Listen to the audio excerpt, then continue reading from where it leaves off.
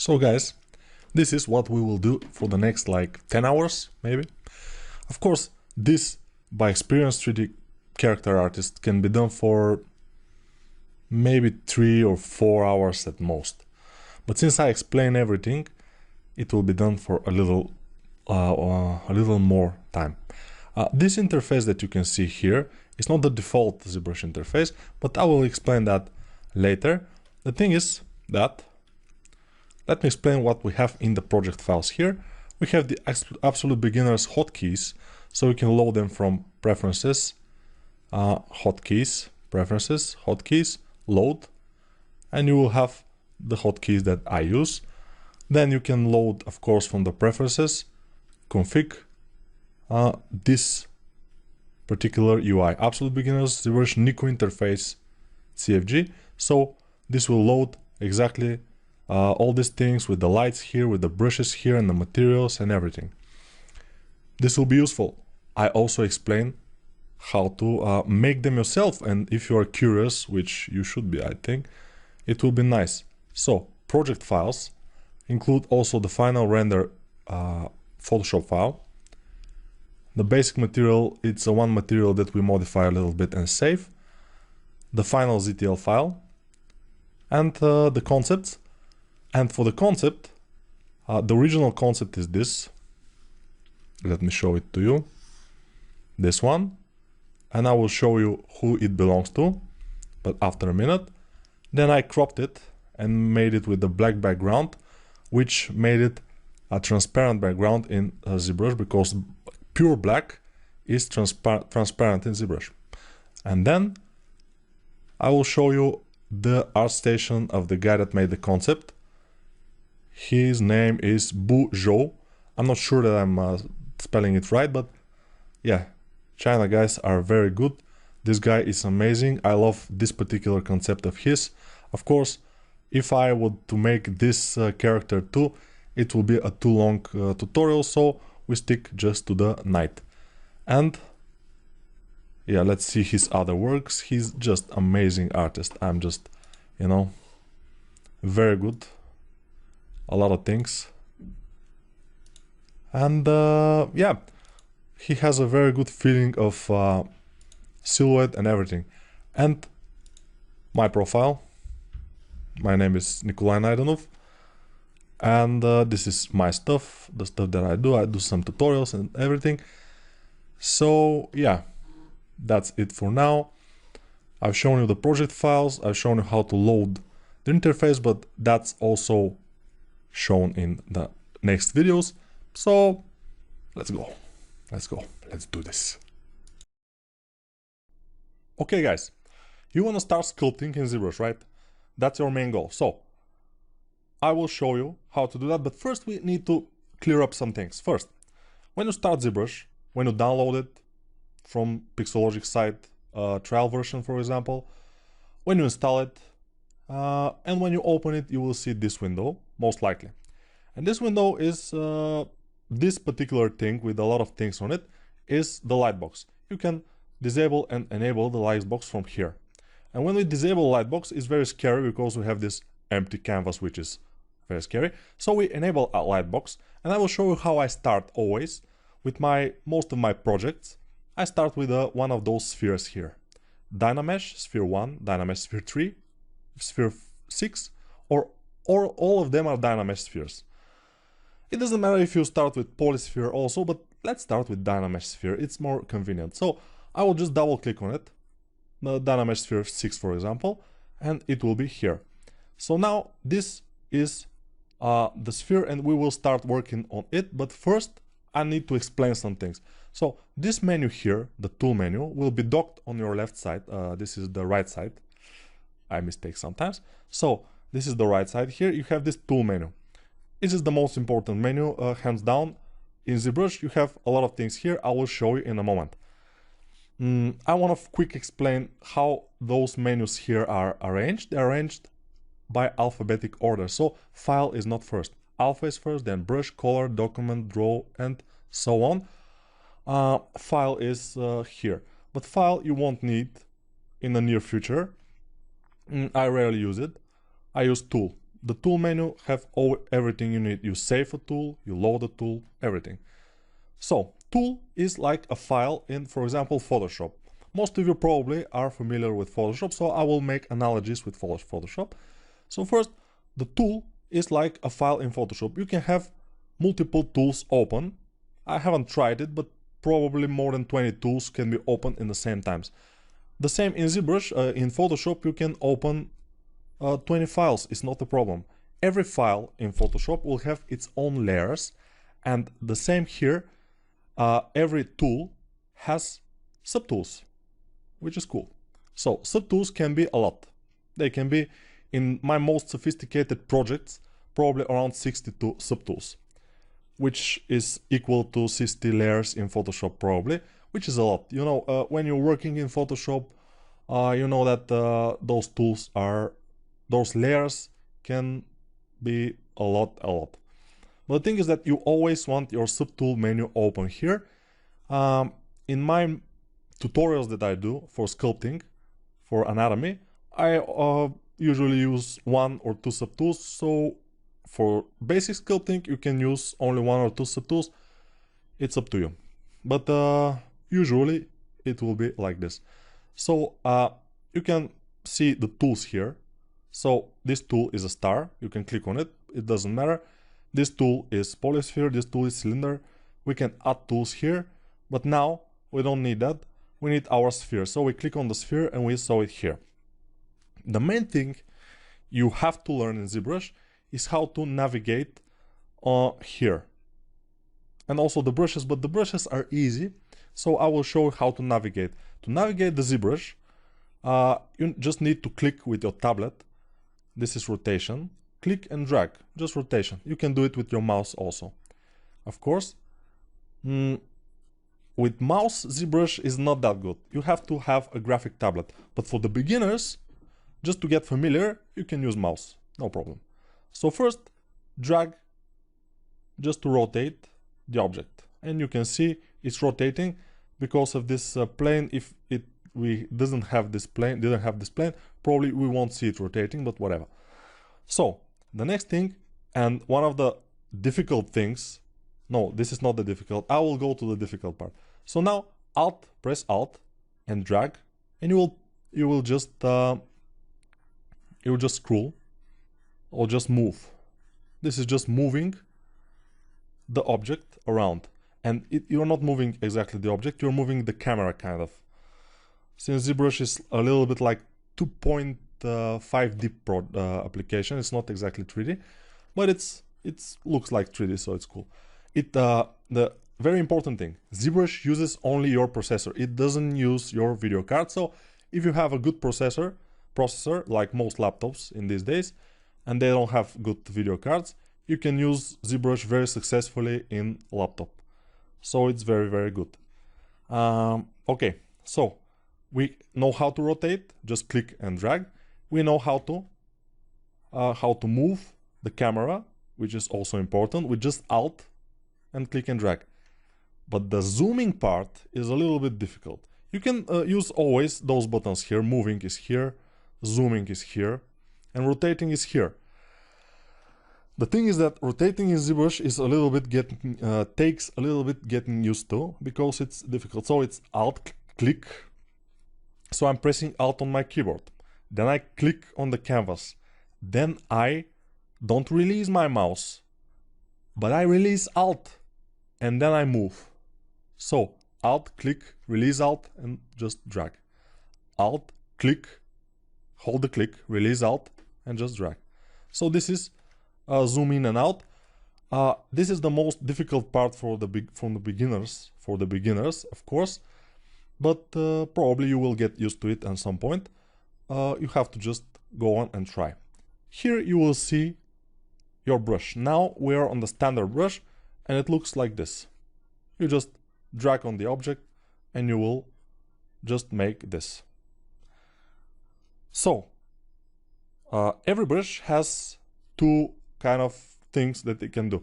It can add by just dragging most of the time, and it can subtract with Alt dragging. So we're making a hole, and with all the brushes, you have the option to shift drag and smooth.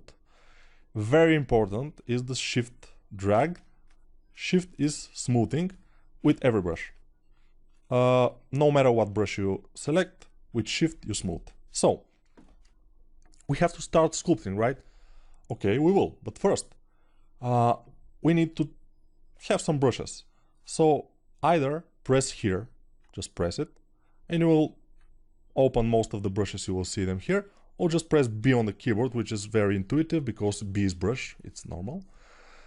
And now we see all these brushes. So the most used brushes are 7 or 8 brushes, and I show them in my tutorial about the speeding up your workflow in ZBrush, and I'm arranging them here and I'm giving them shortcuts, so you can do that also. But first, watch this video until the end and I will show you some things. The next thing we want to do is to start sculpting is to know how to change our brushes. To change our brushes, we go to B, and now for example we want the move brush. Very usual brush, move. So we are on this menu. If our mouse pointer or tablet pointer goes out of this menu, it will disappear. Most of the menus in ZBrush are this way. So we go to this menu and we don't get out of it because it will disappear. And then we stay on here and press M.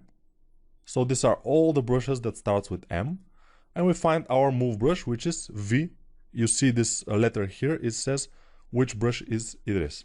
So V, or just click on it. So B, M, and then click on it, or just V, and we are on the move brush.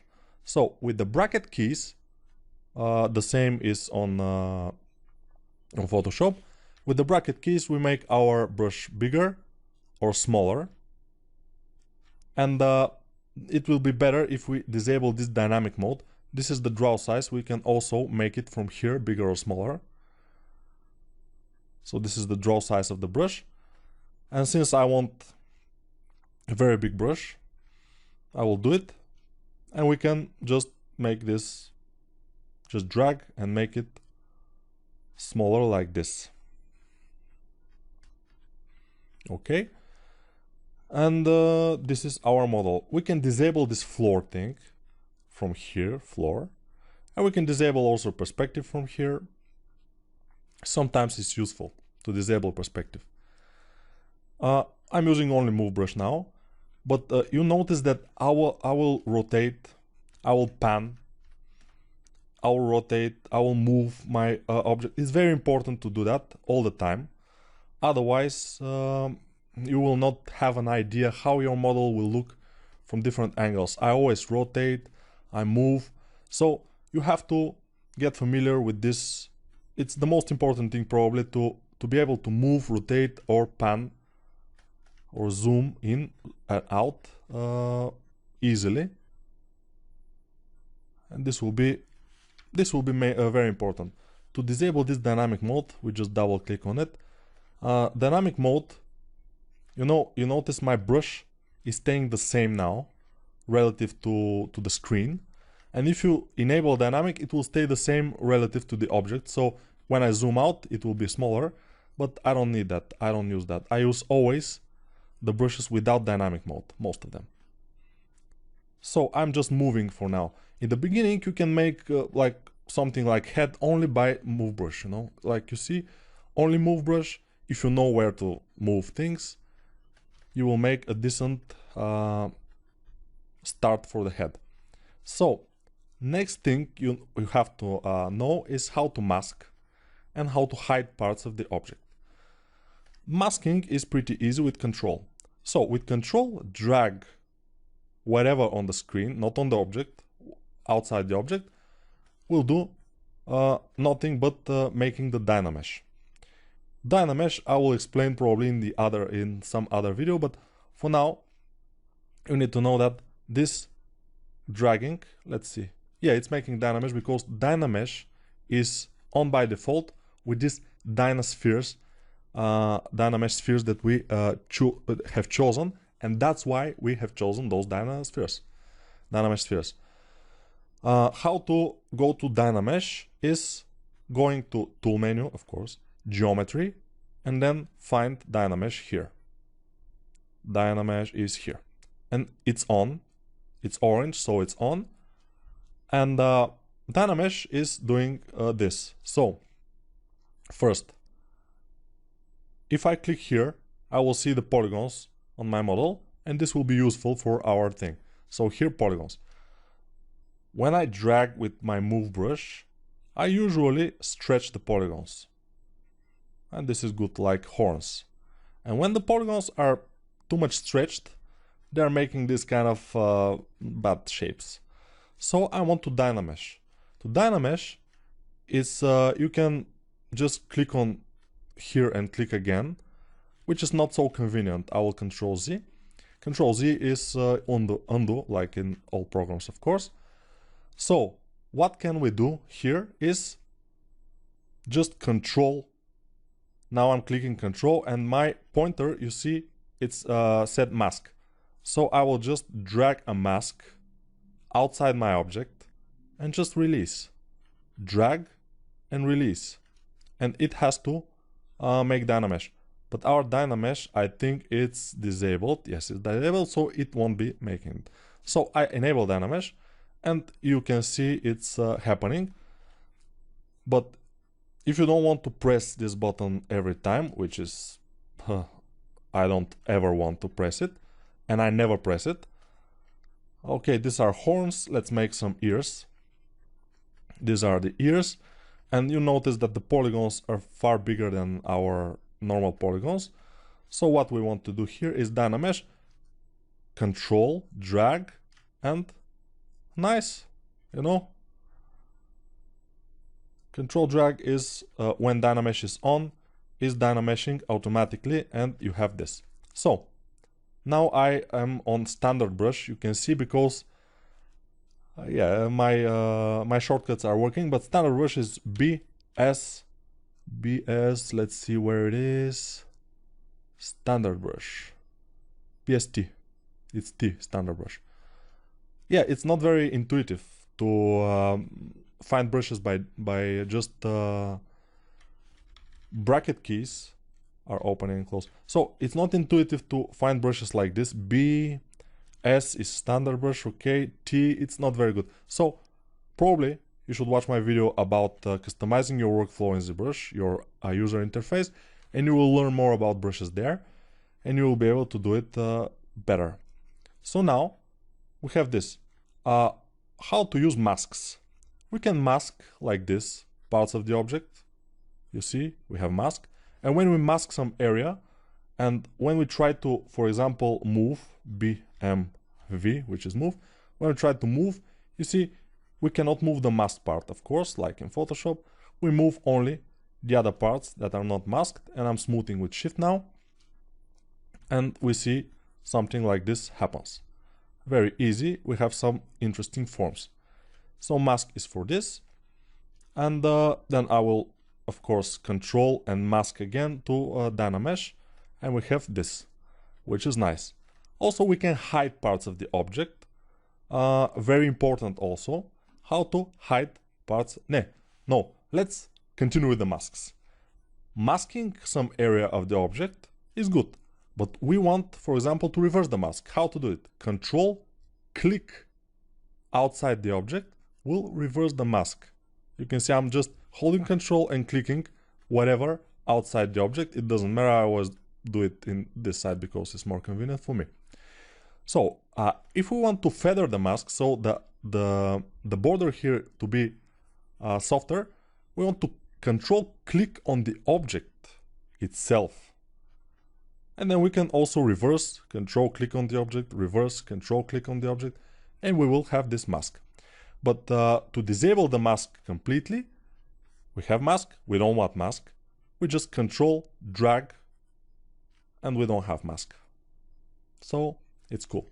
To get rid of the mask, because we can Control and just drag on the object, and we will make a mask. We can draw with a smaller brush, just make some mask. And if we want to get rid of this mask, we just drag on with Control outside the object and we get rid of this mask. Masking is very powerful in ZBrush, and you will want to use it mostly. For example, here I want to make eye sockets, so I make masks, I reverse the mask, and I just move them inwards like this. And then I will smooth, and I will have this kind of thing. Okay. So yeah, we can work without seeing the polygons. Sometimes I like to see them, sometimes I don't. So other thing you want to make sure you have right in ZBrush is how to save files, of course. How to save the tool, which is the file in ZBrush, is save as and save it, and then load tool, or just double click on the save tool and you will save it. Don't go to file, save as. It will save your old project, which is all those tools, and sometimes you have a lot of tools, you have a lot of things, and it can be a pretty big files, and also it's slower. So I always, even with my most sophisticated files, before I start making some materials and stuff, I always save from here, tool, save as. It's always. If your tool somehow disappears, we don't have it here, where is the tool, how to access it? You just go to tool, they are alphabetically ordered, you go to tool and just click this button here and it will dock here and you will have it again. If your model goes like this and it's out and you cannot find it and you say, what is happening? Well, I don't want to see this ZBrush anymore. You just go to frame here and the object will appear and you will just rotate it, and now I want to move it and it's here. If I want to snap my view, for example, I want exactly from the side view, I will just shift. When I'm moving, just by clicking and dragging, I press shift and it will snap to the closest view. Shift, snap, shift, shift, shift. Okay. The other things that you probably noticed is that I have symmetry here. If you don't have symmetry in the beginning, you have to have symmetry. It's a good thing in the beginning, especially. You press X. X is symmetry. You don't have it here in the menus. You just have to know that X is symmetry. Otherwise, you go to transform, and it's where is activate symmetry, but it's not in the default user interface. But X is, you notice that now I don't have symmetry, now I have it. I have 2 points. Now I don't have, now I have it. I'm just pressing X on the keyboard. It's important when you start, because when you start sometimes you won't have by default symmetry. So take this notice, just have symmetry. Just press X and always start with symmetry. If you don't start with symmetry, it will be awful. If you don't start with symmetry, you can always go and just, now I'm using only move brush. But if you don't have symmetry and you have started already, and you notice now that you don't have symmetry, you can always just start all over. How? Just go to Lightbox and press Dynamesh, sphere 6 for example, or 1, whatever, and double press it, and it will ask you, would you like to save the changes of this project that you have? You will say no, for example, and you will start all over again. Then you will start with symmetry, because you will press X and you will make sure that you have symmetry. But I don't want to start over. I like this, and basically that's it. You can save from here, load here, and that's your first lesson in ZBrush. B or clicking here is your brushes, and you don't need anything more. That's how you start, that's how you continue, and you have to just go with the standard brush, for example, BST, standard brush.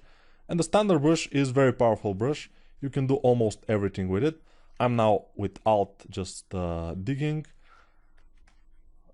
here, adding here with just no Alt, just dragging, and stuff like this. And you can do almost everything with the standard brush. Of course, you can use some other brushes, but they are not subject of this tutorial, because this is for absolute beginners.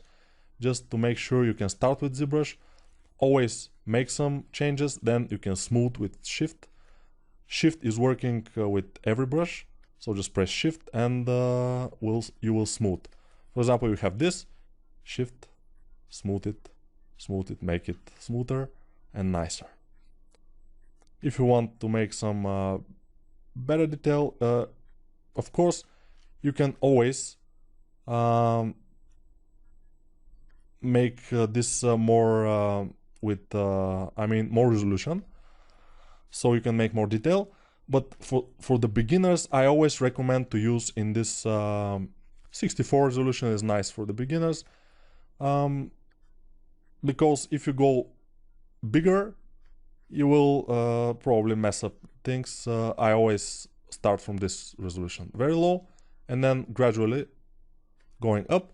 You can see my tutorials about making female head, for example, or male head, and you will notice that I always start from very low resolution. And now this model that I'm doing, that I did only with standard and move brush, you can do this. Of course, you have to have a tablet. Without tablet, it will be difficult, but still, it's you don't need a lot of brushes to start. Move brush is one of the most important brushes, and standard brush, of course, is the second most important brush. Of course, the smooth brush, when you just you notice here I'm on standard brush. Now I press Shift, I go to smooth brush. Now I press Control, and I'll go to mask brush. And you can, when you are holding Control, you can change your mask brush, but this is something else. And Control Shift is making this. You can hide parts of the object and then you can do some things with them. It's very powerful tool, but I will talk about it in other video. For now, all you need to know is what I've shown you, and other things will go from there. You can watch some other tutorials or mine tutorials and you will notice how to do things.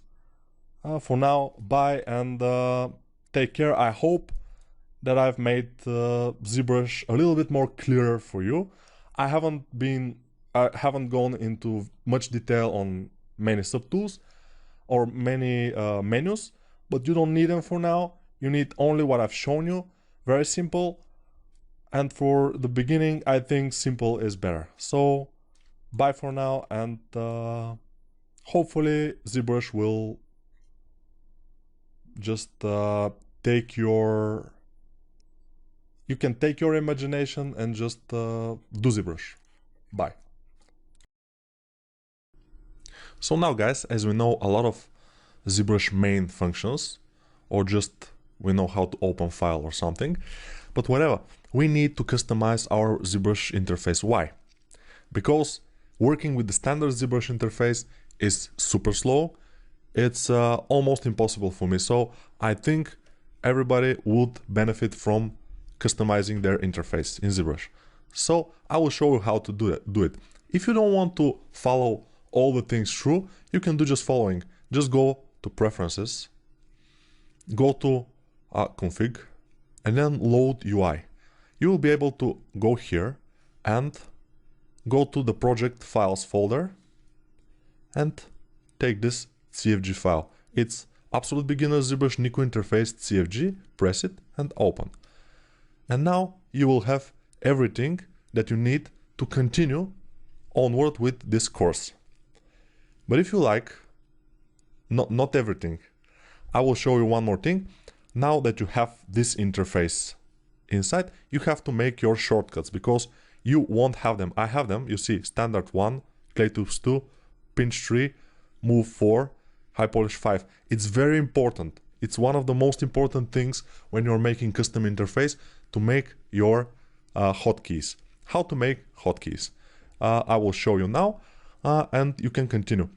To make hotkeys, you have to Control Alt hold Ctrl Alt and click on the item you want to change hotkey to. And you will notice in the top left corner, press any key combination to assign custom hotkey and stuff.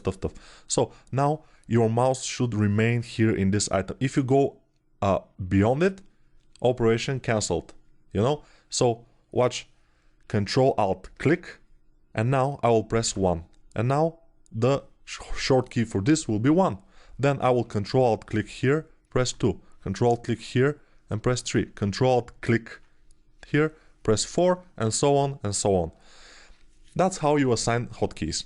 But when you load this interface, when you load these lights here, and because they are not here by default, those all the materials and stuff, you will probably not have this alpha brush. Yes, because it's a little bit custom, but basically alpha brush is standard brush with RGB and ZAD off, because I don't want every time when I want to polypaint the object to do this on the standard brush. But later in the tutorial, on the course, I'm doing that, so it's not a problem. Next thing, ZAD is the default, not the sub. Next thing, we have a lot of things here, and we have a custom menu with some shortcut assigned to it. It's ZZ Custom, and the shortcut will be, my shortcut is Ctrl-Shift-Alt-A, because it's very close. The A key is very close to Shift, so it's very easy, and also it's a non-use combination from ZBrush, so it's cool.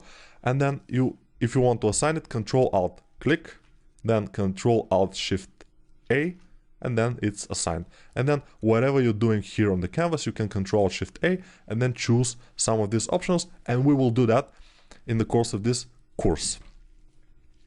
And a very important thing, if you are loading this like I did, you should go and store config, press this button, master configuration file can be saved, because if you don't do that, the next time you restart ZBrush, it won't be here, it will be the default. So you have to store config, and one little tiny thing, when you make your short case, you have to go to preference, hotkeys, and store.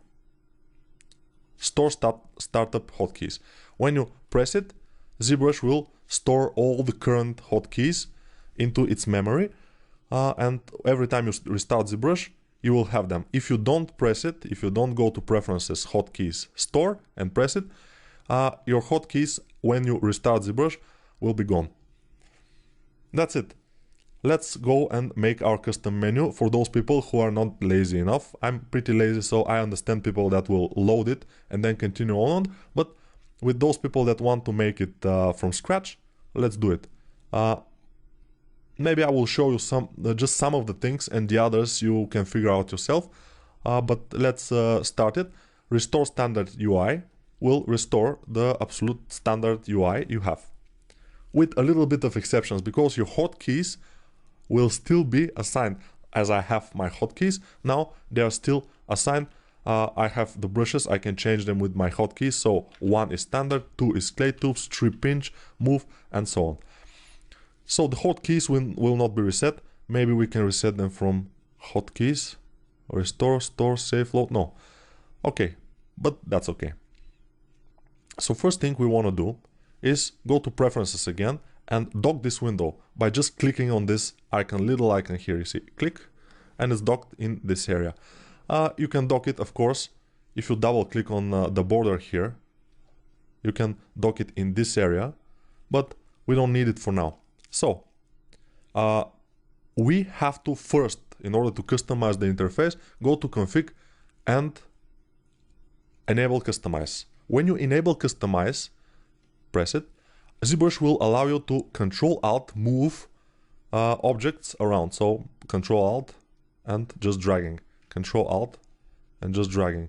If you want to delete something, you just drag it into the screen and you delete it. And now I deleted my perspective button, which is the short key is P, but we can go to draw and just Ctrl-Alt, drag it back here.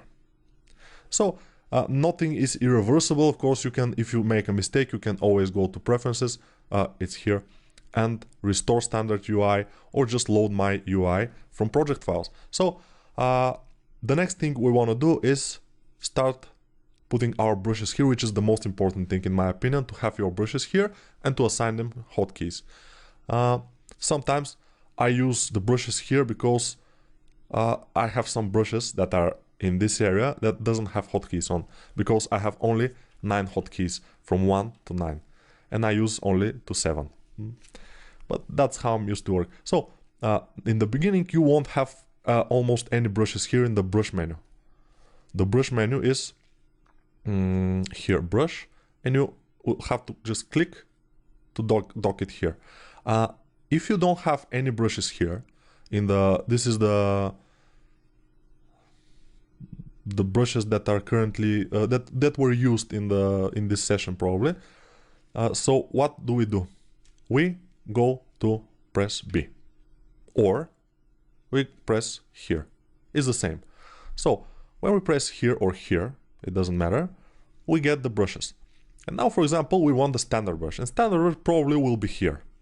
We can drag brushes only from this area to the interface. So dragging and putting it here. It's very wide, you will notice. How to fix the wideness of the brush? So Control Alt, drag it to place it in this area. And now I want the brush to be square, not rectangle. So I will go to my, I think interface was the thing, UI, and white buttons will turn off. And now you see it's a square.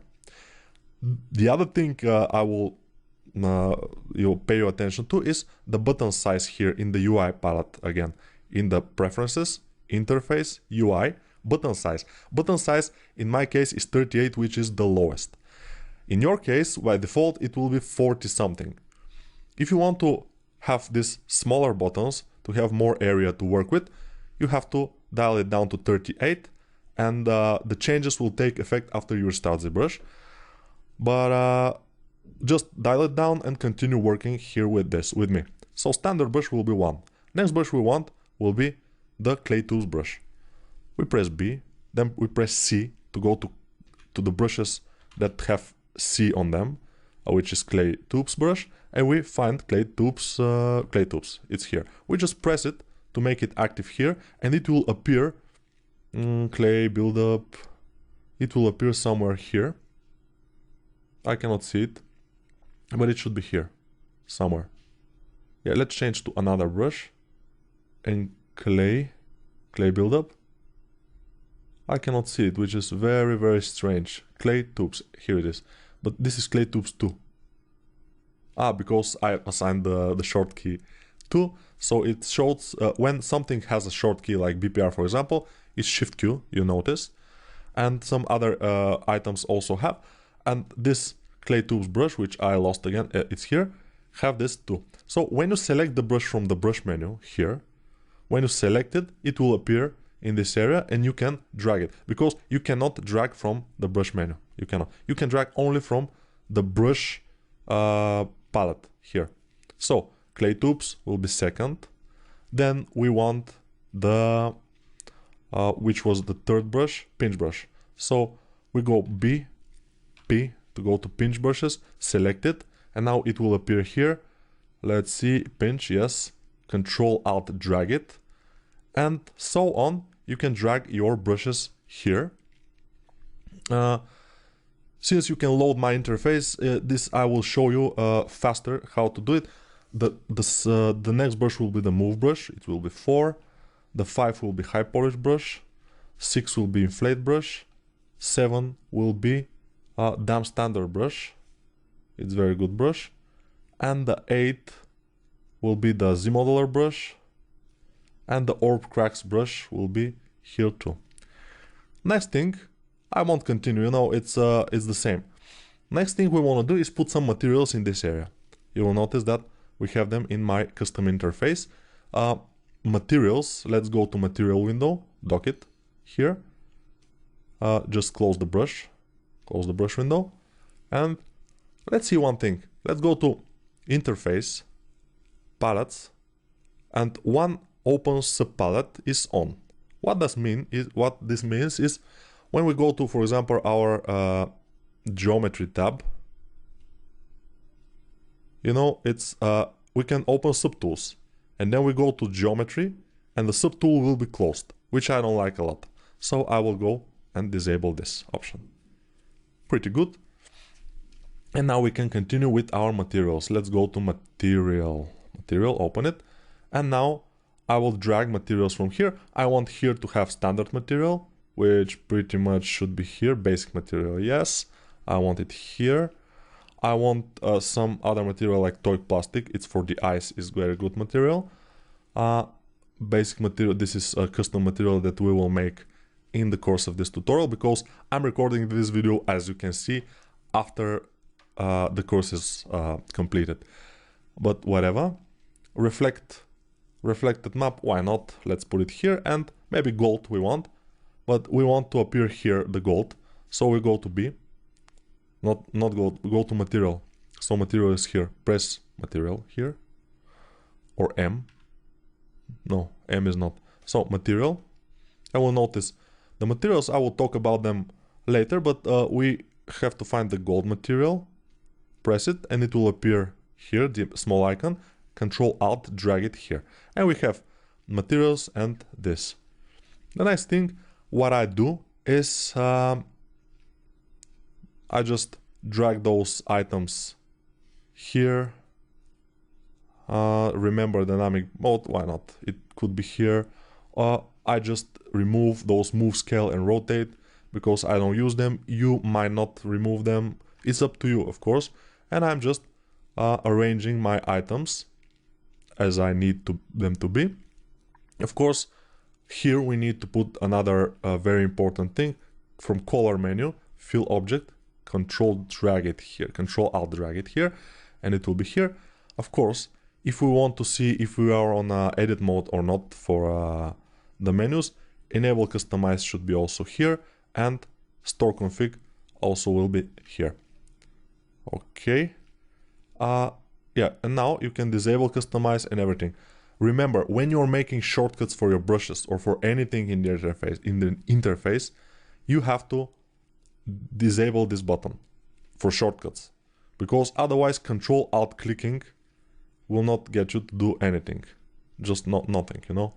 But when you disable it, control alt click will get you to make a short key, yes. Let's go to my basic material that I have done for the video, for the tutorial, because the normal basic material is a little bit dull. So this is better, of course. And then we can continue with some other things, like, for example, we go to our let's see, geometry tab. Subtool could be open too. Yes, geometry, and go to modify topology and get some stuff from here like mirror and weld. You can enable customize, control alt drag mirror and weld here, and we can control alt drag also from transform palette some things to help us, like this is the symmetry stuff from transform palette, XYZ.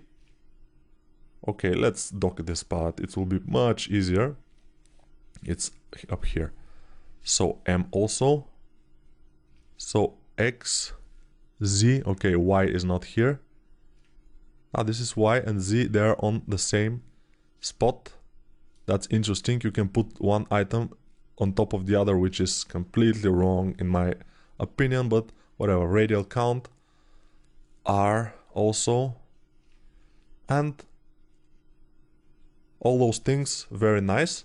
Also, we can put our lights here. It's very important. Lights, especially when you render or stuff, I will dock the menu here just by pressing this button. Okay, light, press it, and it go here. If you want to get it out, you just either drag it or just press this button again. So the light, we need only this preview of the light, pretty good, and 4 of those first lights, and 4, but I use only those 2 that are active now. This is the one, and diagonally this is the rim light. Then intensity is very important to have here, although it's making this this interface element a little bit wider, but I need it. Then the color of the light is pretty important. Ambient is also good to have. And from light properties, the shadow. And that's it. It's very easy, just alt dragging those things. You have to know what to drag. Of course, when you get through this course, the whole course, you will notice that you will know what you want to have on the screen.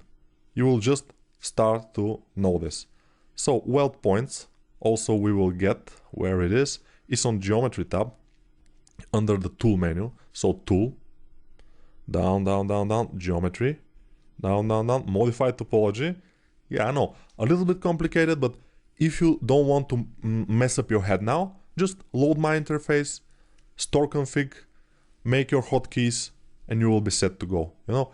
And of course, if you are worrying that you'll have to sit on another ZBrush sometimes and work on the standard interface, don't have to. You just get a flash drive or on your phone, upload this CFG file, which is the absolute beginner's ZBrush Nico interface CFG, or your own CFG file you can make by going to preferences and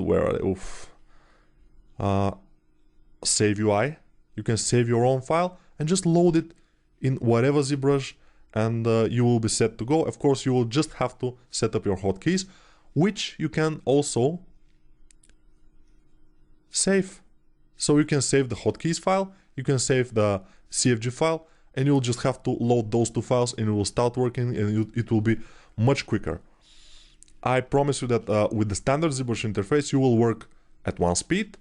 With my interface, if you get used to it, or your own interface, you will work at least 3 times faster. That's completely true. I'm not exaggerating at all. It's completely true. So we go to geometry and go and put here weld points, but we have to be enabled customize. Okay, we are. So weld points goes here. Weld distance also below it. And del hidden we will put in another place. I think we are kind of done. Of course, I have here in my interface inflate, which I use kind of often. So we'll go to deformation, which is again in the tool palette. The tool palette is the most important. There are all the tools you need, the subtools here and everything. So we go to deformation under the tool palette and we find our inflate.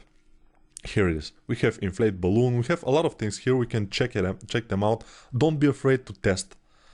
It will be very important to test. It's very much fun to do also. So inflate, I will place it right here. And again, I will store config. Master configuration file will be saved in order to save this things that I have done. And also, of course, go to preferences, hotkeys, and store the hotkeys too if I want. And the hotkeys, I will tell you again how to do them. For example, since I never save a file from here, or almost never, only in the end of the project, because it saves a little bit bigger file. It's not that good. I always save here, tool, save as. So I save a tool. And the default shortcut for the save file is Control S, and for the save tool, Control Shift S, I'm not sure. But I also always go Control Alt click, and since my enable customize is active, I won't be able to make a shortcut. So I'll disable the customize and I will Control Alt click on the save as and press Control S. And now with Control S, I can easily save my tool, my current tool, which is very good. Import and export, you can also I have put Control Shift S to export because I sometimes export a lot of OBJs, and export will export only your subtool as an OBJ file. Save as will save all your subtools in the current tool. These are the tools here. We can change. This is different tool. It will have its own subtools, and this is a different tool. It has like a lot of subtools. Not that much. I mean, you see, this is the beginner's course, so we end up with like not more than 15. Let's see. Yeah, there are 12. 13 tools, subtools, 13 subtools we have only. So it's not very complicated, obviously, and I think everybody could do it if they have the will to go through all the tutorial videos. So in the next video I will show how to make your custom menu in ZBrush, which again you don't have to do it because it is in the CFG file which you can load, but if you want to see how it's done, just you can do it. Now that we have our interface element set, we can make a custom ZBrush menu that we can open very quickly, and it will contain the most important elements for us. This will be done by the following, but first I will show you again. If you are, the draw size, I just made it bigger. Yeah, but by the way, very important, dynamic on the brush is on by default for every brush almost. This dynamic here. Double click on it, it will enable it, and double click will disable it. Dynamic draw size is a bit of a bum. You know, I think I've shown you already, but for example, now it's not dynamic. So our brush size will look the same. Either the model is here, it will be now very big compared to the model, but it will be the same as the model is here. It's the same. It doesn't change. But if we press dynamic, the brush size will change according to the model. So now it's this size. It's a little bit smaller than his head, and now it will be again smaller than his head. Now it will be the same as compared to the model. I don't like that. I like dynamics to be off. So there's a little plugin. I think it's here. Dynamic off, dynamic on. The plugin, I don't think you will have to put it on. You just have to disable dynamic manually if you don't want to work with dynamic. I like to work without dynamic because I like to make my brush, then zoom to work with it as a little bit smaller brush, then zoom out to work with it as a big brush. You know, this is very much easier than to go with the bracket keys and make the brush smaller or bigger. It's just a faster way to work. But let's concentrate on our custom menu in ZBrush. So go to our preferences here, config everything, quick info no, hotkeys no, interface no, custom UI. Okay, create new menu, we have to click it, but we cannot. Why? Because enable customize have to be enabled, of course. And now we can create new menu, add a name which will be custom, ZZ custom, like ZZ top, but not quite, and then press enter. And we have this custom menu, which is this one. It's absolutely empty, but we can dock it. I want to dock it on the other side, so I will just grab it by this button, grab it without any keys pressing, just grab it on the button and press it, place it there. Now we can go and custom subpalette, make a custom subpalette. What is custom subpalette? Like for example, like preference have this config custom subpalette. It's not custom, it's subpalette. So these are subpalettes on our palette. So preference has this config, quick info, hotkeys, and so on. We will make the same here. So custom subpalette, we will just Control Alt, drag this custom subpalette and drop it here inside ZZ custom. And now we have this untitled. We cannot rename it until we put something in it. And this will be the zero mesh subpalette. So we'll go to geometry, and again, let me say, if you find this very complicated and you don't want to do it, you just want to start working, start learning stuff, you go to preferences, you go to config, you go to load UI, and just load from the project files, absolute beginner ZBrush, Nico interface, CFG file, and you will have everything except for the short keys. The short keys, you will have to do them after that with Control Alt, disable customize, and Control Alt click, press 1 for example, Control Alt click, press 2, Control Alt click, press 4, and so on and so on. This, I'm repeating this because I think maybe some people are just skipping ahead or something, so I have to say that again. I think I have to. And then you have to store config, press this button, to store the configuration of your ZBrush. So when you open ZBrush, it will be like you pressed store config, like when you press it. And of course, the short keys will be saved by going to hotkeys and store. Press store and they will be saved. And now, no matter how much time you restart ZBrush, you will have your custom hotkeys and custom interface, which is fine. But now let's concentrate on this a little bit. Let's go to our geometry tab and find ZRemesher. ZRemesher is here on geometry, which is under the tool menu, tool. Let's close this, geometry, deformation. So tool, have this always open, you know. Then you have subtool, geometry and stuff. Subtool and geometry are the most important. Everything else is not that important. So geometry, ZRemesher, find ZRemesher. Yeah, it sounds a bit complicated, but since we will put all those things that we'll need in our menu, we don't open that things that much. We'll only use our menu most of the time. And now ZRemesher, we will Control Alt drag. Nothing happens because enable customize have to be enabled. And now Control Alt drag here, ZRemesher, and detect edges we can put here. We can put keep groups here. We can put target polygon count. It's not we can, but we have to put it. And basically we are good with the ZRemesh. Now how to change the name? Control Alt click ZRemesh and press enter. And now we have this custom subpalette. We'll make another one.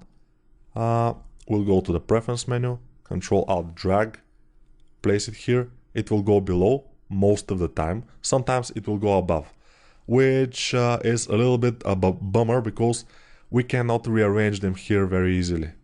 We have to delete one and then make it again in order to rearrange them. So we have to put here what? We have to put del hidden, we have to put Dynamesh.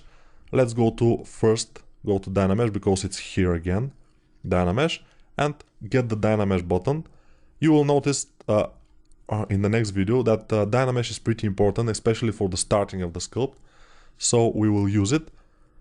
And I'm using it also from here, not only from my custom menu, but from here. So if you don't make this custom menus, you will not be that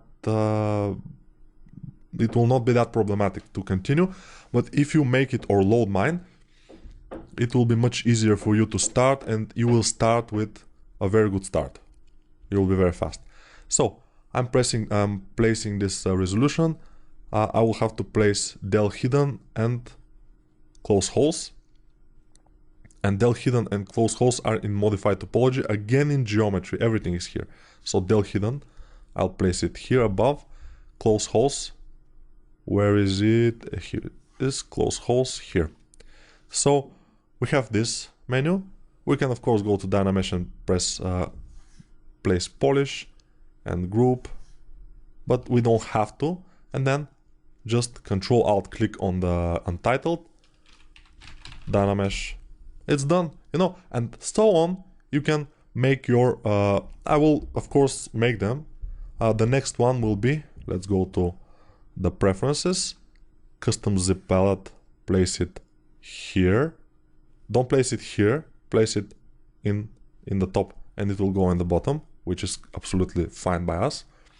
Dynamic subdivisions, yeah, dynamic subdivisions is pretty good. Here it is in the geometry tab again. So we will using here dynamic subdivisions, crease, Dynamesh, ZRemesher, mostly these things. Also other things are pretty useful, but for now we will use this, and of course this thing here for the resolution. But that will be ahead in the course. So dynamic, we press dynamic, place it in there. Let's try, okay. Then dynamic cannot go with the smooth subdiv. It's absolutely mandatory to have this smooth subdiv here. And then we will have apply. Also important for this. Of course, the only thing I'm using from this whole menu with a lot of options, I'm using dynamic, smooth subdiv and apply. That's the way I do it. And then I will Control Alt click and press dynamic, for example, or dynamic subdiv, it doesn't matter. Then we place another Control-Alt dragging here on the top, and it will go here. Split merge. Let's go merge down, the bottom merge down. I rarely use it from there, but still we have to take it. It's in subtool. Down, merge, open merge, and then place merge down. Merge down I use a lot, but I rarely use it from my custom menu. I don't know, because I'm not used to, you know. It's okay. Split unmasked points, it's very important, and I use it a lot. So we get it Control-Alt, since it's inactive, because we don't have a mask. But if we make a mask, we cannot split again because we have subdivisions, but whatever, this is not important. So merge down will be up, and the split unmask will be down, and split hidden also is very important. We'll put it here. Del hidden, split hidden. It's not the same. Del hidden will be deleting what you don't see from your current subtool, and split hidden will just split it in another subtool, the hidden parts. And now Control-Alt click and merge, split, or split merge. Let's split merge. Okay, another button will be visibility. It's pretty important. So another button, no, custom subpalette. Let's put it up here. It will be down, and we'll place there grow, shrink, flip, and double. Flip and double will be from the display or display properties. Yes, flip and double. And then we go to grow and shrink, which will be in polygroups, I think. Let's see. It should be here. Grow and shrink. I don't see it. So visibility probably. Yes, grow and shrink. I don't use it that often, the grow and shrink, but flip and double I use a lot. So let's place here visibility. And then the last one, auto groups, group visible, it will be the grouping stuff. Control-Alt drag this up here, not here, down here, but up, so it's down. Yeah, it's counterintuitive, but it's like this. And then we go to groups, polygroups. Let's go to polygroups. Drag Control-Alt drag auto groups here, and something else. Group visible, very important. Group visible, it's here. Coverage, okay. And group masked, also a pretty useful thing. Let's place it down. And now we have everything. We can name this Control-Alt click groups, or just leave it blank, untitled, like I did when I made this menu. And of course, last thing you want to do is make a short key for this menu, so you can call it out wherever you're working on the model. You just have to disable customize, because otherwise you cannot do shortcuts. Control-Alt click on the menu, leave your mouse there, don't move it, because if you move it, you will cancel the operation cancel. So Control-Alt click and press your key combination that you want. In my case, it's Control-Alt-Shift-A. And that's assigned. And now, when I'm working, I will call my menu from wherever I am, you know, just calling it. It doesn't have to be here, and we can also call it from here. And I called it ZZ Custom because I want it to be at the end of the stack, because they are alphabetically ordered. You know, A, B, C, D, D, E, F, L, L, M, M, M, M, M, all of M's. M and M. Okay, that's it for now. Of course, again, I will tell you, if you don't want to do everything, or if you cannot do it, you have difficulties, because I explained it a little bit fast, you can go to Preferences, Config, Open Config, and Load UI, and load my UI from the project files, and then just make the custom hotkeys, which is 1, 2, 3, 4, 5, 6. just by Control-Alt, clicking, and then pressing the hotkey. And then store config, and the hotkey is also store. And you will be set. You can start working. So that will be it for now. Thank you, and let's continue. Let's start making this particular character that you see now on the screen from zero. Yes. And I will show you everything. Bye. Hello guys. Now I will show you first two ways of making a reference image to stay on your monitor. I have two monitors, and this is not very relevant to people that have two monitors, although when you have the image here in the monitor itself near your sculpt, it's easier. So I will show you two ways. First way is this. This is PureRef. Maybe some of you have already used this.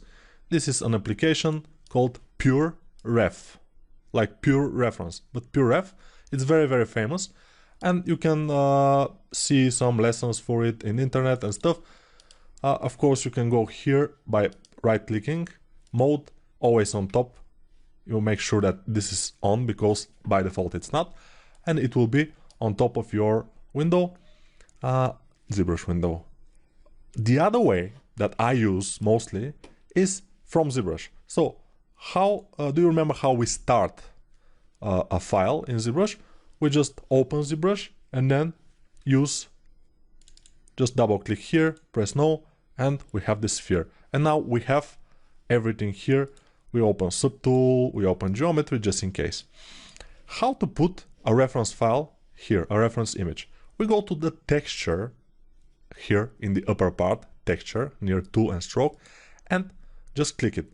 And then go to import. We will use, don't just be intimidated by this complex thing. We use import, just import, and then we go to our file. We import this, for example. I made it with black background in Photoshop. Why? I will show you in a minute. We open this, and then nothing happened. And you say, what? But you go again to texture, and then click it because it's here. And you notice it's with transparent background, because the textures in ZBrush, the spotlight is this add to spotlight. When we add something to spotlight, it will go on the screen. Let's add it. Just press this button here, this here, add to spotlight. Press it, and now it's here. Magic. And it's with transparent background, very important, because it was black.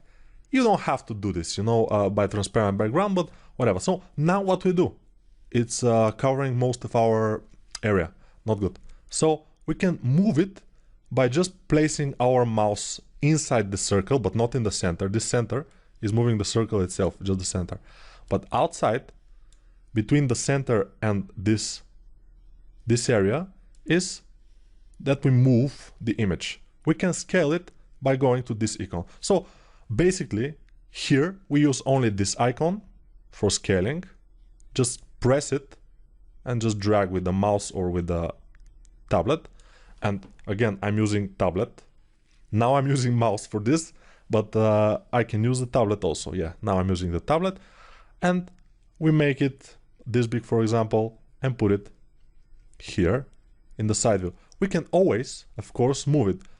And now we gotta get rid of this circle here. We can hide it, for example, but it's not very good. We just press Z on a keyboard. So remember, press Z to hide this, and now we have our reference. It's there. So if we press Z again, it will be shown. If we press Shift Z, everything will be gone. If we press Shift Z again, it's there. So we have this. This is our reference. We can start working now. But one thing, very important, we will start working, for example, with the move brush, and we can start doing some stuff. Let's remove the floor and just do the head. We'll start with the move brush, and let's remind ourselves how to navigate everything, how to navigate the interface. Dragging, just clicking outside the model. Inside the model will be something with the brushes, but outside we will rotate. We can rotate. Alt clicking and dragging, we will move or pan, not the model, but the camera. Because if you see the floor, we're moving only the camera. And then with Alt, click, and then release Alt, we can, and then drag, but we are holding down the mouse or the tablet. And I recommend you to use the tablet if you plan to use ZBrush, because tablets are pretty cheap these days. Wacom tablets are recommended, and even the cheapest Wacom tablet is around maybe $50–60, I'm not sure, but in my country is around €60, I think, so it's pretty cheap, and it's working, and it's doing great job. So even the cheapest, but let it be Wacom. Don't get another brand, it's doesn't work. So we will get to our, for example, standard brush and start working, and nothing happened. And you will say, what? Why is this? I will tell you why. When we put our spotlight here, our image, we have to go and do one more thing. Very important. Go to brush here, alpha, then brush, and then go to the fourth option, create curve dipped samples, and disable spotlight projection. Very important. If spotlight projection is on, most of your brushes will not work. So maybe only the move brush will work, and barely anything else. Now we will go ahead and start sculpting the head, and I will explain you Dynamesh. Dynamesh is the basis in ZBrush these days. Before Dynamesh was introduced in ZBrush, like a few years ago, maybe 6 years ago, I'm not sure how much years was that, but still Dynamesh is immensely important. You can do whatever, and I've shown you how Dynamesh works. Basically, when we turn on the polyframe here and drag, you'll see that the polygons get messed up. And also this, for the beginning, this kind of polygon density is not good. So we'll go to Dynamesh and go, for example, for the default sphere, I start always with 44 resolution of Dynamesh. So 44, press enter, and now just drag a mask outside the model. You can drag it just a little bit, just tiny mask. We can drag it big mask, but don't drag it until it goes to the model. Just drag it somewhere. So we move, drag, it's simple. So I'll Control Z a few times because I don't need this. But also one thing, it's not that important for you, but when the model is near this spotlight and with Dynamesh, the spotlight cuts the Dynamesh. Is very interesting. So we have to bear in mind, it's a bit, you know, you have to Control Z. Sometimes you don't see it and it's a bit tricky. So when I Control Z or get or undo, the resolution became bigger. So I will go 44 again, press enter, it's 48, no problem. This is my resolution. And now I can start working with move brush, for example, and start making the shape of the helm. And you will notice that I always turn and pan and do stuff like this, which you will find difficult maybe in the beginning, but don't worry. With practice, everything will be okay. You know, you have to just practice. You have to push yourself a bit in the beginning, and then everything will be fine. Now I want to make this kind of a line in the middle. I will go to my high polish brush, which is 5. And I will remind you, if you don't have this interface again, with the brushes here and with the shortcuts, you just have to go to Preferences, Load UI, and load the CFG, I think was the file, CFG file, from the project folder.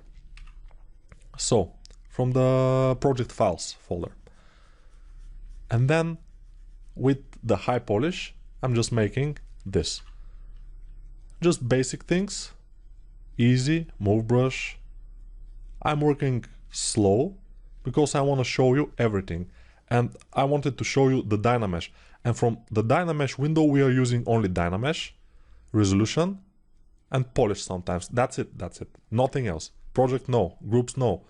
Maybe groups sometimes, but I barely use it. Maybe in the last year, I made a lot of models, never use this. sub projection, no, add sub, and no, create shell, no. No, just Dynamesh resolution. So that's why we have this here, Dynamesh resolution and those things here. So don't be afraid by don't be frightened by all these menus in ZBrush. We are using in a base sculpting just a tiny bit of them. I mean, not too much. So now you see I'm panning, I'm rotating constantly, so I can make sure that I have a good model. And I always start with Dynamesh. Dynamesh is my bread and butter. It's very important. You can make everything with Dynamesh and then refine it with other methods. But Dynamesh, super important. So we have to make sure that our face here, face area, is a bit smaller, and the other area is a bit bigger. Yeah, I know my English is the best, of course. And yeah, I should write pure ref because I cannot pronounce it properly right, but it's okay. It's okay because I think if someone wants to learn, they will understand, or you will understand. So basically, with high polish and move, and sometimes smooth, and smooth, remember, is with shift. Shift, smoothing, alt, moving around, control, masking, and control shift is polygroups. But polygroups we will discuss in other video, of course. You will see.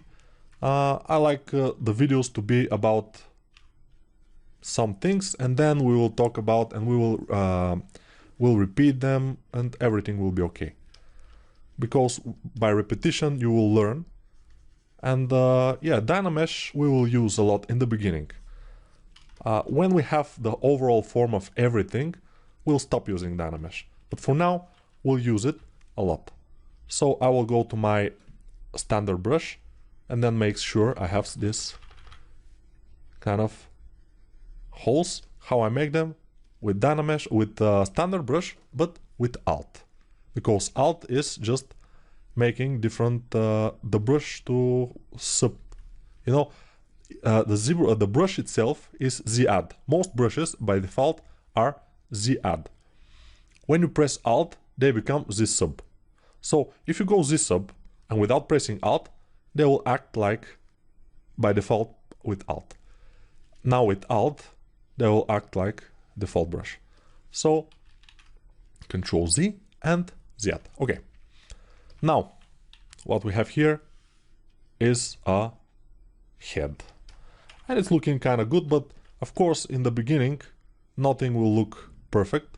We'll have to figure a lot of things, proportions, forms. We have to be careful not to rush it. And we have this kind of head. And it will work, no problem. But probably we will do some else. For example, we can do this with the clay tubes brush, which is number 2. And remember, if you load from preferences and from config, load UI, if you load this CFG, which is in the project files, you probably will have to still make those shortcuts here. And you know, I will even say how to make these shortcuts. Now you go to the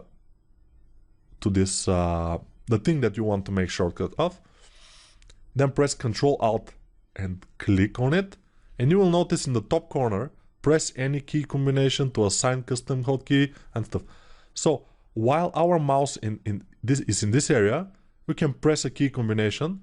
For example, this is 1, but it's 1, so I won't press it. But when you press it, you will assign 1 to this. But if we remove the mouse, hotkey note, operation cancelled here.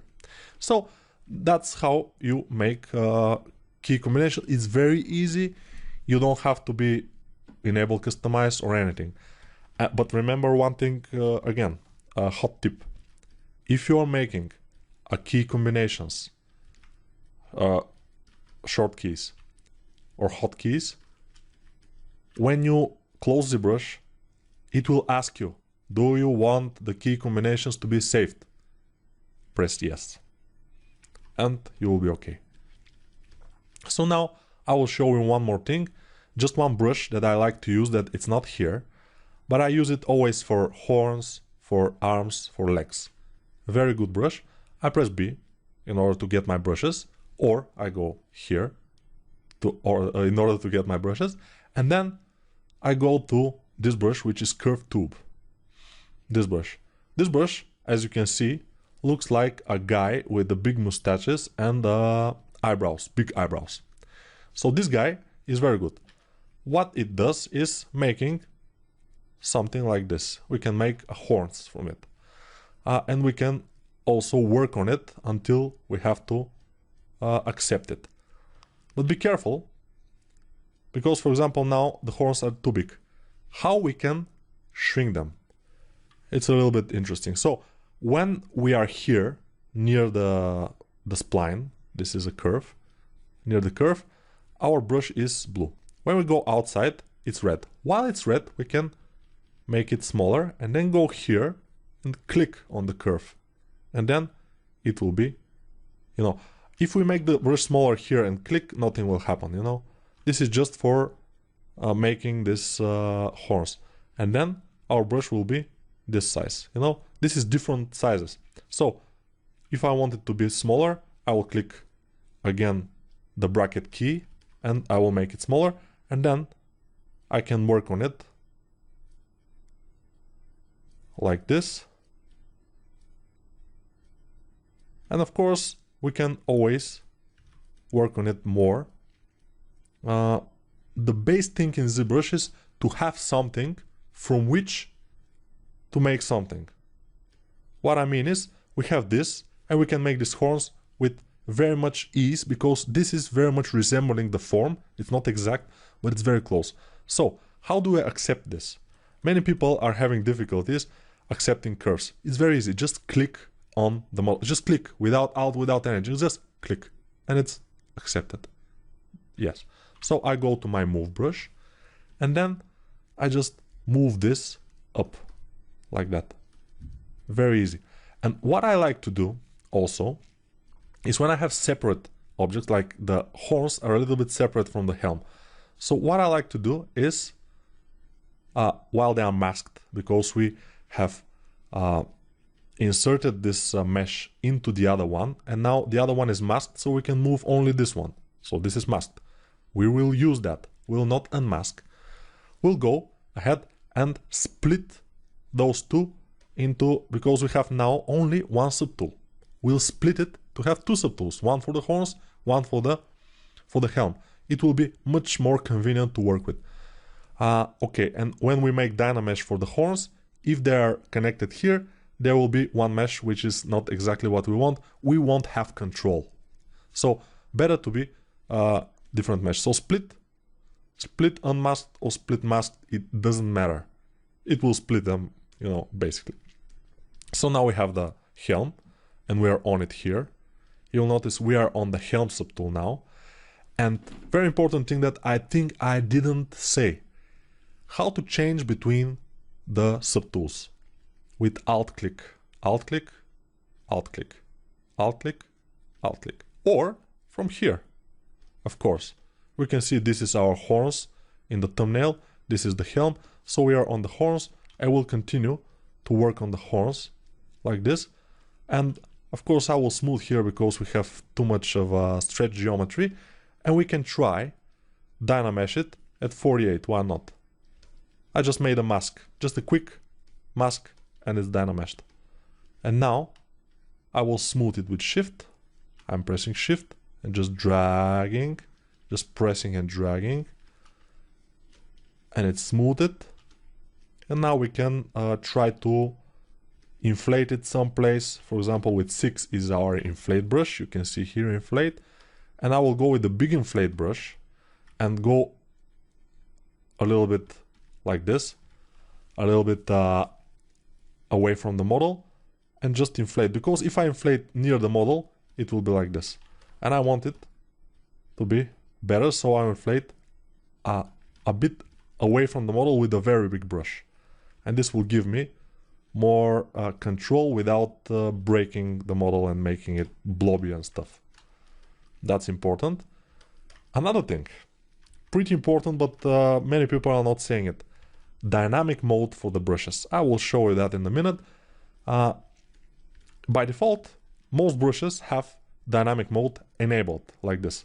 Dynamic mode, what it does, I don't like it. So I always disable them. What it does is when we go away from the model, our brush remains the same size compared to the model. So here it's big, here it's small, but it's not good to work with, you know. I like to disable dynamic mode, and now whatever the brush I made, it will remain the same size no matter where the model is. And for now, that will be all. In the next video, we will start working probably again with Dynamesh, or we will see what. But this is starting to look good. So see you in the next one. Okay, let's say it again. We said it in the first video, but let's say it again. Where is Dynamesh? Very important.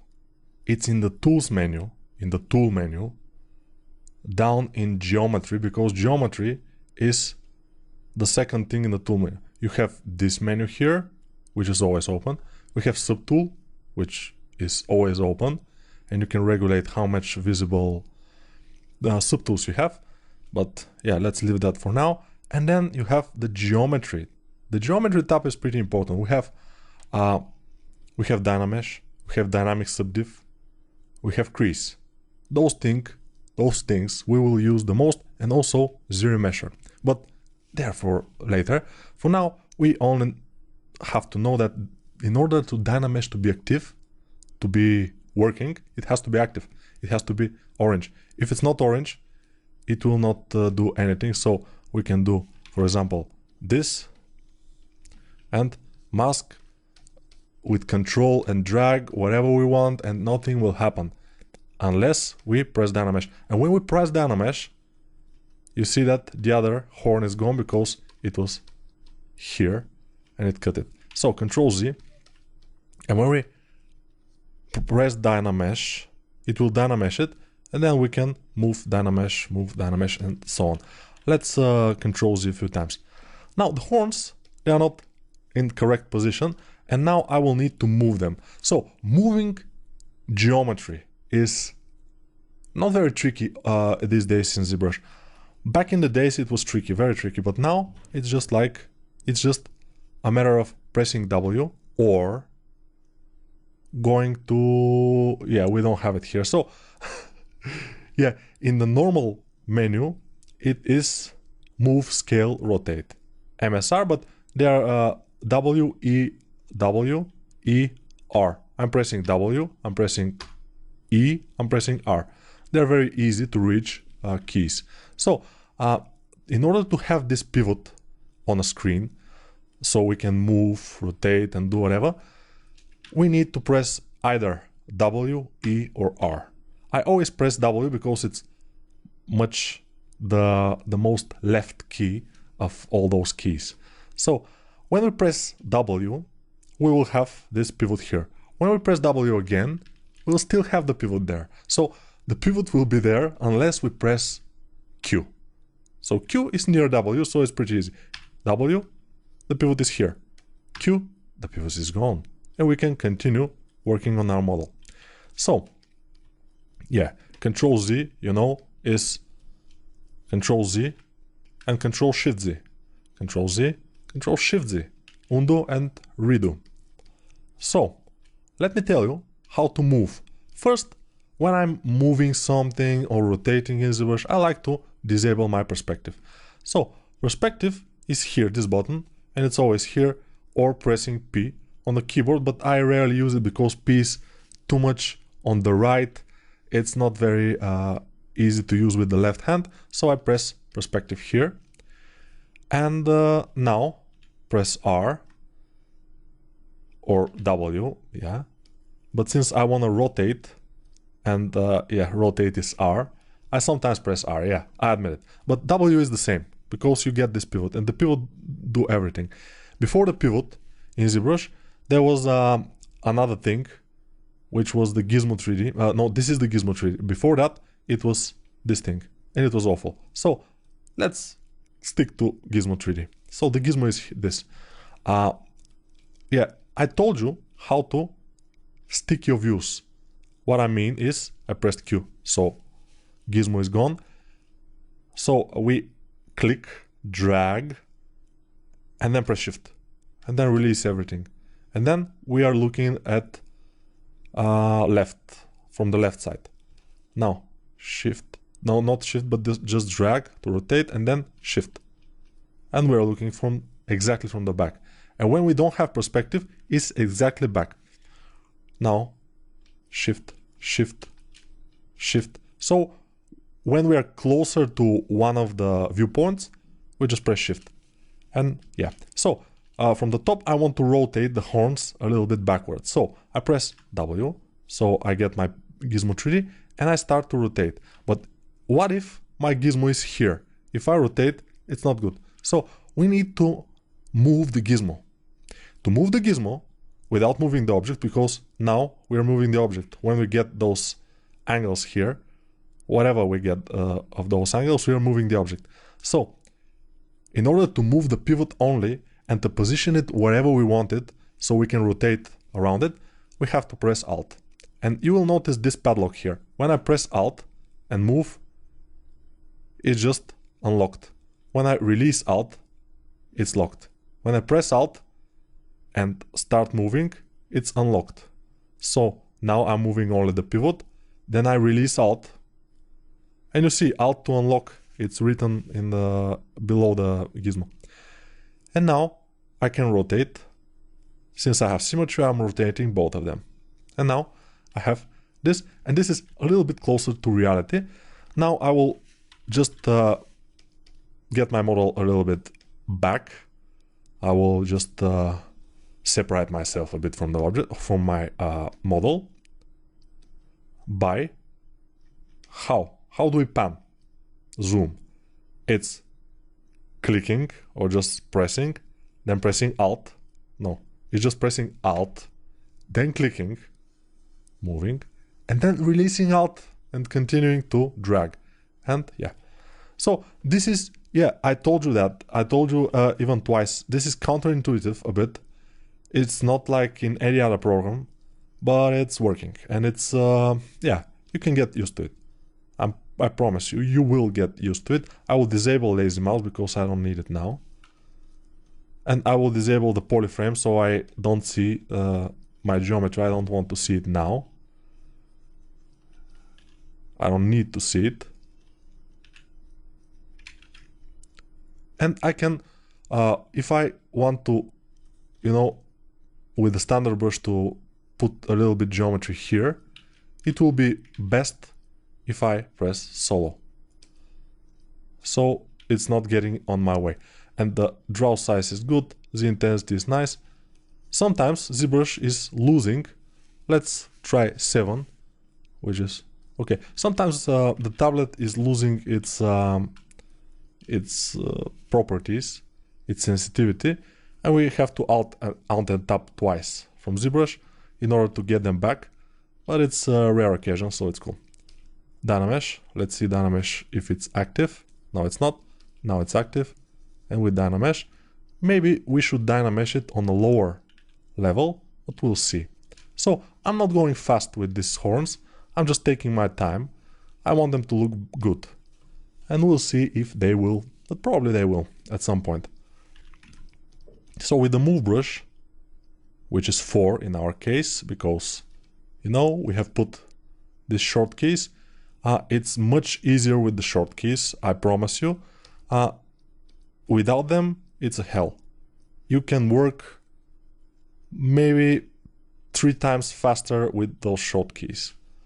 Without them, living hell. It's amazing. It's just unworkable in ZBrush for me. Yeah, I'm so used to this.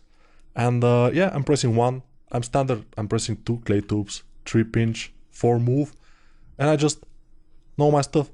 And if you will start working like this, you will very soon know your stuff too, and you will be very easily working with those things.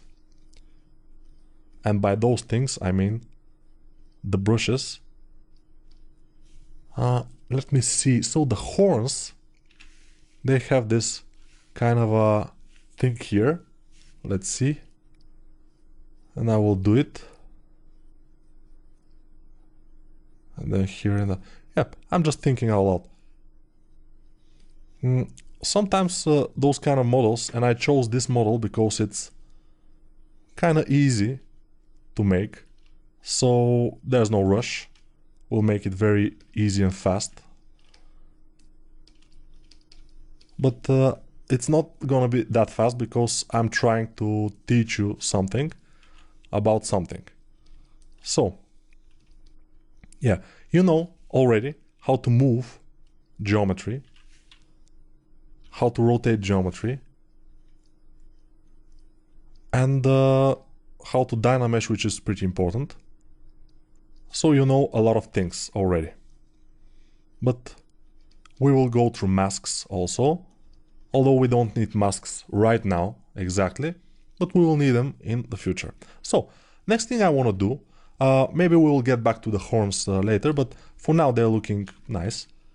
Probably when we have the body, we can just make the triangulations needed in our minds to do the horns again. This I will show you now how to rotate two objects or more at once, but not now. First, let's learn how to add geometry. So now I need to make the body. It will be easier for me, or the most easy thing, to add the body using append. So when we are on subtool, so tool menu, subtool, and then we go to append. Append subtool, press it, and then don't move your mouse anywhere else except in the menu, because if you go someplace else like here, the menu is gone. So pressing and going directly to the menu and staying inside will be your best bet for this menu to stay here, because if you go a little bit outside, it's gone. So append, go here, sphere 3D. Now we go to the sphere. We make sure that we have symmetry, because when you append, you don't have symmetry. You see, pressing X will activate symmetry, and then we'll have to move this sphere down and make it bigger. So W, go to the exact front without perspective, and we move the sphere down. So if you pivot, for example, it's like this. You cannot move it down very precisely, because you know it will go someplace else. So what do? We just press Alt and then press this button here. This button will reset orientation of the pivot. It will do it like this. It's pretty easy. And now we can do everything, and we just gonna expand this a lot and put it back like this. And now I'll make it even a little bit like this. So with those handles here, we can enlarge our model on those axes, which is pretty cool. Yes. So now we have symmetry, we have everything, and with the big move brush, we can start just doing this. Move brush in the beginning of every model is my best friend. Also dynamesh. Dynamesh and move brush are my best friends. So we will see. Let's see. So the helm is from here to here, and then from the helm, from the chin down, we have one helm and something. So it's pretty close. And now we have three subtools. You see the horns, the head, and the body. Or this is not exactly the body, this is the blueprint of the body. Okay. And then we need to move this helm with the horns, not move it, but rotate it front, because if you see, it's looking up and it has to look a bit down and more of the forehead to be showing. So we go and press W. So our pivot is active. Then we press Alt and drag our pivot here, because we will rotate to this kind of axis, and then, very important, press this little tiny button here. And now we'll transpose all the subtools. Wow. Okay, but we don't want all. We want only the head and the horns. So what do? We press Ctrl Shift and drag this green rectangle to select only the head and the horns.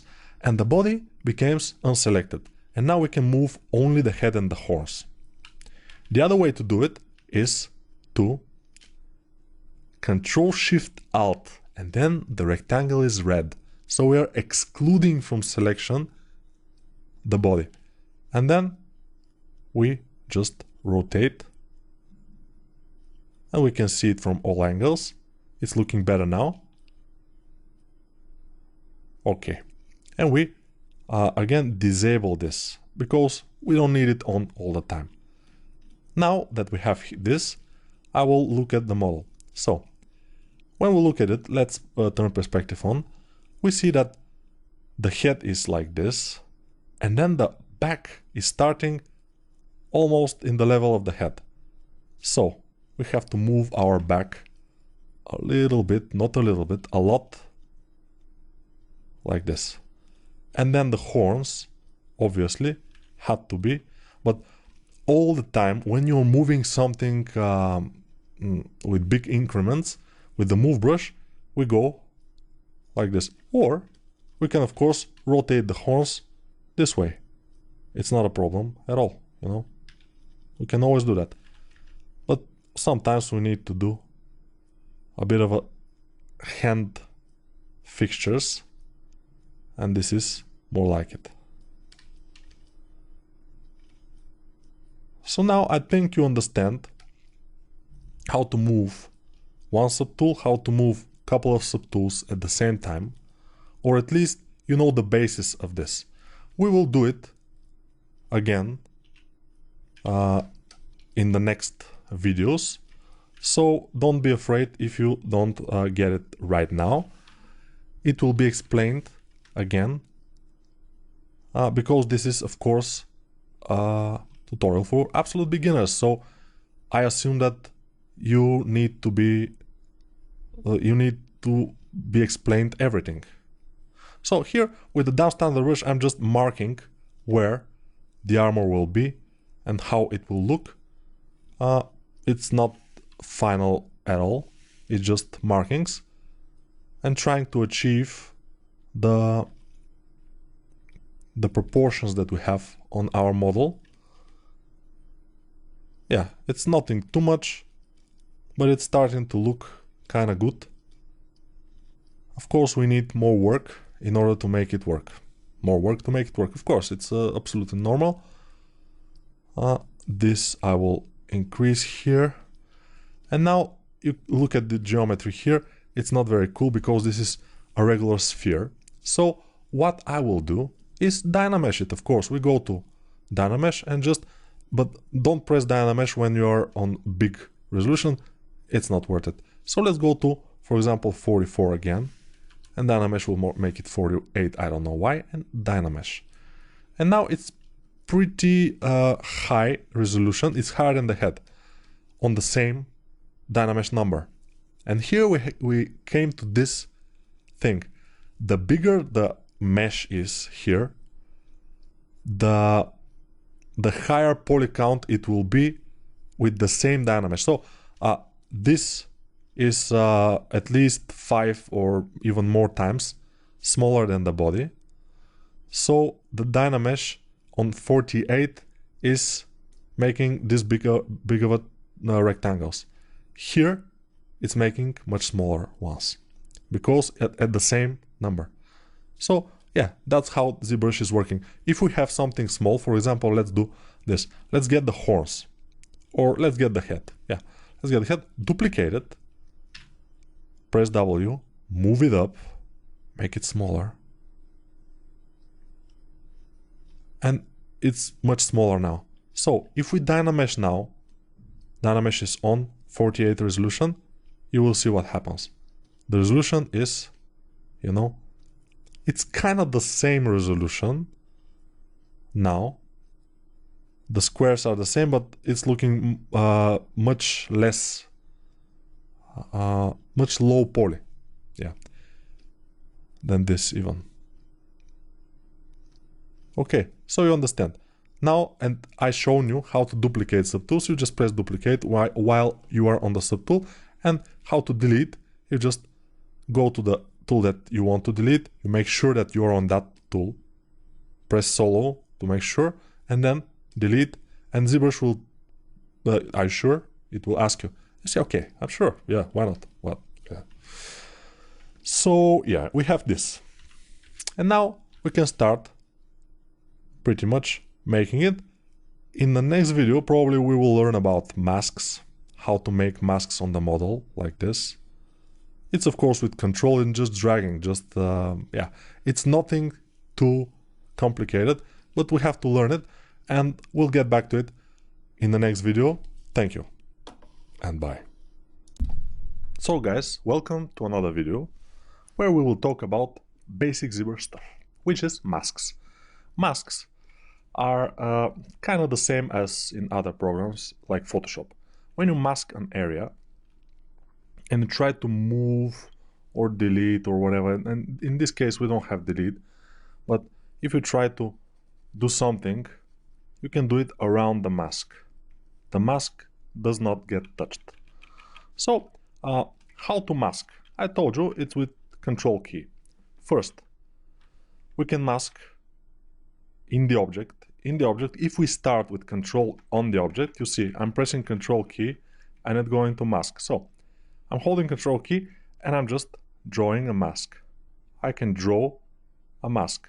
When I press Control Alt though, so I'm including Alt key, and you see this minus sign before the mask, you know. Minus is plus because I'm only with Control, and then minus Control Alt. And now we can just extract from the mask, subtract maybe, yeah. So we can basically erase the mask where we want. The other thing we can do is start the mask outside the object itself, and we're making this kind of selection. This selection can be moved while we are making it. So I'm now holding Control, holding my tablet, and I start holding spacebar. So Control spacebar and dragging, and you can drag your selection and just place it here, for example. Then Control Alt spacebar, which is a little bit difficult, but Control drag, then Alt to remove mask, and then spacebar, and yes. So spacebar basically is moving the selection. This, or even this selection, we can move with spacebar. But for this selection we will talk later. For now, let's turn out to masks. So what I can see here is that this area here is alone by itself, and then the chest is very much smaller. In our case, it's not like that. So what can I show you is how to do this. So first I will mask exactly what I want to stay, and then I will shrink the rest, and I will show you how it's done. So in order to mask here, because I can see it, I will press this solo button here. I use it often, but it's a good thing that it's there by default, so it's nothing to worry about.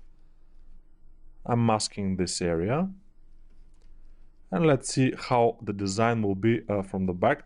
The thing is that from the back we don't have a design, but we can kind of manage to think of something, probably, we'll see.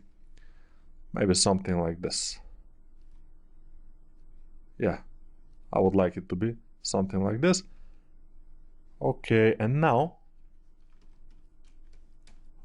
while we were on mask, now I will go to 4, which is move brush, and if I start moving like this, you see it's not very good. So I will just increase my brush with the bracket keys, or from here, or if you press S you can increase it, but I like to increase it with the bracket keys because I've used that in Photoshop way before I learned ZBrush, so it's kind of second nature to me.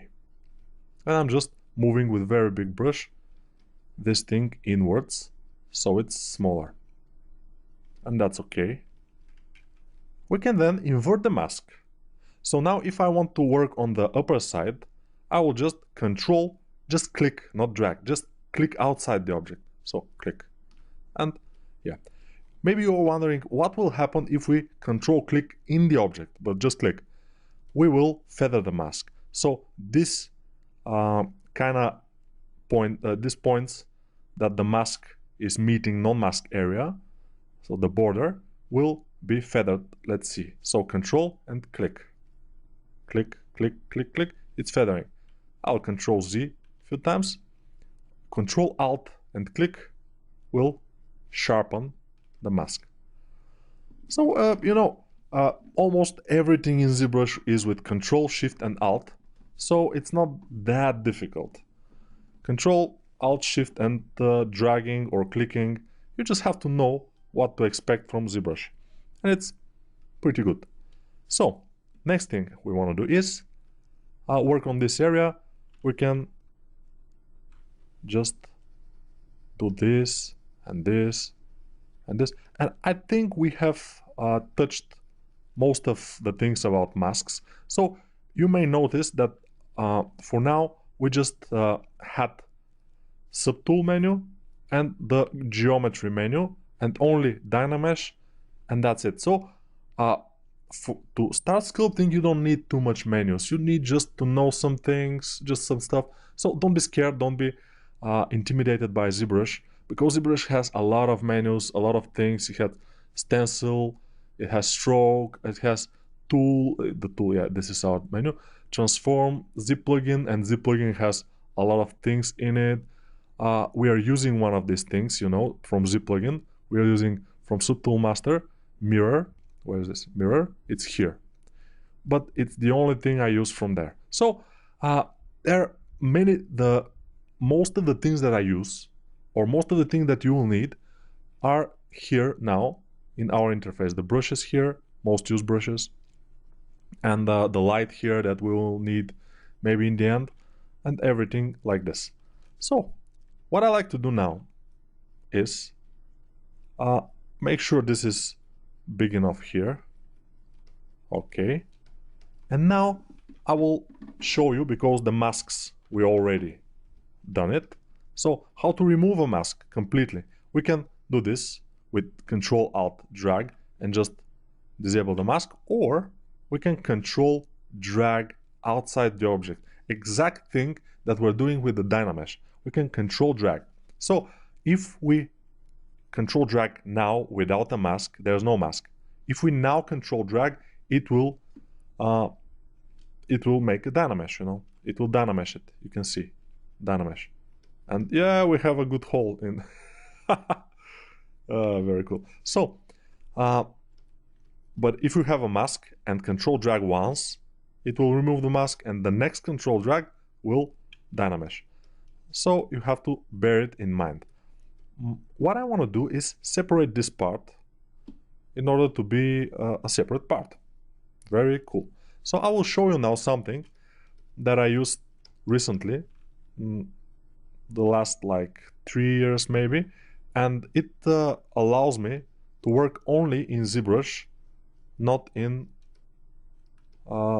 to Max and everything, for hard surface modeling, and it's pretty good. But bear with me here. We will do it a lot of times, maybe a couple of times here. So if you don't understand it now, although I will explain it very carefully, it's not a problem. I will explain it also some other time. So we're going to mask here. So Control drag and just make a mask. But try to avoid the corners. So go near the corners, but not too near. Try to avoid them. It's not a problem to go a little bit inwards, but the thing is that we need more flat area. We don't need to go like this. It will be awful. So we do this, and then we just mask everything. If you want to mask bigger, you just Alt, click, and then release Alt. And the model will go very much away from you, and then you'll be able to control and drag to mask a big area. But you don't have to control that way, so don't go too far. Don't go too far. Okay, so this way we don't need to increase our brush size. We need just to get away from the model. And that's the good thing about not using the dynamic mode for brushes. Very cool. Again, I'm using pen tablet. So if someone asks, it's Intuos, I think 4. Yeah, Intuos 4, I think I'm using.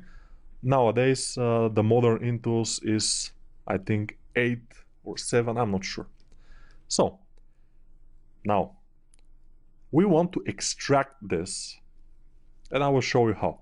So, in the subtool menu, in the bottom, we have this extract option, in the very bottom of the menu.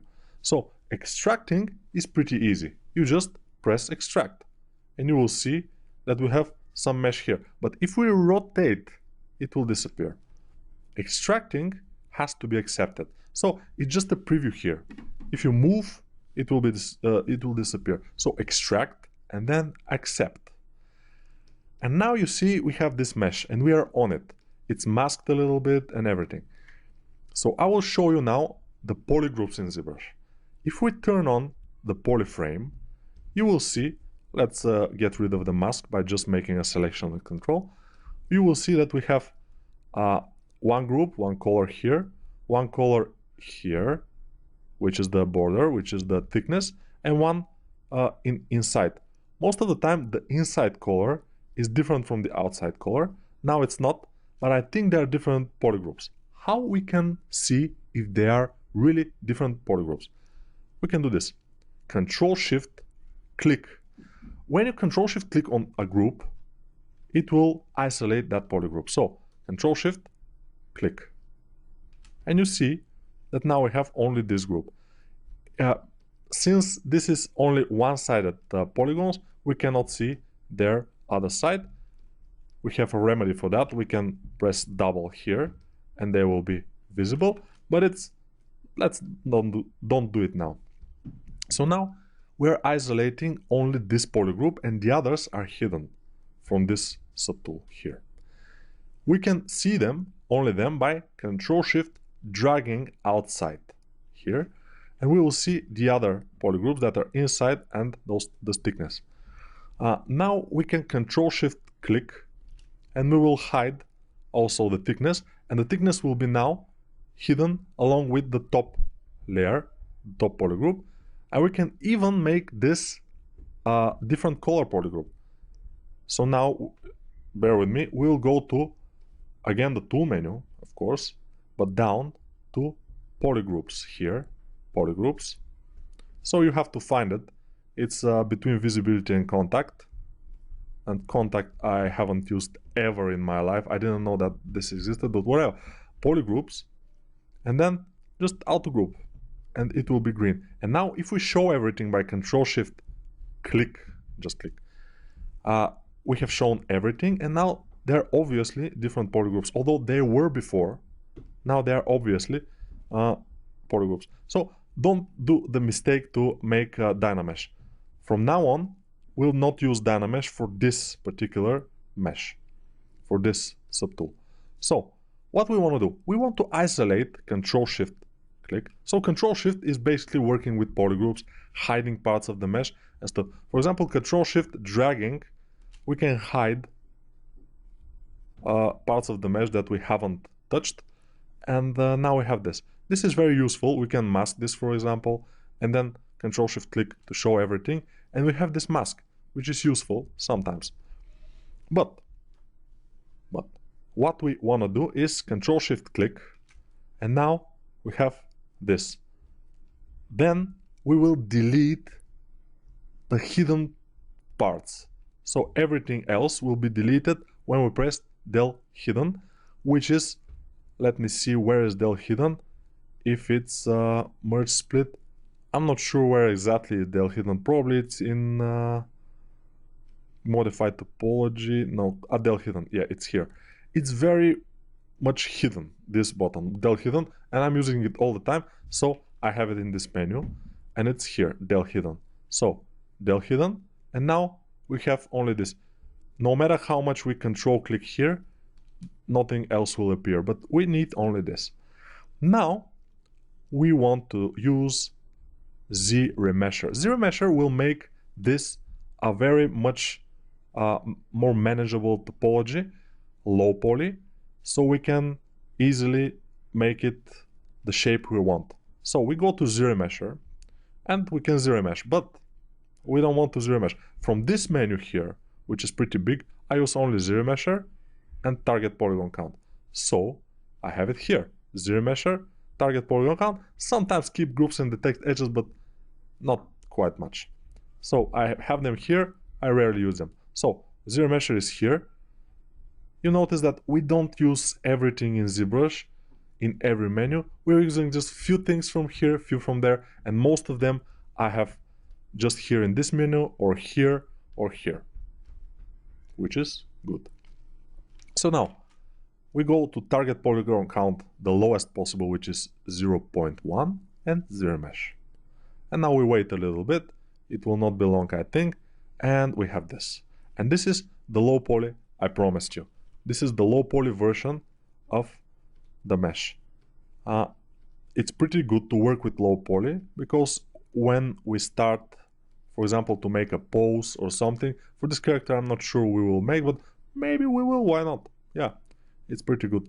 So when we start making something, we'll have a low poly version, and when you're moving around and doing it, it's very much easy to have this low poly. And I recommend it. Also, we can Z remesh it again and again. How many times we want, doesn't matter. It will be smoother and smoother. So now we'll press this and we'll see what we have here. Yeah, solo without solo. Yeah, we have just to be everything visible, and we can just work it out. I see this is pretty narrow and the helmet is a bit going like this. I think this is fine, and this could be even narrower here. So let's do this, and I think this is good, but this thing here I don't think we need, because here will be his arm and it's impossible to have armor there. So what we can do is, again, hide part of the geometry and then del hidden. That's how we work. So to hide parts of the geometry, we press Ctrl Shift and Alt, and you see red because we are hiding. So I will hide this and then this and then this. So be very careful from which direction you are hiding, because for example I want to hide this and I'm not very careful and I'm just hiding it like this. Yeah, it's hidden, but look from the back. Yeah, nothing. But let's see again. Like this. Hide it. And now you see. So be careful how you hide it. So that's why I do this, because I know that below this there are no polygons and I cannot hide them by accident, the back polygons. So I'm just working here with the move brush, with the smooth brush a little bit, and just making this work. So I think we have managed to make those things. I will explain again, maybe not that detailed explanation I will make, how we work with polygroups, but every time I will show you, I will tell you the shortcuts and the things you have to press. So don't worry if you didn't get it. So just for the end, we will make those arms by pressing B to go to the brushes, curve tool brush. Now make my brush size a little smaller and do this. And you notice it's fine, and I will accept it by just clicking here and it will be fine. Of course, now you see that this, what I hidden is not hidden and it's not gone. So what we can do, first, we made the hands in the same subtool, the arms, with this. So we need to separate them. Split hidden, split unmasked, because it's masked. So always split unmasked, for example. Yeah, this is here. So I will solo it, and again I will hide this very easily, and I will check out if everything is okay. It's okay. So now I will del hidden again, and now it's good. Now it's fine. We'll make thickness in some of the next videos, because we have to say goodbye for now. But in some of the next videos we will make thickness for this part, and I will show you how to work with the Z modeler brush, but that will be some other time. For now, let's say goodbye, and in the next video probably we will make these shoulders, or at least kind of start to make them. They are a very important part. They are making a lot of the silhouette, so we have to be careful there. And also one thing, when you are extracting something like we did, the mesh you are extracting from remains masked, so be careful with that. We can unmask by just dragging, control dragging, and we are okay. And now, see you in the next video, of course. And we are here again. Yes. So, let's do it. Let's continue doing it. So, now I promised you, this time we will do the shoulder. So, I don't know if you understood how I make the arms, but I made them the same way I made the horns. So, if you're not sure, because I don't think I explained it quite well, if you're not sure how I make the arms, go and see how I made the horns. It's with this brush, curved tube brush, and with just with this brush, yes. But to learn how to work with this kind of brushes, which are curved brushes, you have to go to the tutorial about the video about the curved tube brush, because there I explain how to work with this kind of brush. So here I'm using mostly the move tool, and I'm preparing everything, just touch here and there. It's not mandatorily that I will make everything perfectly and exact the same way here. I will try, but the thing is that it takes time, and also it takes to have all the parts first.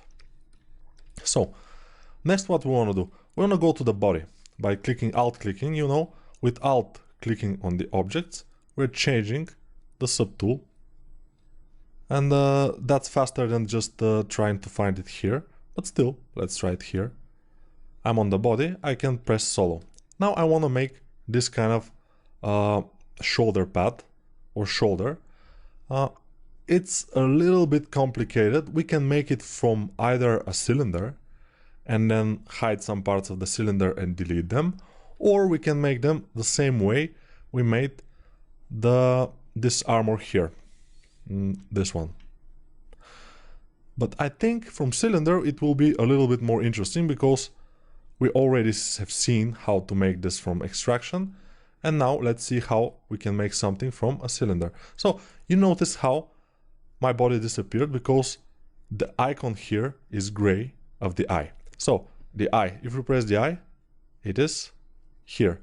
If we press the eye again, it's not here. But if we press the eye on the active subtool, which is the armor on the shoulders, they don't disappear because it's active. And when the tool is active, no matter if the eye is active or not, it will be seen. The tool, it will be visible. That's the thing. So one thing I want to show you about the visibility is shift click on one of the eyes will disable the visibility of all the subtools. Shift click again will enable it. Yeah, this could prove useful. We'll see. So we will append from here, append. Go to the menu without going out of the menu, because it will disappear, and probably cylinder 3D from here or from here, it will be okay. So we get the cylinder, and we have to go to the cylinder, so either here or here. You know, we are on the cylinder. Now we press solo to work only on this cylinder. Make sure when we're working on this kind of things like the cylinder to not have the perspective on, because yeah, it will be bad. Then we turn on polyframe, disable perspective, and now we'll hide parts of the cylinder, most of the parts of the cylinder, almost everything, and we'll leave just that, because we need we don't need to have too much edge loops. We don't need them. And then we will del hidden, and then I'll go here, Control Alt Shift drag, then space, it's a little bit difficult, and drag it here. So I will hide this and then del hidden. And now we have this, and now I pressed W to get my pivot. And if you want to center your pivot to the unmasked part of your model, now everything is unmasked, so center to the model, just press Alt and this button here, this one. Go to Unmasked Mesh Center. So Alt, press it, and it will go to the center, which is very convenient. Now when it's on the center, we can just drag this green slider to make it bigger.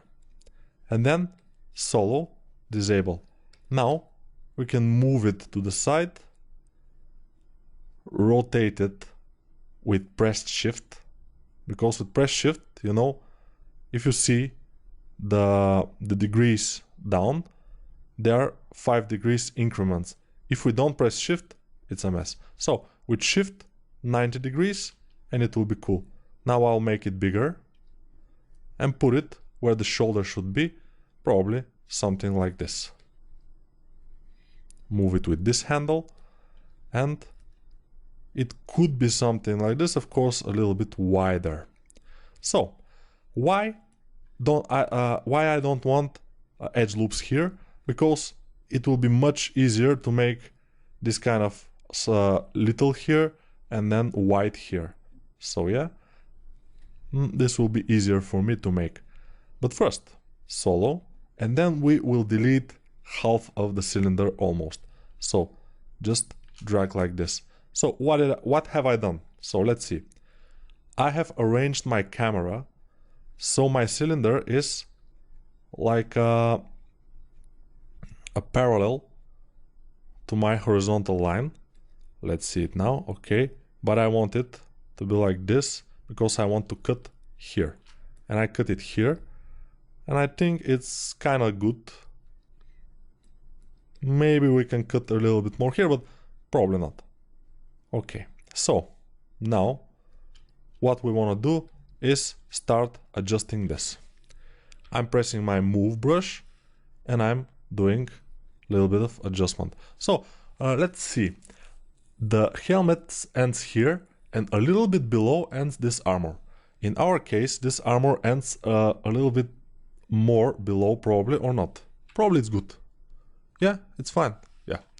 So the shoulder is small.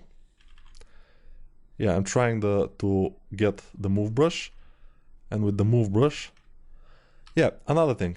If you want to use the move brush to go inwards or outwards like this, you have to press Alt. Just press Alt. You see the minus sign.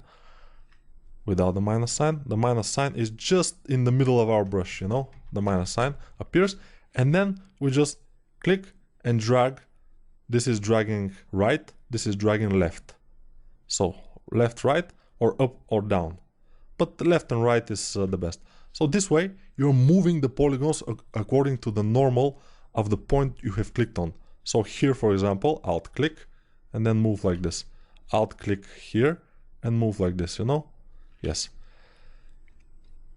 So let's just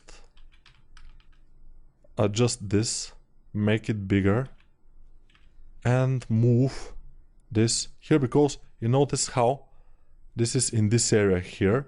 The end of the shoulder is starting from this area, so it should be around here, probably. Yes. And the shoulder itself should be a bit bigger.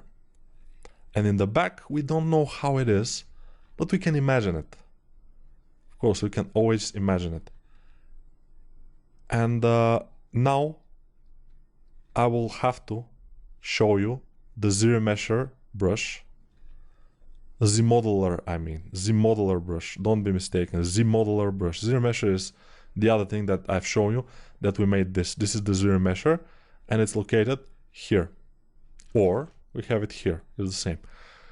But this time I will show you the Z-Modeler brush, which is this brush here. It's a very important brush for low poly modeling in ZBrush, and that's what we're gonna do now. This shoulder, I notice, is almost vertical here, but we will not make it vertical, we'll make it kinda on angle. Vertical is too much, I think. So I'm just moving with my move brush, rotating the camera, moving around, and that's why it's very important to be able to rotate and pan and move the camera around easily and freely, and that requires practice, of course. And if you try to make this model, and bear with me here, probably you will have a bit of a practice and it will be much easier for you every time you do something in ZBrush, I guess. Yes. So now I think it's kind of good. So we go to Z-Modeler brush and nothing happens except this falls down and we have this polysphere here. Why? Nobody knows. Now, how this Z-Modeler brush works? It works in this way. Now, Q-mesh a poly. You see, when we are on a poly, it's Q-mesh a poly. I'm not pressing anything, I'm just hovering. Hovering over edge, it's edge loop. Hovering over a point, it's doing something for a point. So, go to a poly, for example, press space, and you have all these options, and you get scared and run away. Yes, I know, but don't be scared. I was scared first time I saw this. They introduced this to ZBrush, I think 3 or 4 or 6, no, maybe 4 years ago, something like this, or 5. But no matter. The thing is that we are using some of the options there, not everything. So don't be scared. So first, we go to an edge loop. Edge, not an edge loop. Because by default, when we click on an edge with this brush, we're making edge loop. But we don't need that now. I'm not sure why this made this kind of thing here. It's strange, but we'll see. Del hidden. I haven't pressed del hidden. Now it's good. Okay. So we want to make this edge loop here so we can make this lip and the bottom one too. So I will show you now on the edge and then press space. And then we have insert here. This is the action, all actions, and what they apply to. So insert single edge loop or multiple edge loops. We need single one for now. So insert is one of the main things we do with edges. Insert, crease sometimes, and yeah, bridge, but insert is the main thing. So insert single edge loop. We go insert it here. Then we can insert one in the bottom too, but let's not do it now yet. First we go to this thing here. We want to select only this row of edges here. So we go to edge, one of the edges, press space while we are on Z-Modeler brush, of course. You see it here in the top left corner, we are on Z-Modeler brush. So edge, hover it, don't click it, then press space, and then stay on this menu, because if you go out, no, until you're pressing space, you're okay. So I'm just holding space now. Then we need to mask, not an edge, but edge loop complete. Let's try that. Edge loop complete. So click it, and now this whole edge is masked. And now I can reverse the mask, so this whole edge will be unmasked and everything else will be masked. How do you invert the mask? Of course with Control, clicking outside of the object. Just click, don't drag, click. And now it's unmasked. Now we can call our pivot and just center it to the unmasked portion of the model, and then just make this and this. And then I press Q to get out of the pivot mode, then press 4 to get out, this 4, to get out of Z-modeler mode, Z-modeler brush, and then I increase my brush and just do this. Just manually adjust what happens with this lip. And it's starting to take a pretty good shape, yes. So with Z-modeler brush, we can do a lot of things. And one of the things that we will do with Z-modeler brush in the course of our tutorial or course, we will make thickness of objects. And this is very, very cool feature. We can extrude polygons or parts of polygons, not parts of polygons, some polygroups we can extrude. We can do a lot of things with this brush. So it's very, very good. Z-modeler brush is one of the best tools that were introduced in ZBrush in the recent years. Maybe the best, because it allows us to make things in ZBrush without going to 3D Max and stuff. Before that, I was like always going to 3D Max, making this shoulder, for example, and putting it back here, and it's not that good. So now I will show you, and not only now, I will show you a lot of times how to save your file here. So this is Save Tool, and you can see the shortcut. It's Control S. By default, this shortcut is Control Shift S, I think, or something like this. But and Control S is File, Save As, is Control S. But now I made this Control S because I save only Tool. Very rarely I save a project which is saved from File here. So Tool, Save As, or Control S, and we save our tool as 08, for example. And you better save more often, because sometimes, very rarely, but sometimes ZBrush crash and doesn't save your progress. Very rarely, I say. Most of the time ZBrush is saving your progress, and it's here. If you open Lightbox, this thing that first we open, and you go to Quick Save, and you can see some things that I have done before, some aliens, some other things. But this is quick saves, and ZBrush makes them often, so it's cool. But if we want to load the file again, we can go to Load Tool, of course, and load our file. But we will do that another time, and I will show you what happens. I've shown you the first video, but it was just like preview, and I will show you again, of course, because this is important. Loading and saving files is pretty important. I will do it. And in this case, they are files, but they are tools. Here in ZBrush, they are called tools. So we have this. Let's fast go to Z-modeler brush, go to Insert, Single Edge Loop is selected. So we go here, make this, then we go to Mask, Edge Loop Complete, Mask, Edge Loop Complete, and mask it, Control click here to reverse the mask, then Alt click this button on our pivot, and the pivot is called by W key or E key or R key, which one you choose. But W is the closest, I told you. And now we just make this and this. And now I press 4 to get to my move brush and just go to it like this. So let's see everything and figure out what we can do next. Okay, this is pretty big, and I will just move it down like this, so it's not that long, but it could be long, we'll see. It's pretty big, so I will make it smaller and rotate it a bit and put it here. It's a little bit bigger than the head, so yeah, it's kind of like this. Okay, so we have this shoulder, and let's make thickness for this piece here. I think it's kind of good.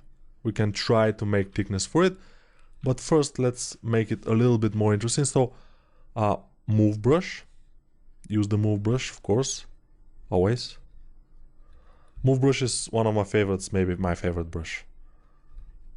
I'm not sure which one is my favorite brush, but move brush is definitely one of the favorite ones. I like it very much. So smooth here with shift. With every brush, shift is smooth.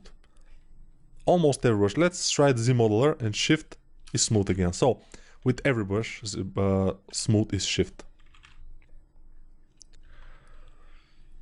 Shift smooth, then we go here. When we look from this direction, it will be a little bit awkward because you see here it's not quite understandable what is there. But we can go to the hand, press our 6 button, which is inflate brush, or select it from here, but it will be easier with the shortcuts, of course, and just inflate this, then go to our move brush with 4, move around and just make sure it's going inwards,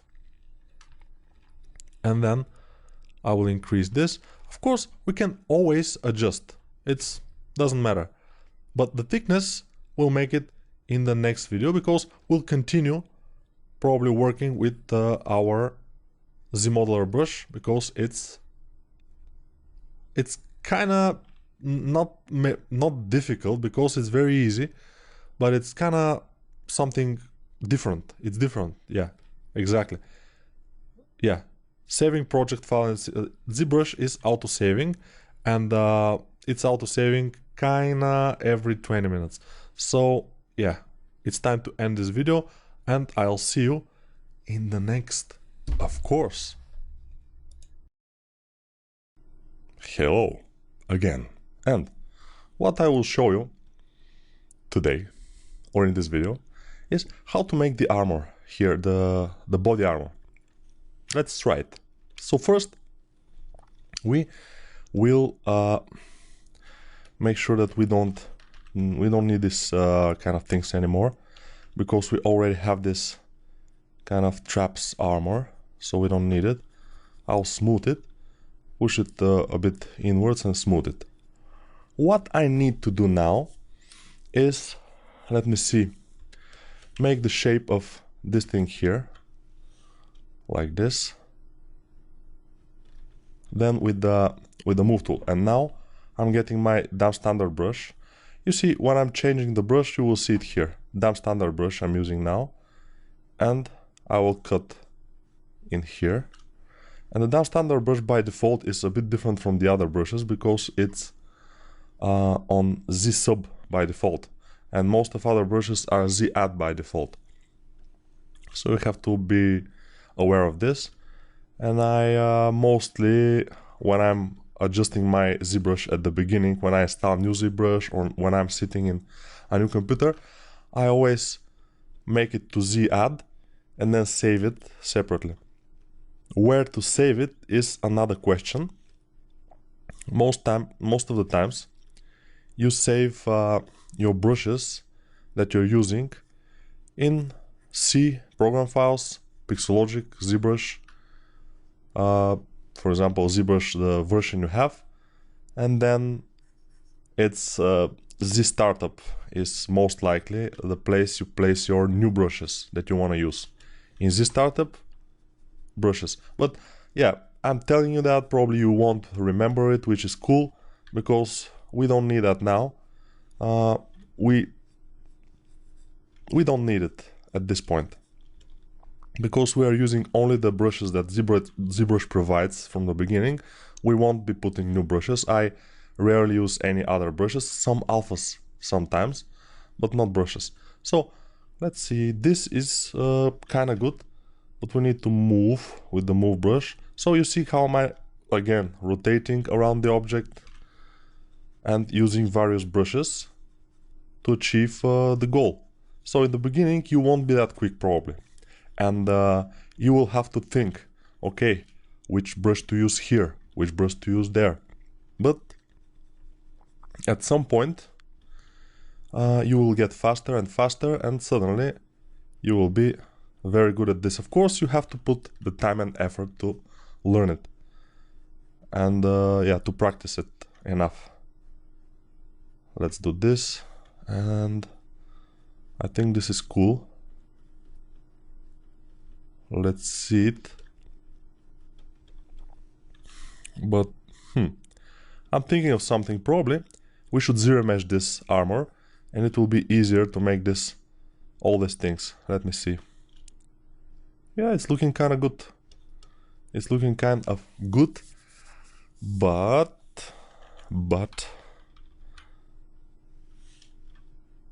I will zero mesh it. How to zero mesh it? Okay, we can go here or zero mesh from this menu. Of course, if you don't have the menu, you won't be able to zero mesh from there. So you will zero mesh from here in the geometry tab, zero mesher, and go to zero mesher and lower. Let's try 0.5 and zero mesh, and let's see what kind of topology it will make. Whether it will be nice or not, we'll see. It's a bit more polygons than I anticipated, but probably it could be fine. Yeah, I think it's we'll see. So now I'm continuing with the standard brush, just pushing here and there. We'll see how it will be. I'm going to use also the pinch brush. What the pinch brush does is, you can see when I'm just dragging with the pinch brush, it's just making the polygons closer to each other and thus making a kind of sharp transition between some planes, for example, if we want to do it. And obviously we will use it for this. Sharp transitions from plane to plane. This is the pinch brush. And when I'm pinching valleys, I'm pinching peaks, I'm pinching just with the pinch brush, I'm just dragging. When I'm pinching valleys or inward things, I'm pinching with Alt. So yeah, again, we have the Alt use of the brush. And of course, the Shift use of the brush will be to smooth. Let's do this now. This, and let's see. Okay, this kind of thing here on the neck, let's move it down. And since it's a little bit lower poly, I think we can move it down easily. I will make sure this is inward. And I don't know how the hands will work, but probably they will at some point, somehow. We'll make them work. And I'm just, again, Alt, moving, Alt. Yeah, let's say again how to pan and zoom. Just Alt, click, and then we move. With Alt, holding Alt, we're moving. And then we release Alt and continue to drag, and we are like this. So, let's see what else we might learn. About what? So, I don't think I explained you the polygons in ZBrush pretty well. We have used them here in this area, but I haven't explained them yet. Also, although we will use a little bit of a Z modeler brush again. Just pressing space, insert, single edge loop. We insert one loop here, and also we will mask it again. Reverse the mask, and then put our pivot with Alt click here to be centered, and then a little bit of increase. So I want this area, this shoulder, to be a bit spherical, I mean a part of a sphere. Then I will, you see how I disabled the mask, how I deleted the mask. You just control, drag outside the object, and the mask is gone, completely gone. This is cool. And yeah, you can see this shoulder here, this lip, the lower lip, this is a little bit strange here, but in this area we can see it better, and I think we have made it as good as it can be. We'll see. We'll see. We can now go to make the thickness of this shoulder, which will be fine, And I will make it thicker probably than the image, we'll see. So, how to make thickness? We go to polygon, not to an edge, and polygon. And when we go to a polygon, we press space again and hold it. Because if we don't hold space, it will disappear. So, hold. And then we have QMesh by default here. We can do it with QMesh, but I prefer extrude. So from these all options here, which looks very scary at the first glance, we use only extrude, polygroup, and most of the time we use extrude and polygroup. That's the most things we use about polygons. And then here we will extrude not a single poly, but all polygons. Sometimes we use polygroup all, or polyloop, and anything else probably we don't use. I mean, from these all options we use frequently like 4 or 5 options, all, you know. So it's not that scary. You will just have to learn those few. So extrude all polygons, extrude them inward, and you notice how our polygons are inverted. And we'll have to fix that. And it's pretty easy. We can go to, I think it was display properties. Yes, flip. And we flip the polygons. But I have it here also, flip. So I always, kinda always, when I extrude my polygons, when I make thickness like this, I make it inward and then I flip. And then I'm crazy. When I flip, I'm crazy. I'm flip, oh, crazy. No, I'm good. So we have this thing. And this thing is the shoulder. What we can do. So you will ask probably, okay, you have the shoulder, but he has 2 shoulders. Very good question. Thank you for this. And if you like this course, of course, you can put a good comment wherever you are looking at the course. I mean, in which site, because probably it's in Udemy or on ArtStation and some other places. Who knows where you can look at it. So, place it. How to mirror this shoulder. Easy. First select the shoulder by alt-clicking on it. Alt-clicking on the shoulder. And let's turn on polyframe because it will be easier to see what we have selected. So now the shoulder is for sure selected. We go to mirror, which is here. But if you don't have it here, the mirror, you have to go to transform, not to transform, to Z plugin, subtool master. So Z plugin here, because Z script is and Z plugin are at the end of this because it's alphabetical. Yeah. So Z plugin, go to subtool master and then mirror, just press it and you will get this option, this menu, and it's pretty straightforward. I always use this first option, merge into one subtool. If I want it to be a separate subtool, of course I will do the second option. And you see the preview here on the right. This will be one subtool, this will be 2 subtools. And there, here in the bottom you see the preview again. Now it will be on x-axis, so it will be exactly what we want. If we want it to be on top, it will be like this, and if we want to be behind, on z-axis. So we want x-axis as it is, so we just press OK. I just explained those options to you, but we just have to press OK most of the time.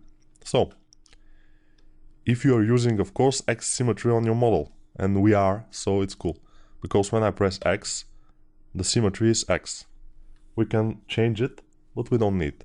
So the symmetry is X, and we need the symmetry turned on, so we press X to turn it on for these shoulders, because when we move one, we want the other one to move too.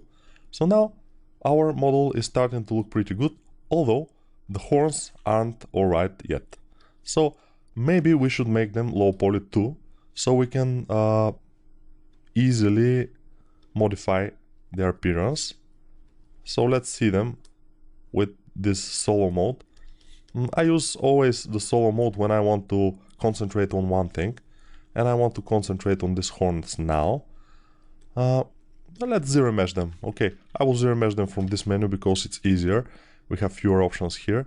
So let's try at 0.7. And of course, if we don't like it, we can always go ahead and Control Z and change it to something else and just try it again.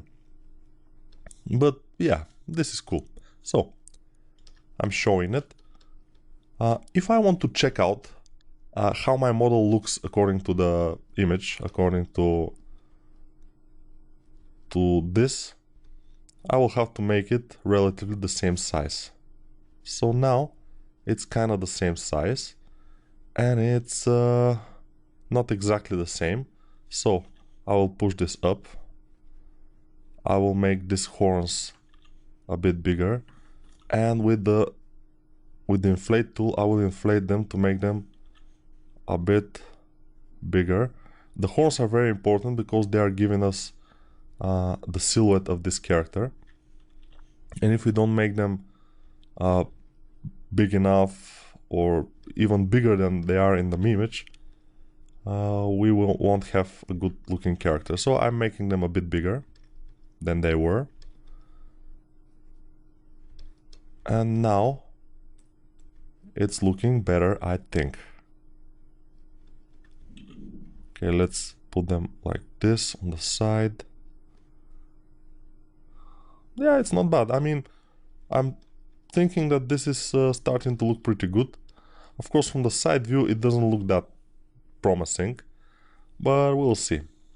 And also, you can see our head is a little bit lower than this. But when we put perspective on, it's a bit more like we have to be. What I'm doing now is just moving down the armor of the traps, and then I will alt click on the body itself, which is here, and move it down too, because we don't need that body there, and we don't need that things too. We need the body to be just below, but not protruding over the armor above, if you understand what I'm saying. So basically, in this video we have done the thickness of the shoulder. We can do the thickness of the armor too. So yeah, let's do it. We are on the armor now, you can see, and I will on this part, and I will just make thickness, because now we have already made extrude all polygons, so we just need to place it on the polygon and drag down, and we will see this happening, and then we will flip it again. So flipping is good. Always. You always have to flip without being crazy, you know, just flip without being crazy. Now I'm making solo mode because I want to isolate a bit this this thing here, and I forgot the name of neck something, but whatever, it's not important. Is this thing, and we need to make it look good.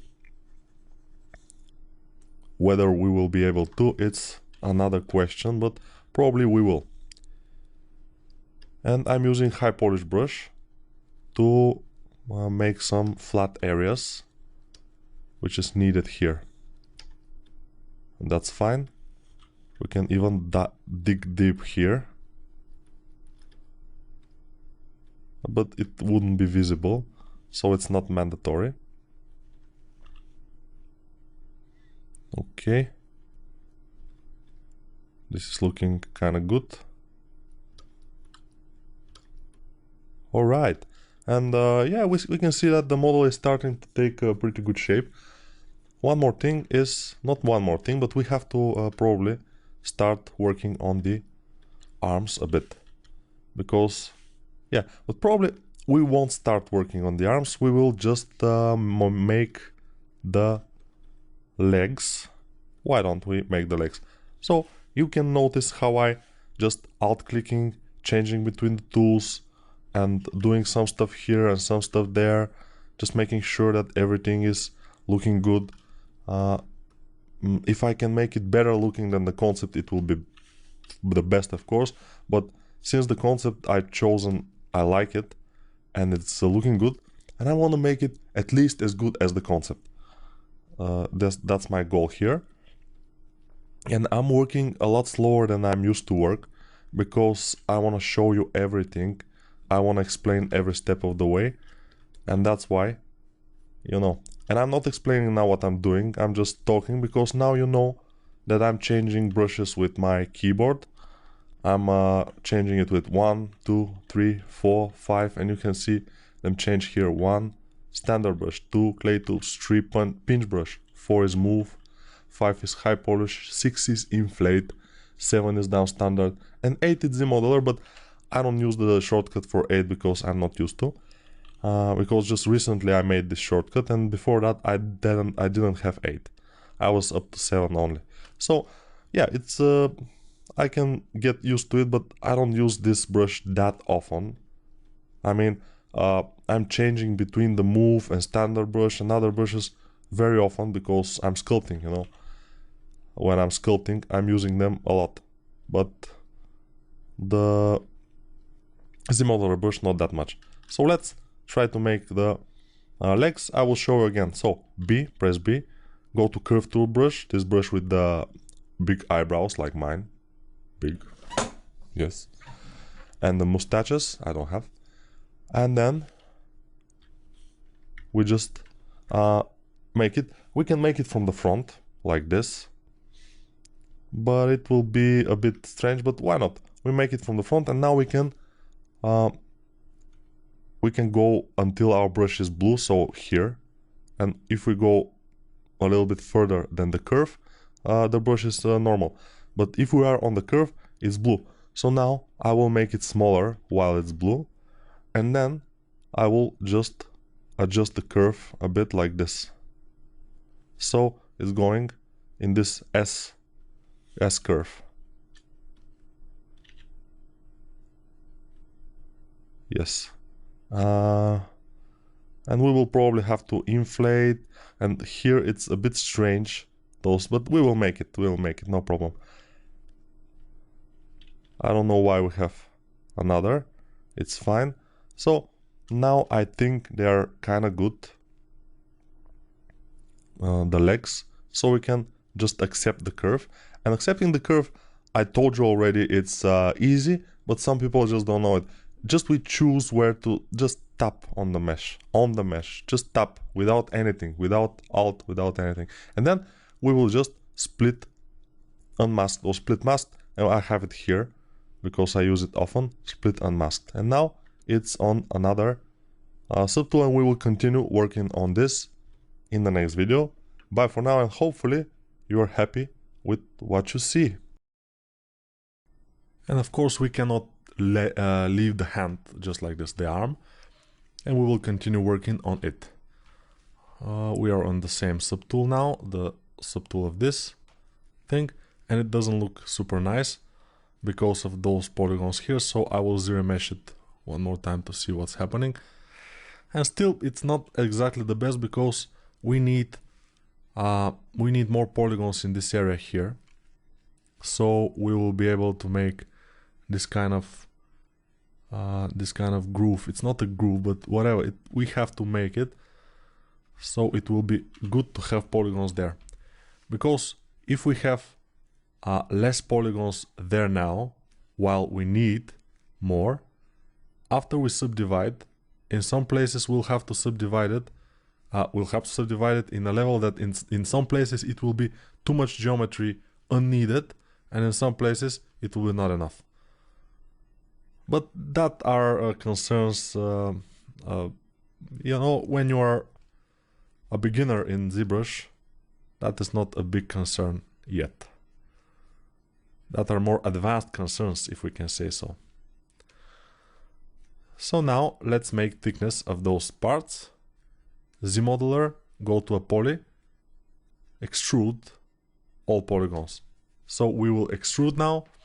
Let's try that. Extrude inward, and it's gone. And we have to flip to see it. Okay, we flipped and it's there. It's cool. And now we will extrude also this one. Extrude inward a lot, and then flip and see it. So I extruded kind of a lot, more than I need, because it will be better to have it more than we need than to have it not enough. extrude it. Yes. So everything looks pretty awesome now, but I want to do one more thing. Let's move this a little bit upward like this. I want to go inside and make this inside polygroup go over the outside polygroup. So we have this kind of in between, the thickness visible from here, for example. How do we do that? And if you don't understand what we want to do, just watch. So now we can control click with first. If we want to select one polygroup and mask everything else, we have to go to our pivot, and now we are on pivot mode, although we don't see the pivot. But if we control click on this, our pivot is coming there, and also only this polygroup became unmasked. Everything else is masked. And then with the move brush, we go and move this upwards. And that's what I want to do. Move this upward so it's more visible from a lot of places. This will give us a little bit more readability, I think, of this part. But that's just my opinion. We'll see how it goes. But this was a good time to show you how to use the pivot, not the pivot, but the 3D gizmo. This is the 3D gizmo. How to use it to just select different polygroups. And now, very important, when you have this kind of extruded mesh, low poly and everything, don't ever use Dynamesh again on it. Use Dynamesh only for the beginning, for the main forms and stuff. And after you do the low poly, after you do extrusion and then zero mesher and everything, don't do Dynamesh. It will be a big mistake. You will have a mesh that you will not be able to control easily like we are controlling it here, because low polys are much easier to control than high polys. So that's a big tip, and hopefully you will remember. When we have this, we have it and it's cool.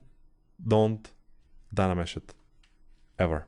So now I will control drag to disable the mask. Then I will go to the hand and just smooth around these areas here. Disable the mask again on it, on the arm itself, and smooth. So, and then I will go with my standard brush with Alt just to push this down. And also we can do it with 5, which is a high polish brush. The high polish brush, we're doing this, and we will do also this. We don't need these things anymore. We have them as a separate object, so we don't need them to be appearing in here. Even they are obstructing us from having a good looking hand or arm, for that matter. Yeah, probably you already understood that I am always, or kinda most of the times, say arm and I mean say a hand and I mean arm. But that's just the way I am. Okay, now you notice that I'm not using symmetry, and I don't particularly care about this now, because I can just, you know, Control Shift and then Alt. When we Control Shift drag, we see this, and I'm holding Control Shift, I'm dragging, and then we just press Alt, and you know, we can erase this, del hidden. Now we don't have the other arm, and we don't need it, you will see, because we will just do what? We'll see what we will do. But let's continue working on this. So now I would like to put one more, insert a polygroup here. You notice? Insert. It will be good to have one more row of polygons here. When we subdivide, it will be easier to make a detailing here, because we will have more geometry when we subdivide. Yeah, I'm just thinking about a lot of things. So inside, I'm noticing that this should be more inward. With the standard brush and Alt, I'm just pushing it. this is looking a little bit odd. So with the move brush, I will move it. And then we will do the same for this thing as we did for the elbow armor, which will be to press W, and now we are on pivot mode, then Control, click, and then we have masked, and then we press Q to get out of pivot mode, and then with the big move brush, we go ahead and just make sure that this is visible a bit. Not too much though, just a little bit visible. We can do it from here also because all other things are masked, so it will be easier.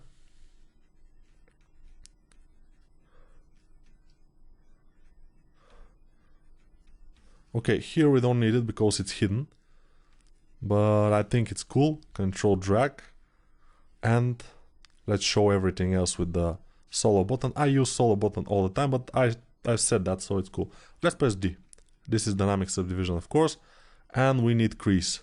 We go to crease at 1, crease it, and then we go to dynamic subdivision on 4, for example, and we have a pretty good result, but we need to push it so this kind of thing that is showing is kind of same all around. It will be more consistent. It's looking good. Now this, press D, then crease at 1 crease level. Okay, dynamically subdivide at 4 or 3 or 4. 4 is nice. It's nice. Then let's see this. And since this is not subdivided, this is not creased, we'll go ahead and crease it manually. Just press here. And it's creased now. It's looking good, although we can put one more polygon probably here, but yeah, let's not get over ourselves. I think it's fine. Probably here we need to crease it more. Yes. Yeah, when the angle is bigger than 45 degrees, it's not getting creased. So we need the angle to be smaller than 45 to have the crease. Then I can move this inward exactly like this, and it's kind of looking good. Yeah, one hand at least is looking kind of good. Since this and this both are creased the same, we can merge them easily, and I haven't shown you how to merge things yet, but we have to do this also. Let me see.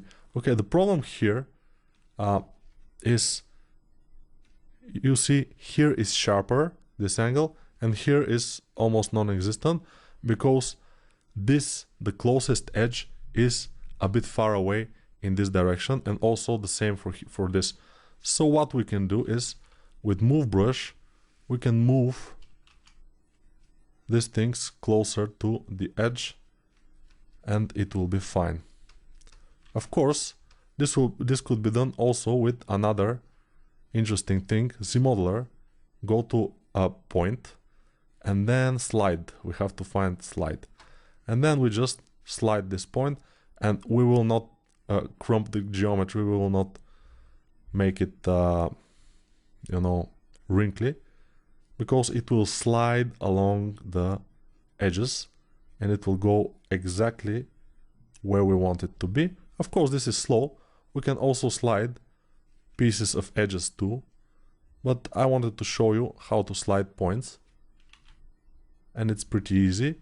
And for this one, we can slide the whole edge, or edge loop complete, or edge loop partial. Let's try edge loop complete, but we don't want the whole edge loop to slide, so we'll mask some area of the loop that we don't want to slide, and we will slide the rest like down. Not so much down. And then we can go to each point and slide it a bit. And we have a pretty good result, I think. Yeah, it's a little bit crimply, but it's nothing too much, so it's fine. And this thing here is pretty ugly, but it will probably not be that visible, so no, it will be, but it's not that big of an issue, I think, so it's cool. Let's go with our inflate brush, inflate this uniformly, and it's fine. So now I will apply subdivisions in order to make this kind of groove. Apply here, the button, apply next to dynamic, apply, and now we have 5 subdivision levels. How to groove? We can use Orb Cracks brush. It's pretty good brush for the grooves, but if you don't have this brush, we can use down standard brush, which is 7 in our case here, and the down standard brush is good job. It's doing a good job. Then we increase the lazy radius. Lazy mouse should be on. We'll increase the lazy radius, excuse me, and we will just drag along, and we will have this kind of interesting thing. It's not that interesting though, but it's a kind of detail which we don't want to miss. It's a good detail. People like this kind of detailing. Okay. And also, we have to make the same here. So let's apply dynamic and try to make the same detail here. And I think we have succeeded pretty well. Let's solo it, because here it will be easier when we see where we're going. Maybe the top part we can do it too. Why not? Let's do it to the top part. Why only the bottom part? In the concept it's only the bottom part, but I don't think we should differentiate that much. Next we can go to lower subdivision with Shift D, and then with a big pinch brush we can pinch this a bit, so we have this kind of sharp result. It will be better preserved or better observed by the public, or better accepted by the public when it's a little bit sharper, since this is a stylized character, highly stylized or heavily stylized, if we can say. And this is starting to look, like I said already, pretty awesome. Now this thing, we can increase the Dynamesh levels on it, so this could be better looking. So now we are at 48, I think, yes.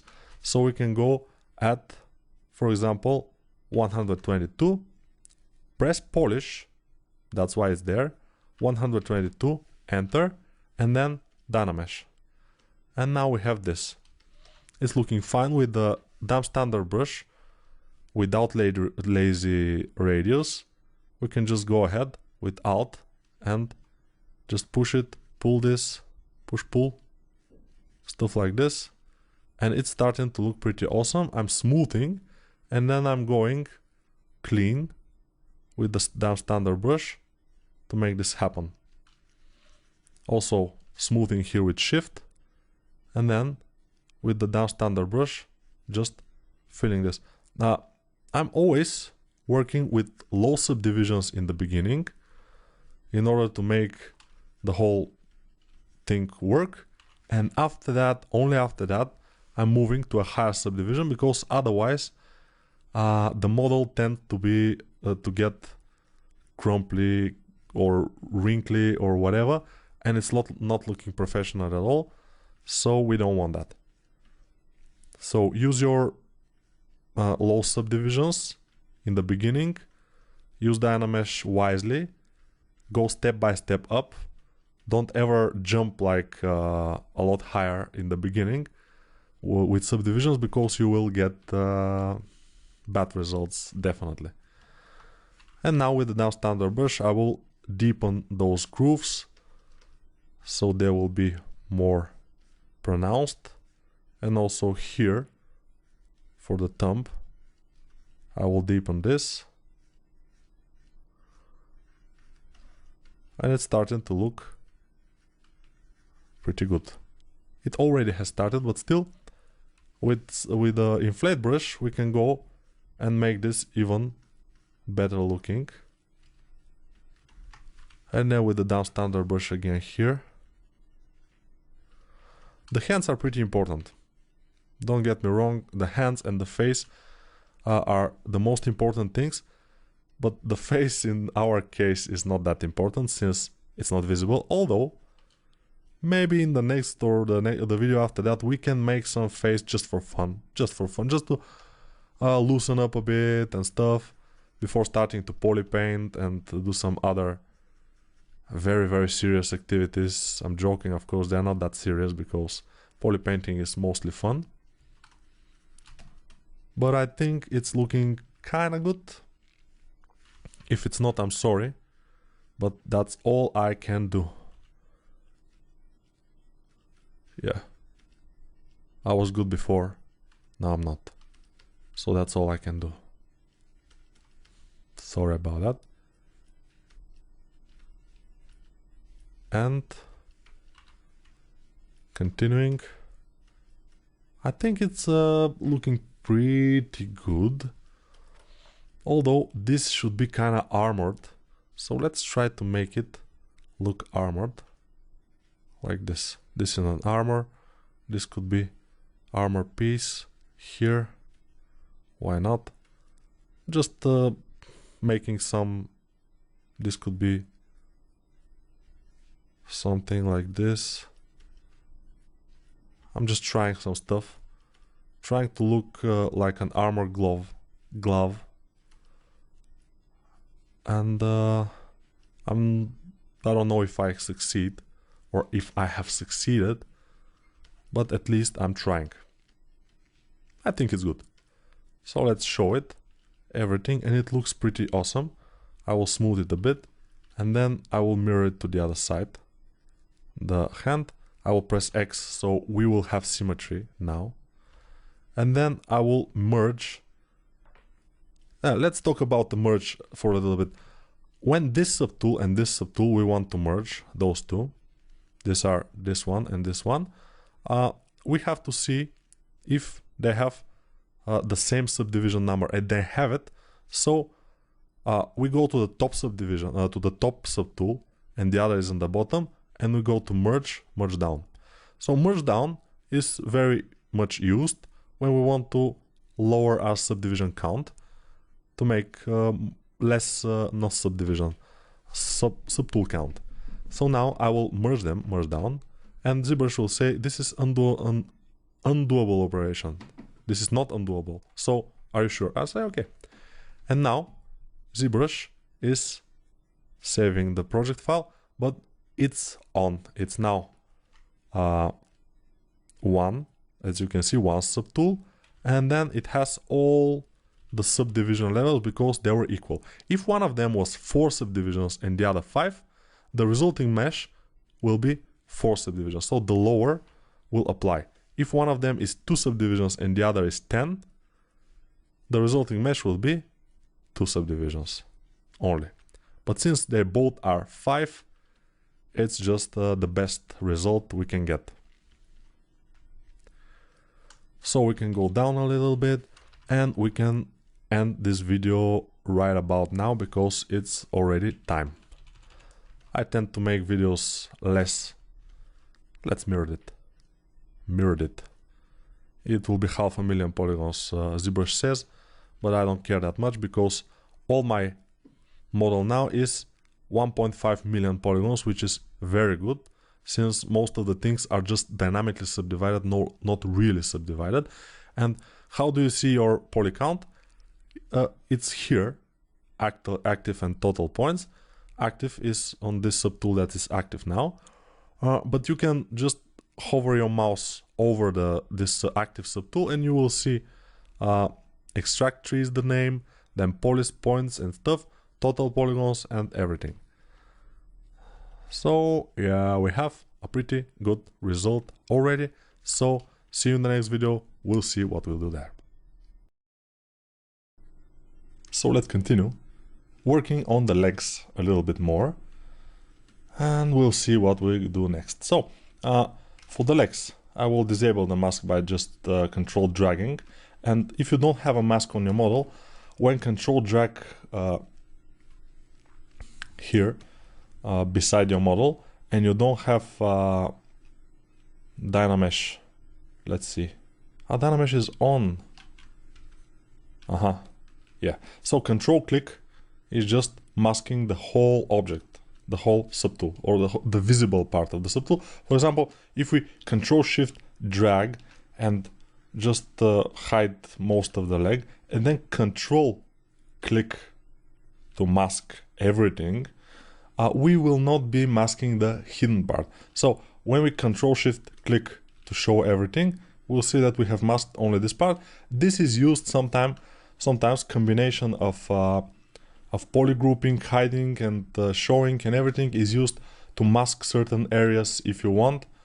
But yeah, it's a little bit more intermediate usage, although I think I've shown you very good how to use the masks and polygroups, and now I'm just making this flat, because if we try to use the tool that we have used here for the bottom of the feed, it will not work that much because we have symmetry and this is here, and if we do this here, it will flatten also this part. It will be bad. So we have to know when and where to use our tools, basically, and this is good to know. But if you don't know, then you don't know. It's yeah, I'm sorry, I have to teach you, but I will. The thing is that you will know by yourself when to use things and stuff when you have practice. The practice is everything. Without practice, nothing can happen. So be careful to have practice. So this, as we can see here, is a little bit sharper on the image. So basically I will sharpen it, but not that much, just a little bit. Then we have to work a bit more on the legs, a bit more on other things, because yeah, we want a good looking image. So what have I done now? I just want to extrude parts of this, but not extrude, but just move them up. So this is, for example, this will be the leg. So what can I do? First, I will do this. Mask certain area here, invert the mask. And then I will move this area with my pivot. By clicking W, I'm going to the pivot again. And I will move it inwards. First inwards and then outward. And then I will have this. Let's Dynamesh it. Now it's cool. It was cool before, but now it's cooler. And then I will get this certain part from inside, invert the mask by control clicking outside the object, and then this will be the legs, and I will Dynamesh again. And I think that's completely good. Let's see. Okay, yeah, the legs will go like this here inside.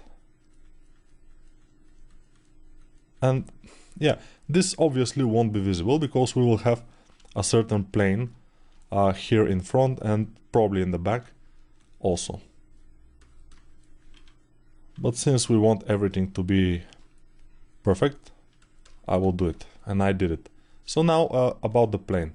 I will show you how we will do the plane. It's very easy because we can use almost anything. We can, for example, even from here we can extract one and make it a plane. We can take this, for example, and I will do this. So let's see this and just duplicate it.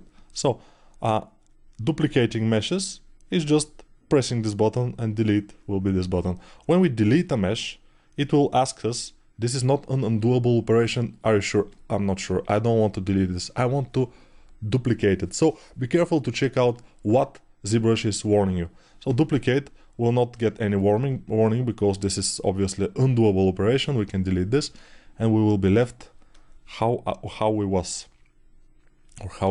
And now we are on this duplicated mesh. I will Control Shift click to isolate only this polygroup.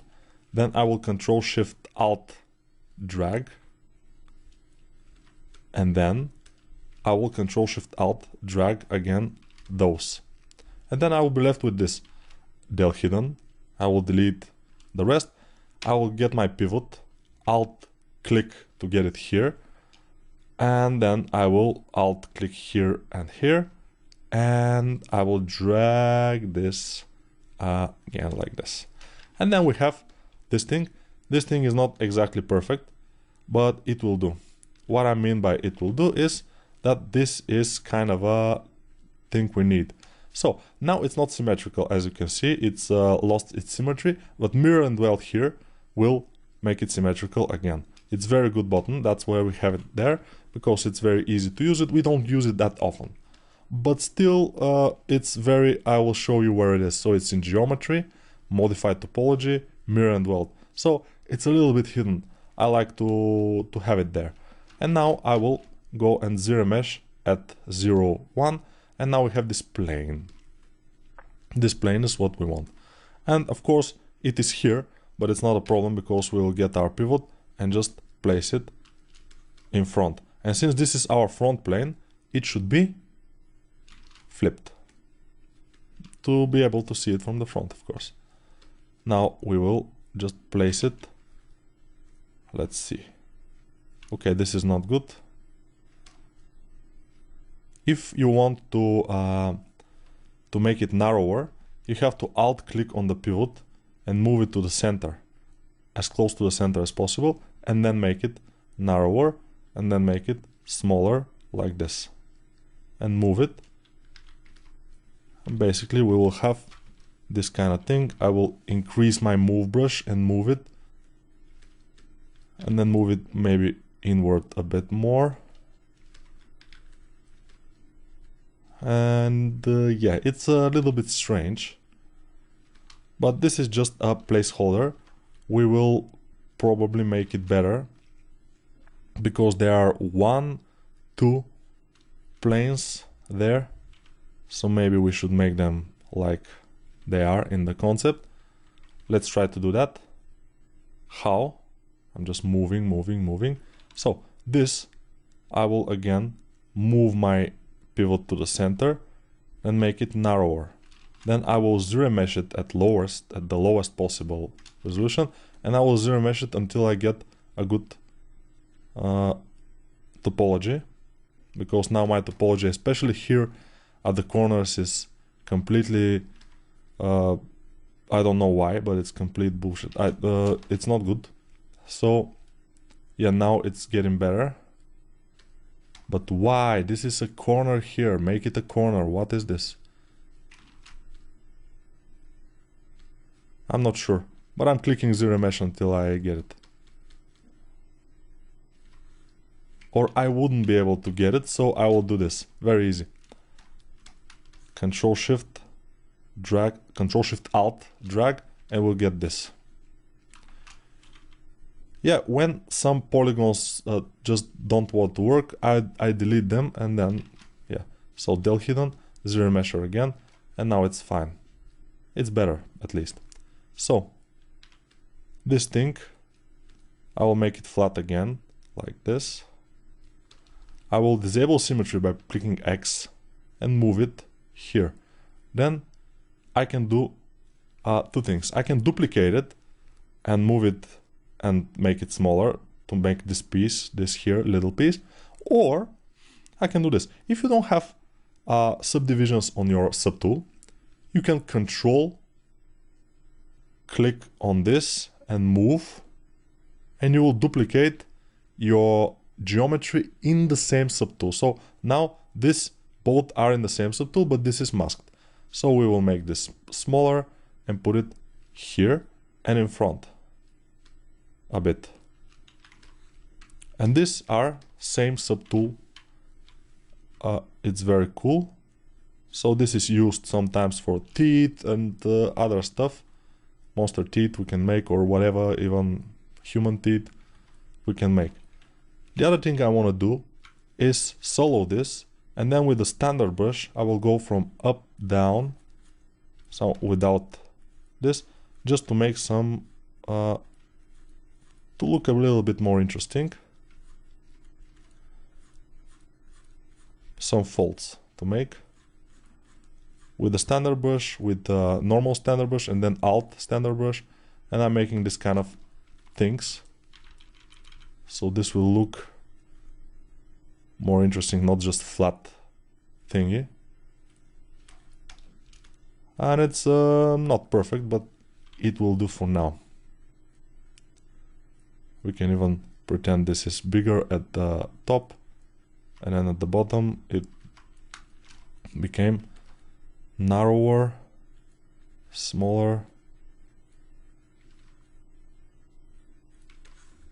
Yeah, and you can notice that I am doing everything that we have talked. I'm just rotating the model around, moving, and doing everything with some brushes that we know already, all the brushes we know. So it's nothing to talk about that much, because all the brushes are known to us already.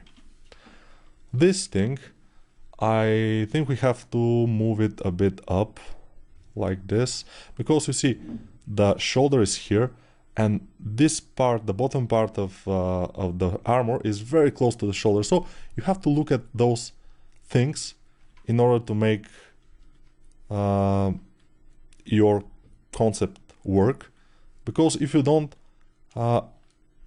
your concept will be far, your model will be far away from the concept, and sometimes this is not a good thing, because sometimes you will lose the soul of the concept itself, and this concept has a lot of soul because of these things, you know. And now we will move the legs a bit upwards. How? Just pressing W. W will get our pivot. Then we'll press this button here on the far left of the far right of all the pivot buttons that are above the pivot. Pressing it will get us to select multiple subtools. So I'll remove my perspective because it's not good. And now you see I have only these tools selected. So I will make a selection with Control Shift outside, and then I will make a selection with Control Shift inside here. So I will get to be selected only the legs and this thing in front, and I will move them up like this. And then you can notice that this fist is going to end right under the knee area here, so it's exactly what we want. And now I just remove this, then Q to remove the pivot, and it's cool. So Q and W are very, very comfortable to use keys because they are very close to your left hand. So don't be afraid to use them to call the pivot and to to call it out, to call it in and out. Yes. So the other thing I want to do is make sure that we have this lip also here in these things. How? Let's try with the standard brush just to push it with the big standard brush from distance. Maybe we can push it, or we can just move it with the move brush just little by little. And yeah, this is a hack.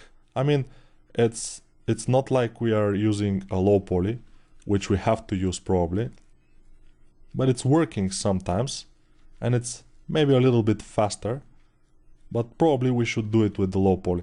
But if I do this and then do a low poly, we will have already achieved what we need to achieve. I'm not sure we need a low poly here, but we'll see. Low poly means zero measure, of course. Probably we can do it, or just sculpt. Sometimes if you are a traditional sculptor or something, you just want to sculpt. Don't want to mess up with this zero measure things and everything. Everything could be done with sculpting without those tools, but those tools are there to make your life more easy or easier. Because traditional sculptors, their life is miserable because they don't have symmetry, they don't have a zero measure, they don't have dynamesh, they don't have everything, so they have to do everything by hand, and those things they should do by hand. So yeah, but if you're a traditional sculptor, maybe you can do it by hand and still be happy with it, who knows. So now I'm using various brushes, like pinch brush for example here with Alt, just to make this lip, as I said. Okay, now it's starting to look pretty nice. Let's make thickness for this particular thing. And yeah, we go to Z modeler brush, we go to some, let's polyframe to see, go to some polygon, press space, and now by default is Q mesh. We can try now, because I would go to extrude all polygons, but we can go to Q mesh, all polygons. Let's see what happens. It's the same as extrude with a few little differences, but I won't be able to explain you because there are just some cases that the Q mesh is different and it's better. But in some cases, when we just want to extrude, we better use extrude, you know. When we want to extrude with some things in mind, then we can use Q mesh. But in our case, extrude will give us the same result probably. Let's see, this is not flipped. Okay, I think we flipped it. So it's nice now. And now I will show you dynamic subdivision. When we have armors or hard surface like this, I always, when I make thickness, I always use dynamic subdivision to be able to see what will be the result of my mesh after I make subdivisions. So subdivisions are when we do this Control D or divide. When we subdivided one, it will be 4 times as many polygons, it will be smoother. Then another time, 4 times the polygons smoother and stuff like this. Every polygon gets divided by 4 when we divide. But if we don't want to subdivide, but just see the result, we can dynamically subdivide. Dynamic subdivision is here. We open it and just press dynamic. Or we just press D on the keyboard and it will say, would you like to activate dynamic subdivision instead? Always yes, it's cool. So now this will be the result. But this, the dynamic menu, let's see it. Dynamic, on, off, now on. And we will use only dynamic and smooth subdiv. So how many levels of subdivisions it will make, but by not making them, but just visualize them. So it will be 4 levels, for example. It's fine, but it's a little bit smooth. It's not that good. So we go to crease. We'll use dynamic subdivision and crease at the same time. So here in crease, we will go always crease level 1 or crease level 2. And then tolerance 45 it will be, and crease. That's all, that's it. Just 1 and crease. And now we see some corners appear. The crease now is making every angle bigger than 45 degrees here to be sharper by 1. If we make it 2, you will see crease, how everything becomes sharper. And maybe 2 is better, but we have to increase the dynamic subdivision by 5. And let's see how it looks. Maybe 1 is better. Let's see 1 again. 1, crease. I'm not exactly sure which one is the best, but let's keep it at 1. We go to Z modeler brush because I want to make this corner also sharp. But since it's not bigger than, it is. It's creased. Oh, interesting, very interesting. Why it's creased and it's not that sharp? I want it sharper here. So, if I want it sharper, I should go to crease level 2, for example, then go here, go to crease, edge loop complete, so edge, I go to an edge, press space, crease, edge loop complete, and then press it.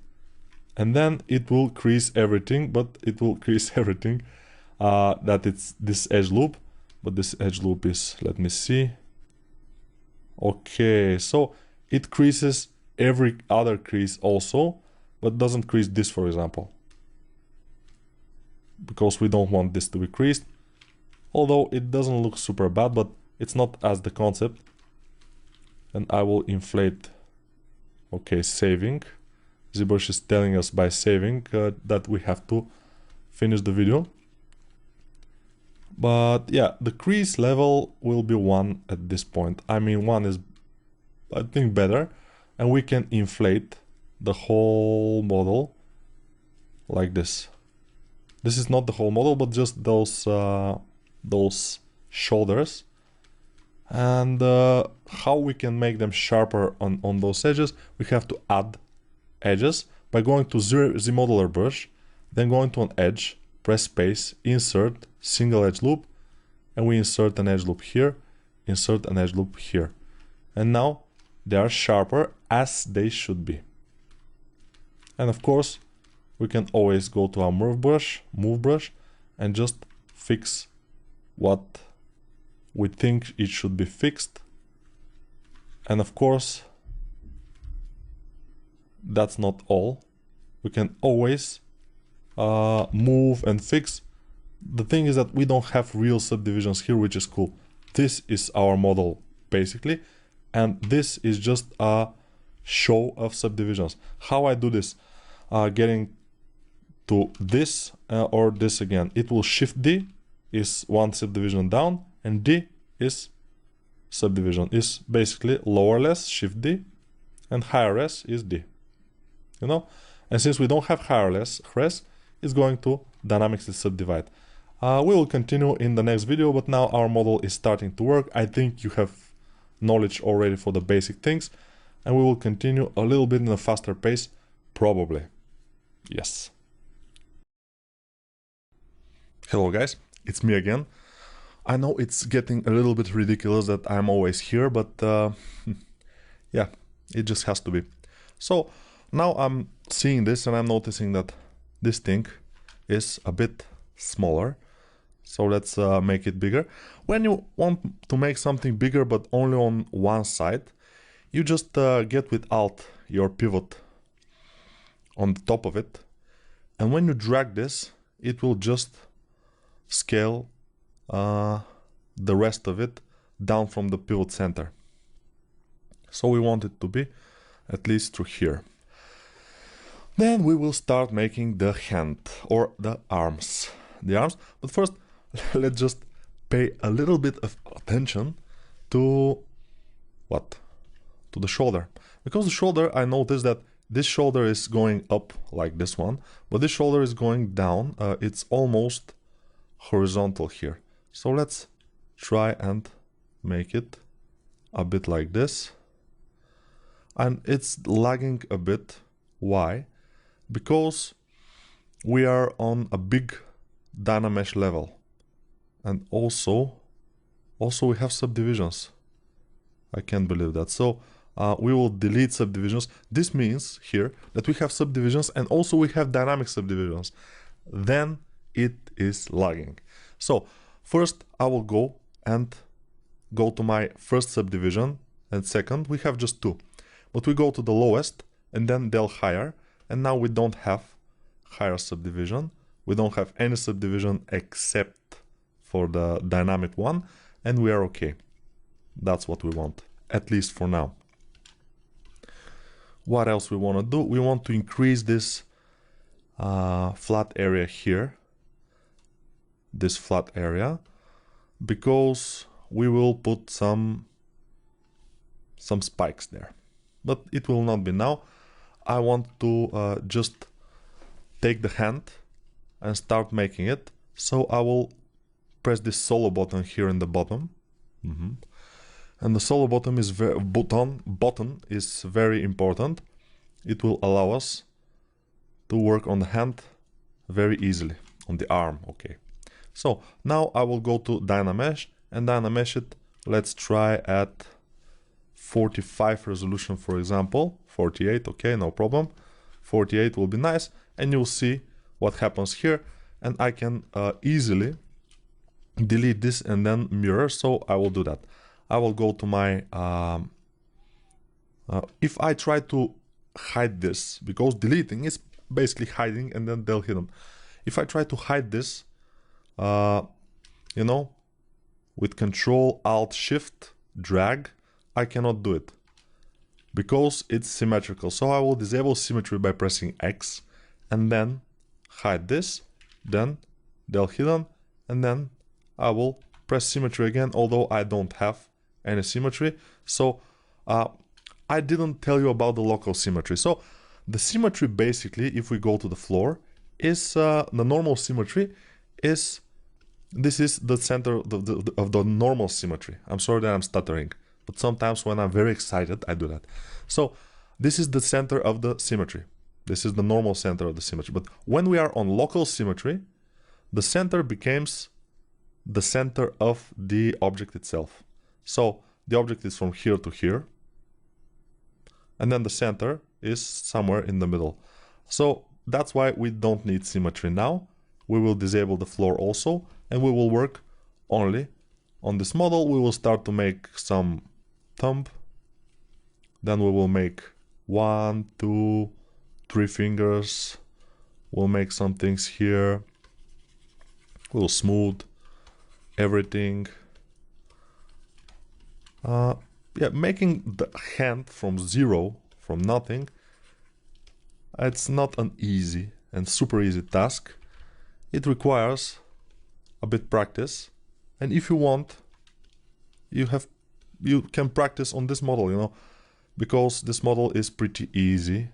At least it looks easy. It's not exactly super easy, but it's, yeah. So let's see, we will have a thumb here, and then this finger will be there, and the thumb. And I'm basically, I like to put some geometry, to put some like clay, with the clay tubes brush. The clay buildups brush, there is a clay buildup brush, which can also do this work, but I don't use it that often, which is probably a mistake. But if you want to try it, just try it, clay buildup brush. It's a very good brush for this kind of work. But for now, let's take our dumb standard brush and try to achieve some things here. So this will be like this, and then it will come through here. Okay, I'm just with Alt, I'm doing this. If you are using your your dumb standard brush with without modification, by default it will be on Z sub. I told you that. So by default you will subdivide with it. Not subdivide. You will subtract. Not add, but subtract. So Z sub or Z add. You know. Now I'll press 4 to get my move brush. Move here.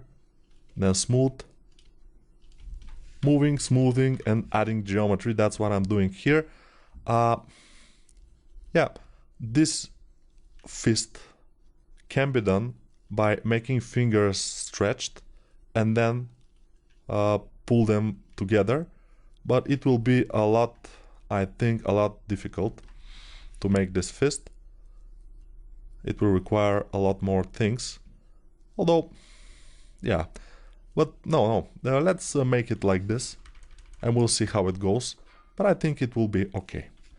Yeah, for like 5 minutes already, we have something that resembles a fist, so it's not that difficult. Yeah, if you don't have anything that resembles a fist in 5 minutes, don't be discouraged, because I have a lot of practice of making fists, and although I have a lot of practice, I still am not able to make a decent fist for less than 5 minutes. So yeah, probably for you it will be 30 minutes or something like this, which is not exactly too much. So just bear in mind, I'm a professional, and I'm not saying don't try this at home.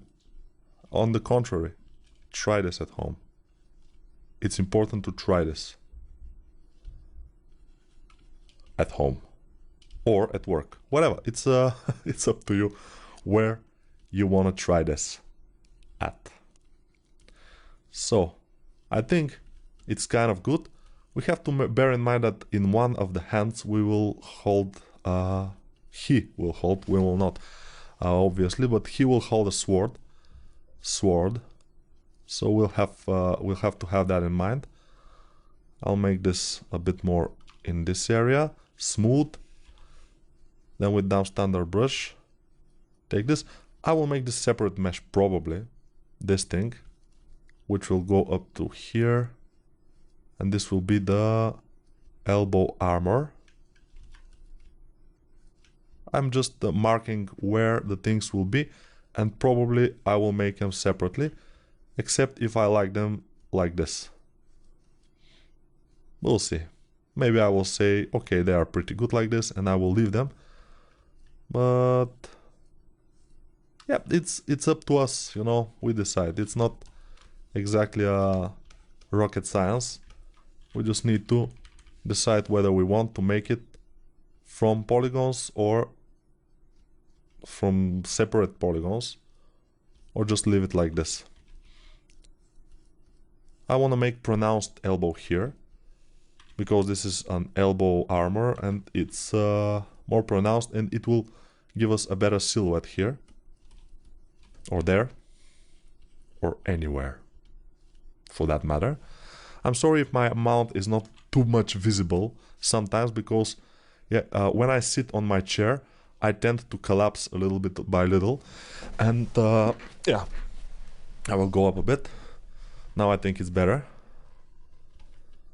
Okay, we see the arm is starting to look nice. Let's see it compared to the other part of the body. Okay, it should be more in the front. So I will get my pivot by pressing W. I'll move it here where is the shoulder. And then move it forward. This way it will be like in the concept, a little bit in front of the legs. Let's see if it's too big. I'm always comparing. It's not too big. I think it's kind of the right size, but we'll see. So the thing is that I'm noticing here, and you probably are too, that we have the elbow here, the elbow armor and this armor, and everything is visible, and here it's not. Probably everything should go down a bit more.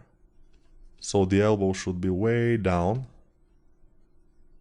It's not very, yeah, you know, because if the shoulder is here, then this is too big.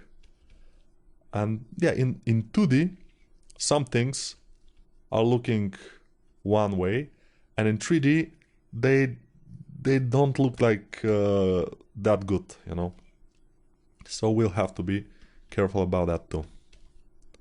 So now let's make some shoulder muscle and the biceps, but they should be very, very, very stylized. So we don't need them that much, because this is all an armor, and probably he has some kind of an armor below that. But who knows, maybe he doesn't have, and he has just a muscle. You don't have to do this, of course. I'm doing it just for my own fun, because I like to do anatomy, and you can see that in my YouTube channel. I have a lot of anatomy videos, not that much, but I have some. I have a video how to make a hand from cube for I think 30 minutes or an hour, I'm not sure, maybe 30 minutes. I have female and male head videos, how to make a male head from sphere for 1 hour, and how to make a whole male body from sphere for 1.5 hours with fingers and everything.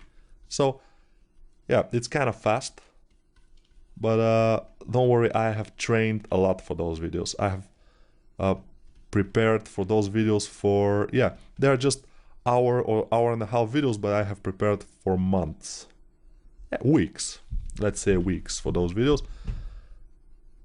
So yeah, and my YouTube channel of course is Speed Char. like yeah, the same with the logo, like those videos here.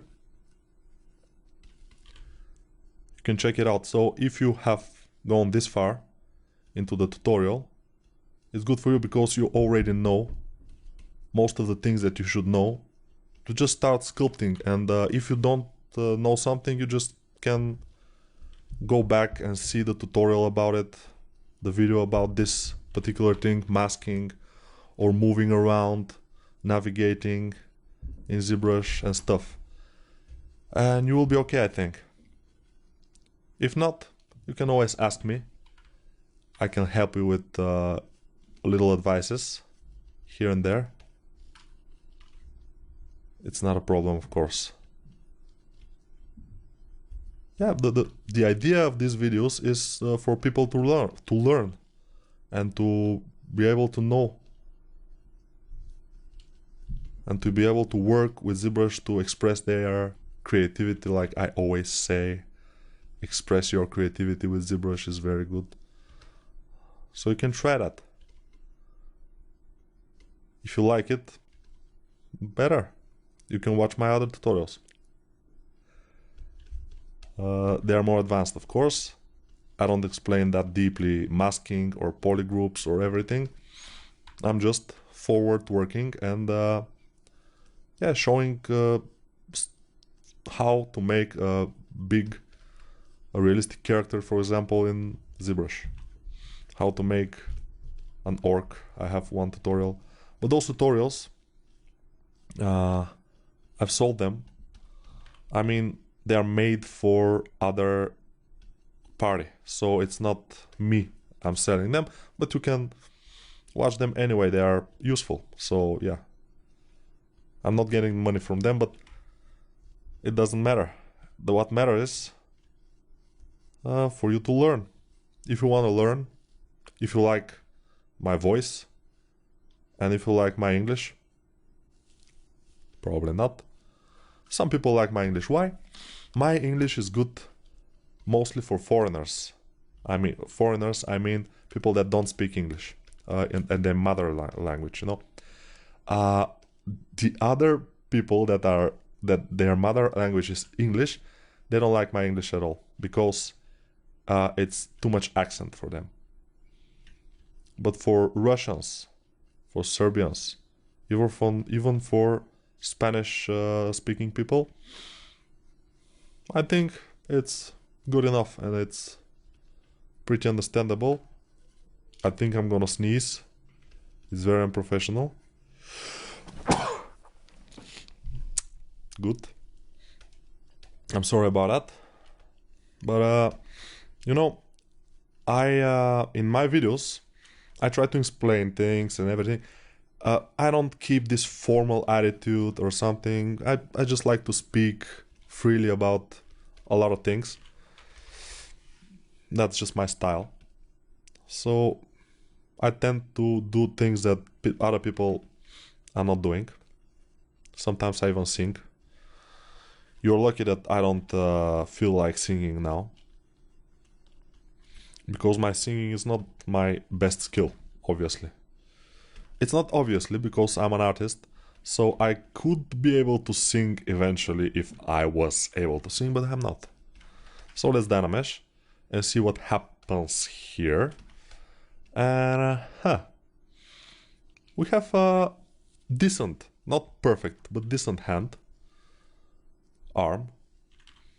I'm always saying hand while I mean arm, but whatever, it's normal.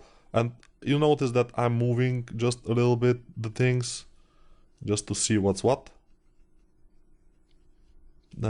Because when we have something, when we already have something, we can easily move it around and do something with it. And if we don't have anything, we can't. So now, let's do what? Let's separate probably this part and make them a separate meshes. But this will be if we like the hand. We don't yet like it, because after we separate the meshes, it will be a little bit difficult to a little bit difficult to move them together. It will not be super problematic, but I like for everything to be clear before I start separating. The fist is never straight, it's always like an arch. Especially if it's clenched very, very tightly. If you look at your own fist, for example, like this, you will notice this is an arch. It's not like straight, it's arching. From below also a little bit of an arch. Yeah, it has to be interesting looking.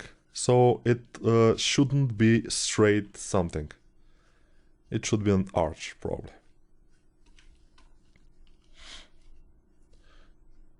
And now we have the hand, the arm.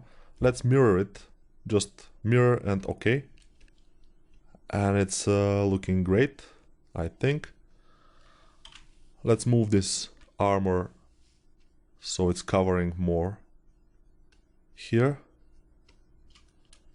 And we don't have time for anything else in this video.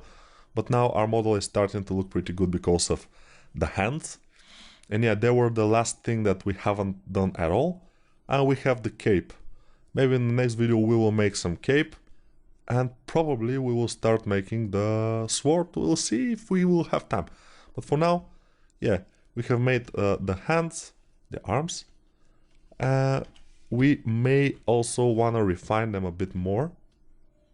But we'll see. We'll see. I don't know what we will do in the next video because I still haven't made it. So yeah, go ahead and see what we have decided to do. Bye. So let's talk about something else here. What do I want to talk about?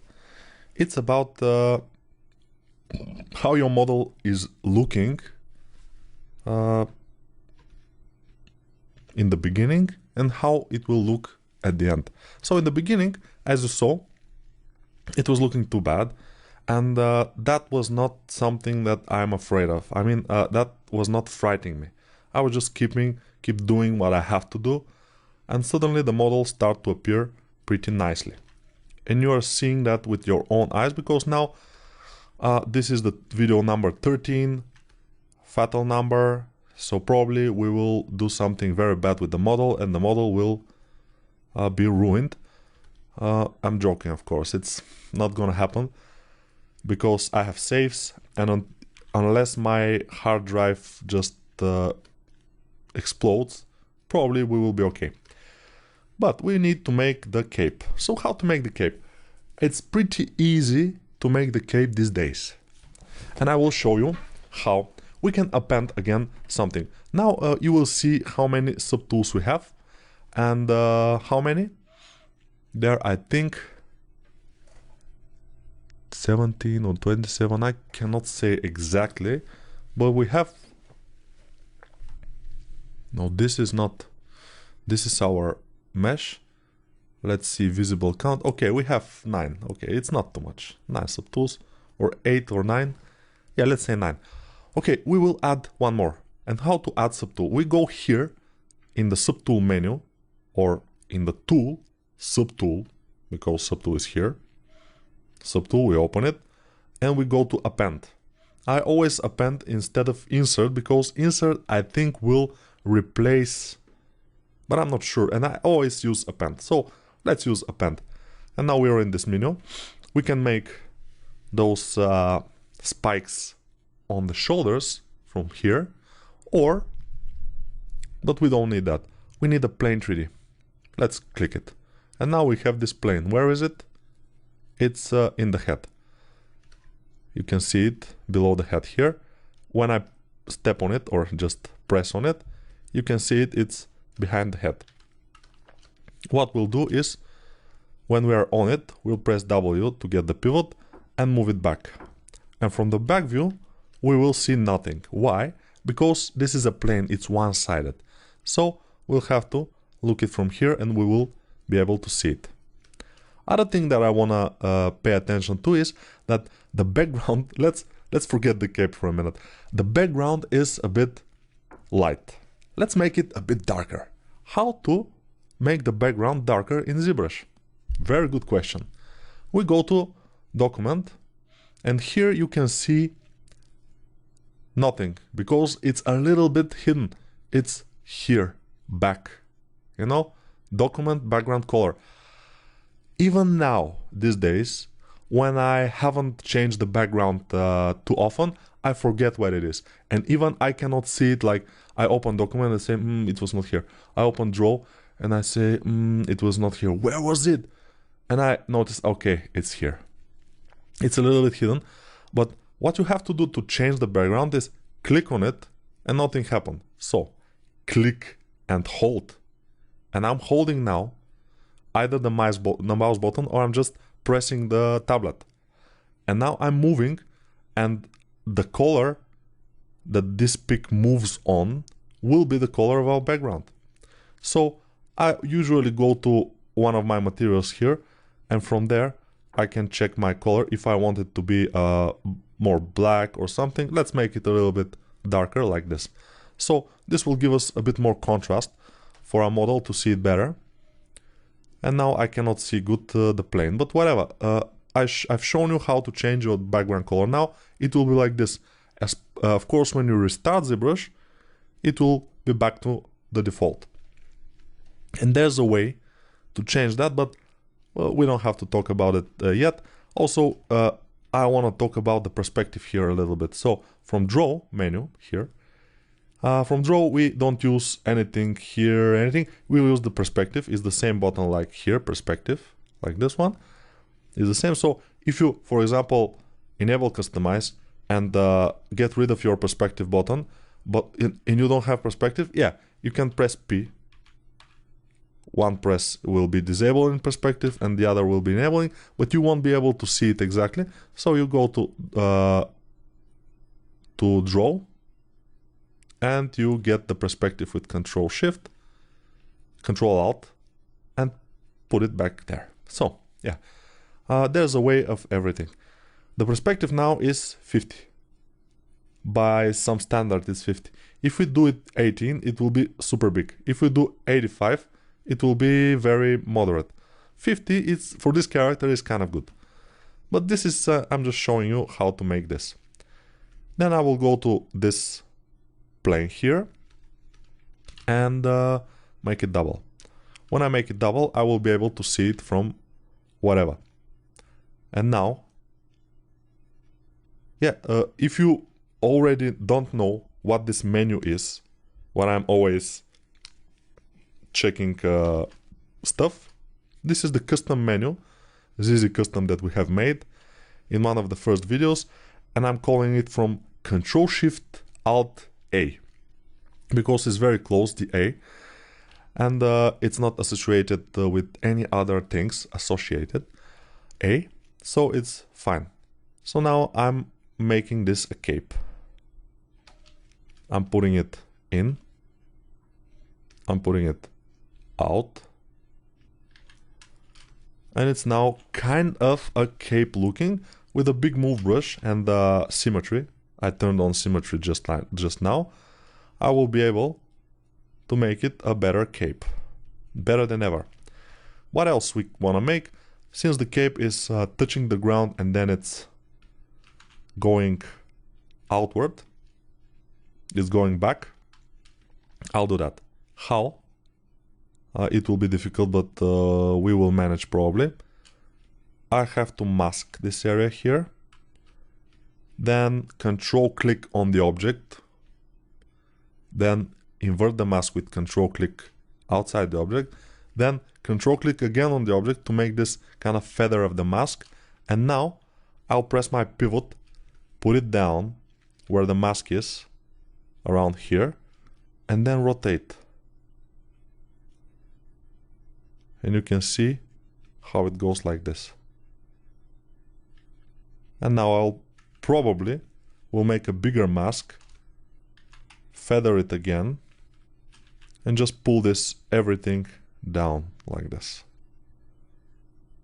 And since it will be lower than the legs, I will go ahead and use again the secret brush, which is Control Shift, press here, up here. Up here, you see it? Yeah. clip curve brush, and at the whole time I'm holding Control Shift. Now I'm dropping it. Now I'm pressing Control Shift again, and yes. If you drag this the other way around, you will make a big mistake. Not that big, but still, you see. Now we have this. It's pretty good. We can make it like that. And probably we should make some little bit of a folds in there, because it will look too not good. So let's zero mesh it first. Go to 0, 1, target polygon count, zero mesh it. Let's see how much polygons it is. It's a little bit lower on polygons, and the folds will be not very easy to make. So let's increase this at 0.45, for example. Now it's kind of better. And now I will disable symmetry, because folds with symmetry are not very good. And with the standard brush, I'm just trying to make the folds work. So I'm imagining the folds from up here coming, and they will go straight down. There's no way the folds will go other direction, straight down, and then it will touch the ground and they will curve or do something like this. We'll see, but probably a curve.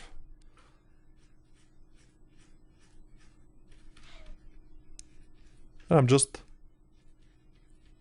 testing the waters, just testing to see how this will work, or is it gonna work at all. Probably it will. Moving those folds, maybe moving them up inwards a bit over the other. But yeah, you can make this with Marvelous Designer if you know how. It will be pretty easy to make this thing. But with ZBrush, we have to just rely on some references or some imagination. But you will have to have very good imagination to beat a reference, of course. And I'm not using reference now, since this is a kind of cartoon character, so we don't need too much folds. We just need them on the right places. Kind of right places. We even don't need them on very much right places, you know. We just have to make some folds. And don't make any other type of folds. It's a cape. It's holding itself only here, and then in the ground, on the ground, and there cannot be folds like, for example, like this here. No, it's impossible. It will be just downwards and then like this. And it's a little bit boring, I know. So I will make them downward, but then a little bit on the side, because otherwise they will be parallel, and parallel things are pretty boring, especially on organic surfaces. If you're making a robot, yeah, parallel things, no problem, but organic, problem.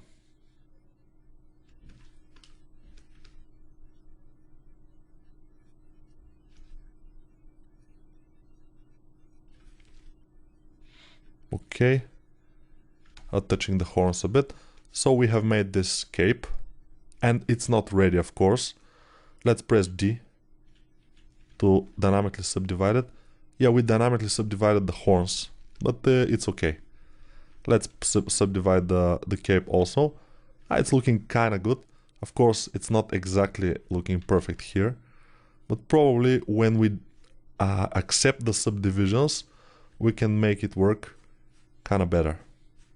Because now we don't have enough polygons to make it look good. And as you can see, I'm changing between various brushes to achieve my goals. So if you wanna become better in ZBrush, you have to learn to change your brushes. And I'm changing brushes constantly. That's why I need these shortcuts, short keys. Without them, I will be ultra slow.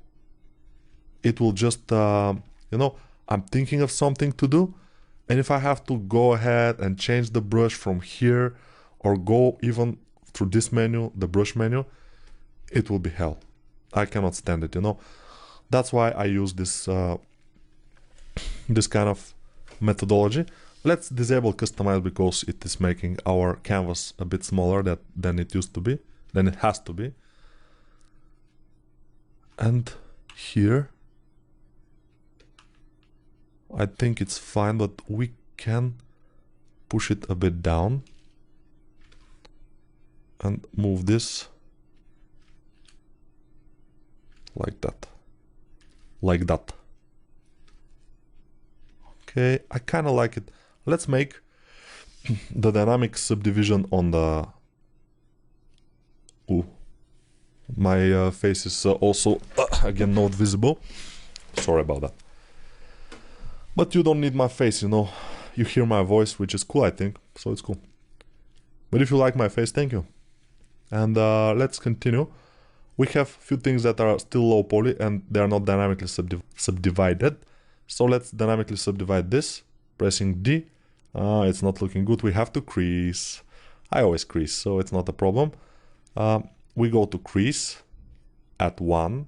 Don't crease it more because it will be awful. It will be super sharp, and super sharp corners are never good. Never make super sharp corners in 3D. The corners should be sharp enough, but not super sharp because they have to take this kind of a specular on them. But you will notice that. This is a very good advice I'm giving you, so don't waste it. Now I will crease. And it's fine, but we need to make it thicker, I think. Alright, that looks fine. The other thing is, I will Shift D to disable this. I'll need a lip here. So, in order to make this lip, I will go to Z Modeler. And let's see, insert single edge loop. That's what I need. I will insert an edge loop here. And then I will mask these areas here. I'm control masking. And I think I have masked. Yeah, I think I masked them. Then I will control click to reverse the mask. Now I need my pivot here, but it's gone. So I'll alt click here and then I'll move this, then probably rotate it a bit and then move it again. And then while we have this kind of a base, I will move with the move brush from below, from every possible angle to see how this works. That's why, and I always say that, of course, it's extremely important that you can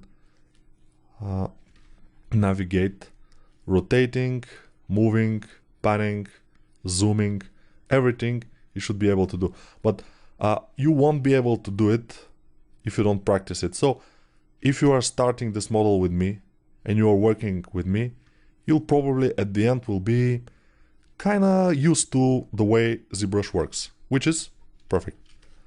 And that's why you have to do it. Then I will crease this because you see when I press D to go to dynamic subdivision, we don't have a corner here and we need it. So I'll go to one edge, press space, crease, edge loop complete, it's pressed, and I will press here. And now I will have a little bit of an edge. Of course, when we accept the subdivisions, we can make a bigger edge or whatever. Let's try to make an edge here to see what happens. Why not? It's fine. I like it. Not the best, but I like it. So let's see it now. Not very nice because this helmet is going inward. But it's easier for me just to increase it forward, or just increase it forward is very good thing to say. It's a very strange face. I think we should make a face below this, below the mask, which should be a bit more interesting and sympathetic. Who knows? We can make something very good. Or the opposite. We can make something pretty bad. So let's go to the armor, just alt click on it to select it from the subtools. You can see I'm very good at almost everything, but at just browsing through the subtools without going at all here. I don't work here almost. Sometimes I need this to see, to select my newest things that I have added. But most of the time I'm working in my area here. And I even can work with like this without most of the interface, which is kind of clean. This is when you press tab. So don't be scared, because sometimes you will press tab just without intention. And don't be scared if this happens. Just press tab again and it will be okay. That's good to know. That's a good tip, I think. So now, what else we might do? We might end this video and let's press perspective. Let's see. It's starting to look almost exactly like the concept, not perfectly like the concept, of course. It will require a lot more work to look perfectly, but probably we will even not make it look exactly like the concept. We'll make it kinda like the concept, because the idea of this tutorial is not to make this perfect. The idea is to learn the basics of ZBrush, learn the things that you will definitely need to sculpt with ZBrush in the beginning, and at the end also. The end is the beginning is the end. Make this sharper. It will look interesting sharp, I think. Yes. So for now this will be our thing. We will continue next time either with the hands, the arms, or maybe we could work a little bit on the sword. It will be interesting, so don't miss it. Here we are again. This time it will be again for 20 minutes. So this time is like the last time. It's like every time. Let's try and press D while we are on the body armor. Press D. Ooh, it's looking pretty nice. But we will also do something else. Let's crease it, but let's see which is in the middle. Okay, we have a middle here, which is fine. And I will do this. I will get it solo because it will be easier to work with the solo. Then go to Z Modeler, go to the middle edge and press space. While holding space, crease, edge loop complete. Press those two and then crease it. But it's not gonna be very good because you see it's super sharp, it doesn't have any specular. So Control Z. Why? Because the crease is equal to the crease level here, which is 15, which is a lot. It will be the sharpest. So we'll go to 1. And then crease, and then press D to see what's happening. It's not quite good, but we will have to increase the dynamic subdivisions to see. Let's increase it to 4. And it's not exactly perfect again. So it's not very good, especially in this area here in the front. But it's not bad either. I mean, it's not the best. So let's try at 2. Crease it at level 2. Let's go to 2. Here. 2. Enter. And just press. And now it's a bit better. And I think this will be nice. Let's now try to make this work. Because until the middle area, it should be more straight. Everything should be straighter before the middle area. Okay, we can crease this also, but this is not looking very good here. I don't know why. Let's see. Okay, the topology of all those things is not very good because it's not good. It's not good, even worse than not good. Let's try it with the lesser topology and to see what's going on. Oh, it's amazingly bad. So let's try it with a little bit more, but not too much. 0.2, for example. Wow, this is completely not good. So yeah, it's difficult. So what I want is to have lines along this line here, along here. Let's try something else. I will show you something here, which is very interesting. When you zero mesh, which is this thing here, zero mesher. Yeah, when you zero mesh, you can put guidelines to guide the zero mesher to put edge loops there. So we go to B and select the zero mesher guideline brush. How to find it? It's Z and then zero mesher guides. Zero mesher guides, press it, and now we can drag guidelines where we want them to be. Exactly on those lines.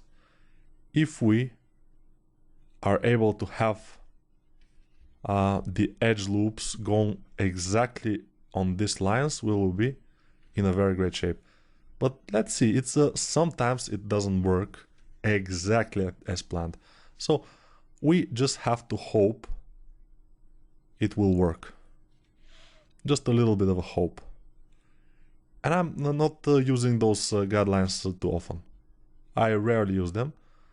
But sometimes when I want a good topology on some places, I just use them.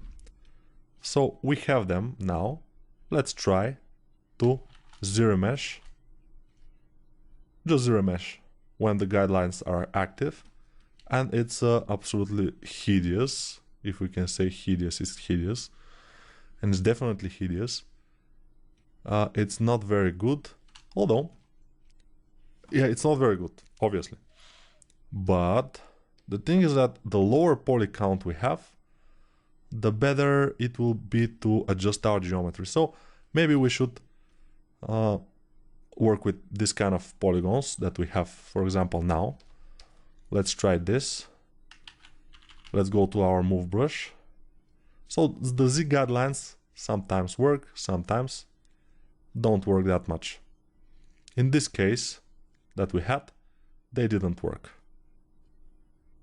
But in some cases, I'm just showing them to you to know that they exist. You can check them out, you can test them. For you, in some cases they could work, in some not that much. Yeah. Here we have a problem, obviously, which is a big problem. And I don't know if we can decide, if we can fix this problem. But let me see now. I don't want these polygons here. So I will connect them together. And then I will weld points. And I think they have welded, which is kind of good. Then I will go to Z modeler, go to a point.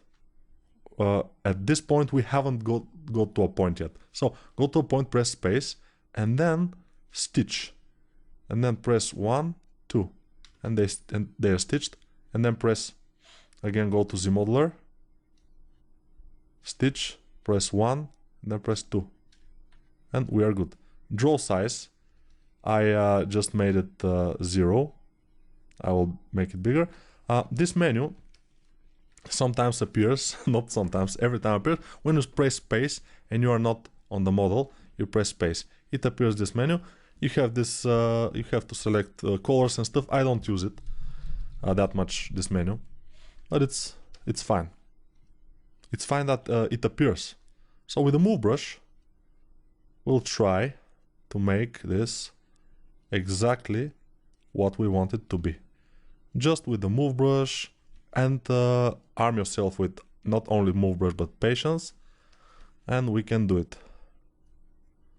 Patience will be greatly required here.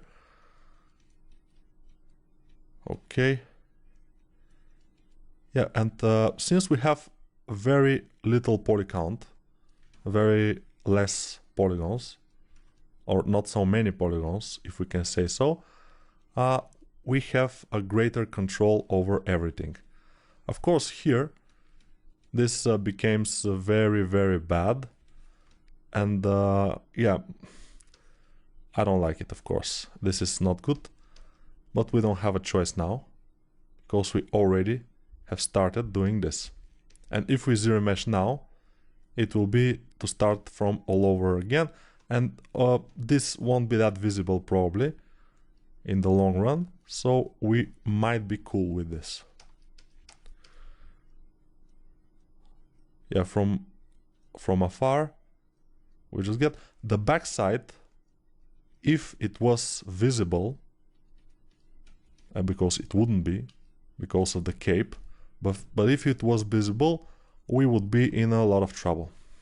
Yeah, I'm saying it because it's like this. We could do something else.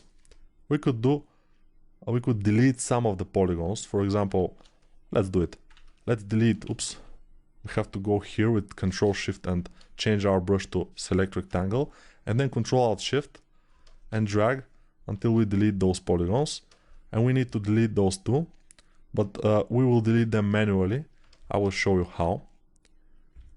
Let's del hidden because we don't need them. Del hidden.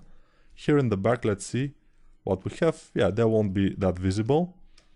And we will delete all those polygons in the bottom here.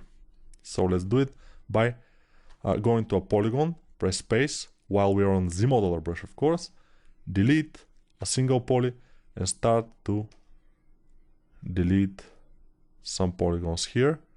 And of course, when we delete all those polygons, we have an island and we can delete the whole island. We just change the action to delete an island, which is absolutely legit. We can delete also this edge loop here and we will be fine. And this edge loop was let me think a bit. How I deleted this edge loop, you will ask. I deleted it by accident. No, I deleted it when we have, because I am now on insert single edge loop. But how I deleted it? With Alt. Because now I created, with Alt I deleted. So this is the Alt version of this brush. Okay, move. Yeah, this takes a lot of time, obviously, and it shouldn't, but it does. So I think it's cool, but it's better to be having a good topology and then, you know, than to have bad topology. Wow, so wise, so wise. I don't know why, how I got this, you know, super, you know, wise things. Let's go to delete again single poly and delete those. And I think we are ready for thickness. So now we will use it to make thickness, but not now. Let's first make it a little bit more, you know, interesting. Not interesting, but to look better, at least. I think it's looking fine, but let's see. Okay, it's okay. We will crease and it will look fine. So for now, I would need to make a thickness. So the thickness will be great. I mean, big thickness. Let's do this.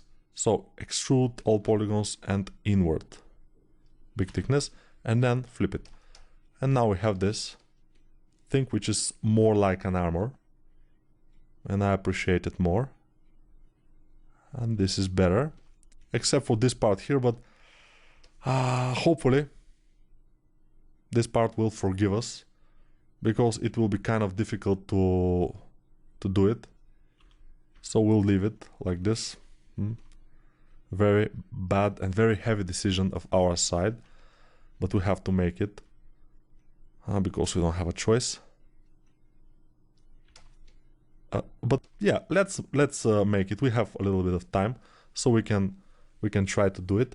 How to fix this? So we go to we're going to delete some polygons here. Delete a single poly, this, and this, and now we have to just connect them together. Let me see how we can do this connection. It will be difficult because we have between this part. We can try to erase it. Let's try Alt. Hopefully we haven't deleted something important. Okay. And from here also we can erase this. And it doesn't matter too much. And now we can connect them by going to an edge. For example, this edge. Then go to a bridge. And just press this one and then press this one. It doesn't happen. So again, press this one and then press this one. And now it had happened. Now press this one. It's difficult to press them because we have a lot of edges behind. And it's pretty difficult. But if you got it, maybe with the mouse will be easier. No, I haven't got it. Let's do this. No. I don't know working now. Let's try it again. Oops. It has happened. Now it is good. And now I will connect this point. I will stitch it. Okay, I will stitch this point to this point. And now it's kind of working. I mean, it's barely good looking. Not quite perfect, but it's, like I said, bearable. Maybe bearable, it's a good thing to say. Let's try to Dynamesh it. No, not Dynamesh. Dynamesh, never Dynamesh. We will dynamically subdivide it and then we crease. Let's try it too. Okay. We have something here. Let's crease some other things here. Crease, edge loop complete this one. Very good. Let's crease this one. Also good. We don't care about those things because they are not visible. We only care about these things here. And they're looking pretty good.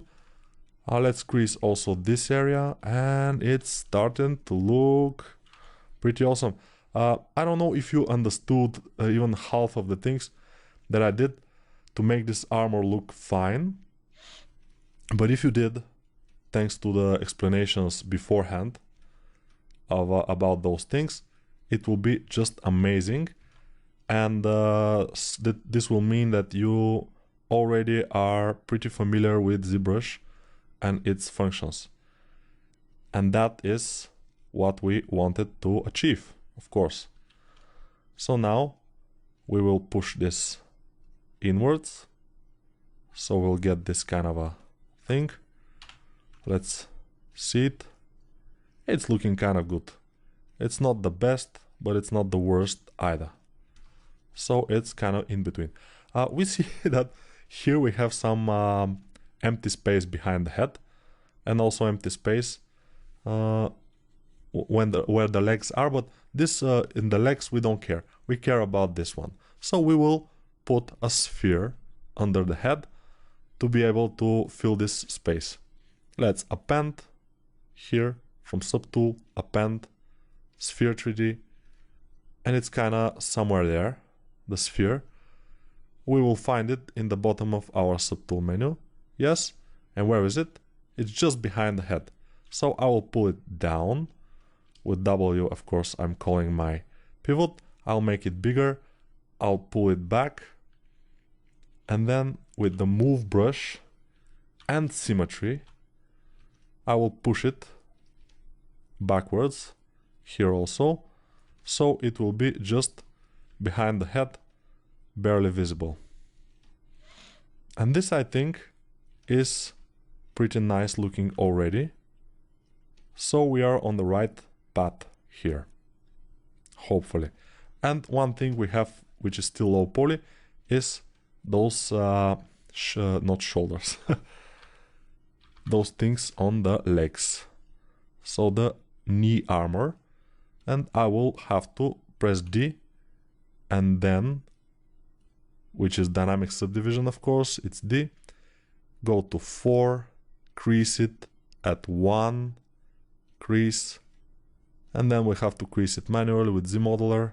Just crease this and probably also this. And it's starting to look not very good, but not very bad. We can refine it later, of course. Other thing we want to do is press D on this and see what happens.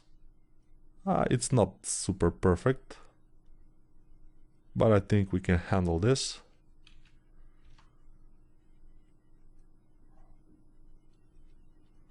We can make it a bit like this. It doesn't have to be that sterile, yeah. And what else we can do is maybe start working on the hands. But the hands are a little bit tricky because this hand will be like this, like it is now. But the other hand will have to pose, but it's not the problem. I will show you how to pose. Even with a lot of subtools, we'll be able to pose. And now our model is starting to look pretty awesome. Let me show you in the next video how to make those spikes here. I will show you two ways to make the spikes. One you know already, to append a cone and then put it with the pivot to rotate it, to move it until it fits where we want it to be. Maybe there is another way. Let's see, B, and then we go to some primitives. We have to have primitives here. I'm not sure where exactly they are, but we should find them at some point. Yeah, they're here. So let's see if we have a cone. Basically, we don't have a cone here. Let's see the other primitives. We don't have a cone here either. And that's unfortunate because it will be easier if we had a cone in there. But if we don't worry if you don't have some of these brushes, because some of them mesh insert dot. Okay, we have this. Let's press M. No. So what's going on? Oh, it's not good. Okay, we will not work with this. Okay. So this will be for this video. I will show you how to make those conical spikes. Maybe in the next video or something else. We'll see. Nobody knows, but we'll see. So, bye for now. So this video will be very exciting because I will show you 3 ways of making those kind of spikes here on the shoulders. So first way is very straightforward. We will go to our subtool palette, then append, here, append, and then we go to a cone 3D. Nice. Let's try it, cone 3D. And the cone is appearing here inside, so we will just click on it here on the subtool menu, on the subtools. Maybe we can increase the count of the subtools. This increase count subtools of the subtools menu is appearing first time, I think, in ZBrush 2019. So if you have lower version of ZBrush, you might think of upgrading because this is comfortable. Now we can click on it and then we have to move it around this area. So this will be done by how? Think about it. Pressing W to get this the pivot and just dragging it here. So this will be one of our, let's turn on polyframe here. This will be one of our spikes. The thing is that this is not looking super nice, but let's try it. Let's press D to subdivide it, and it's super sharp, and it's not maybe the best option. We can of course decrease the sharpness by going to Z-modeler brush, the Z-modeler brush, and then insert single edge loop, and with Alt we will just delete some edge loops like this. Let's try it now. Okay, it will be a bit better, but this is a bit not that good. And then we might have to, of course, make it little, make it smaller, and then with Alt rotate it. But since I'm rotating with perspective, it will be a bit difficult, but not a problem. Yeah. Now we can rotate by the red axis and then put it where it belongs, here. So this is one of the ways we can make our spikes. The thing is that I have to make them a bit smaller. We need adjustments, but with all of the ways that we can make them, we will need to make those kind of adjustments. Just doing. Notice that with the move tool, with this this 3D pivot, the thing is that with the white circle, you're rotating according to your camera. So the white circle is always straightforward to our camera. We can rotate. And with others, they're always to the axes. So it's up to you which one you will use.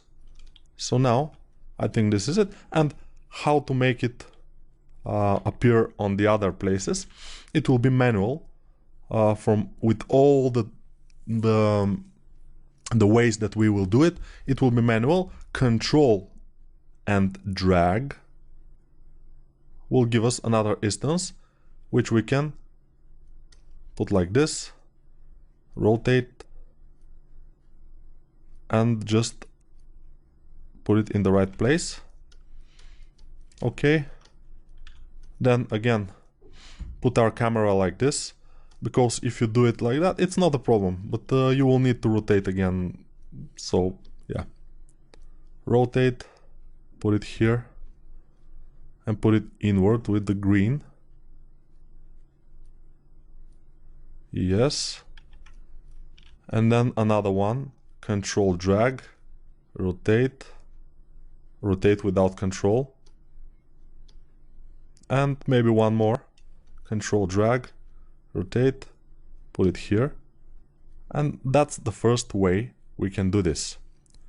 And I will show you other ways, which will be basically the same as we'll have to put them over. So in order to get out of the mask, you just, you know, it was masked, everything but the last one. We just control drag outside the object and we get rid of the mask.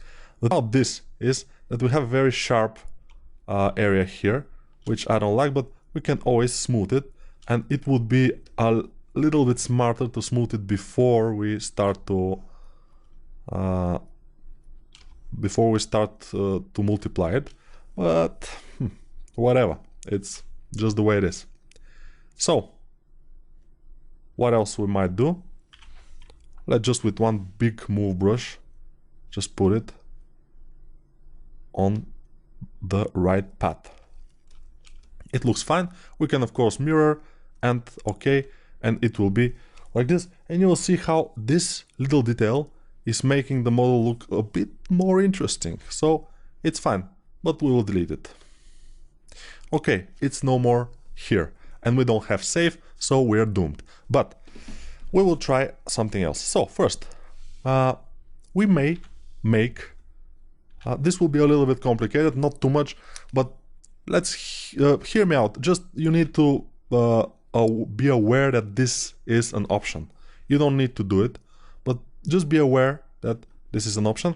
I will just push this a bit inwards because it's too much interfering with the shoulder in this area. So a little bit like this. And I think now it's better. So the next way is to copy, to duplicate whatever part we want from the object. For example, I can duplicate the shoulders. So duplicate the shoulders, and now we are on the duplicate of the shoulders. And now we go to our pivot with W, press W, and then we go to this customize menu here, which is this green gear, this gear. Press it, and then we can get Cone 3D here. We can get another things. So what this do is this will convert our object that we are currently on to one of those primitives here, which is kind of useful because we can control them better from here. I will show you. So press it, and sorry, symmetry. Okay, we will disable symmetry and try again. Maybe with symmetry it doesn't work. Okay, so now we have this cone. Sometimes it makes it very small, but we have it here. So you won't see it because it's there, but if you press W again, you will have the option to make it bigger and put it here, for example. And now I like this cone a little bit better. So now press W again on the cone itself and press it again. So you'll have these options here. Let's turn on this and Shift D to disable dynamic subdivisions. Now we have the options on all these primitives here. We have the option to just make this, you know, to add, and here also we don't need that much polygons for this, especially on pieces like this cone that we will multiply a couple of times. I prefer to have control over the poly count.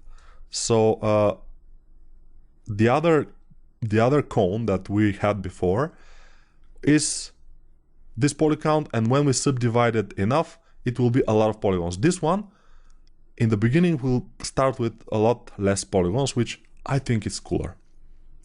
So now I can go ahead and remove my perspective just to be able to move this point backwards a bit, so it will be not that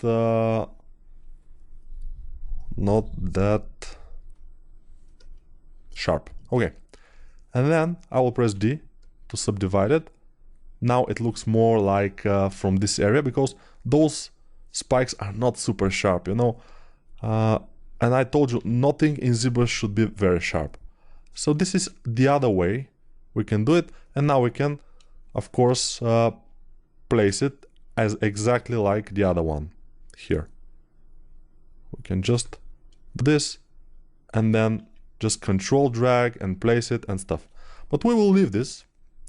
We'll disable the visibility of it, and I will show you the other way, which is very simple and very fast way.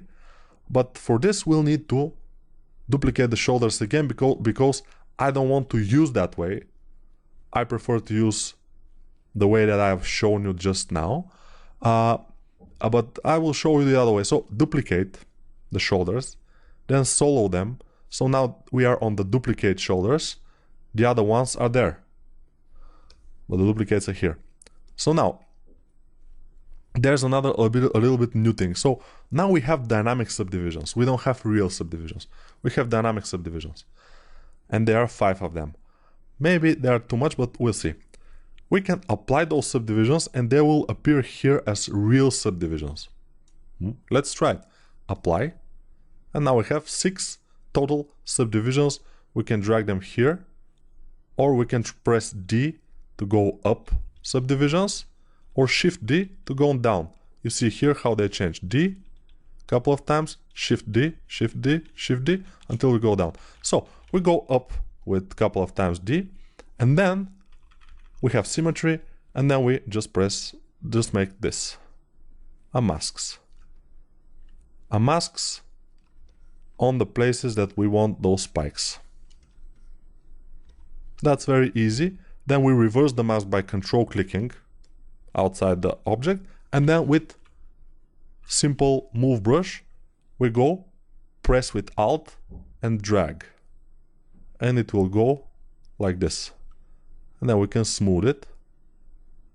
Of course it's not exact science here, but you see what I mean, how you can do it. Press with Alt and just drag, and then smooth with Shift. Just smooth with Shift, smooth with Shift. And this is not the most, how do I say, elegant way, but it's working, and also makes our spikes more cartoonish, more what we want them to be, and that's very, very cool. But for this we need to apply subdivisions, to have real subdivisions, which is a little bit not that, how do I say, flexible, not that flexible. So yeah, you will decide which way to use. I can use this, and then I can, for example, remove symmetry, make this, smooth it, and this will be good. You see, with the clay tubes I'm just making some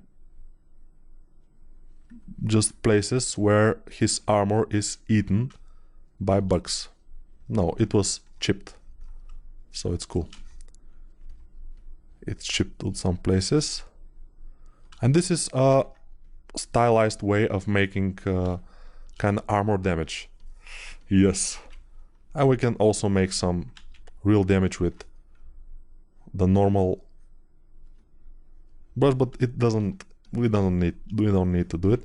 Let's see everything and remove the other shoulders. And I think I can keep that shoulder. I show you the other ways, and I like the result of this way the most, so I will keep it for now. We have the other shoulder.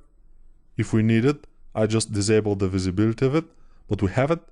So if we need it, we can always go and take it. So now we may start doing some things for the arm, just those things here. We might need to do those, to extract those things and make them thicker or make them thickness, or we can leave them like this. It's up to us. Let's extract them. Let's extract them to practice extractions. So how to do this? Be very careful when you mask, because we need to mask first. Don't go over the edge like this. Don't. Just stay away from the edges, because after you extract, it will be bad. You know, so stay away from the edges. That's my advice. You can try to go over the edges, and then you will see, because you will see that it's not good, because you need mostly you need a straight surface without too much things on the edge. So it will be best after extract to just adjust it manually than to go over the edge here. So this, let's extract it. So I just masked with control and dragging, mask it. We don't have symmetry on the arms, which I don't care. So extract, because we can always, of course, mirror. It's very easy. Extract, accept, then make it solo, just to show you. So when we extract and accept, ZBrush is just jumping to our new subtool that it created, and we can Control-Shift-Click to isolate only this group, then del hidden. And del hidden is, I haven't shown you, but yeah, it's here in modified topology, del hidden. It's a little bit, you know, from modified topology, I'm using only mirror and weld, del hidden, weld points sometimes, and close holes, nothing else. And there are a lot of things here. So it's a little bit confusing. That's why I have it here, because it's one of my most used things. Del hidden, and then zero mesher on the low count. And sometimes zero mesher, when the things go very thin, it makes mistakes. So let's try to get rid of this by a little bit bigger count there. Yes, it's cool. Yeah, you just have to Control Z and try again when you have this kind of obvious bugs, but it's not exactly a big issue, because it's not exactly a big issue, you know. So I'm just dragging with my high polish brush, and then move brush here. Then I will show everything, and we can even deflate this a bit, because it's too much outside the object itself, which is not good. Deflate it a bit, so inflate, but on the other side. And it's here. And I can zero mesh it again, just to see what's happening. Every zero mesh that you made, it will make the smoother geometry, which sometimes is good, sometimes is not that good. But in our case here, it's fine. Smoother geometry is fine for us. Now we can continue on the other places, but first let's move this. I want to make this good, the border here to be better looking. That's why we have a separate object now. That's why I extracted it, because we have more control, and that's a cool thing. So let's now, don't forget, I switched to the arm now, so I'm on the arm. Don't forget to disable this mask and before you make new one, because otherwise you will have a problem. It will extract both, and yeah, you don't want that. So disable one mask by control dragging outside the object, and now we are making this mask making the mask with control, drawing on the object, making the mask, rotating, moving, everything. And now I will extract this. Extract, accept, again, Control Shift click, del hidden, and then zero measure on the lowest. Let's see if it will make some problems. Yes, it had made some very huge problems here. I'm not sure why. Let's see. Let's make it with a little bit bigger polygon count here. Okay, now it's a bit better, although it has some issues here, which I don't know why they appear, but it's not exactly a big problem. So now I will deflate it again to match more the hand below, and then I will move this to go below the other armor.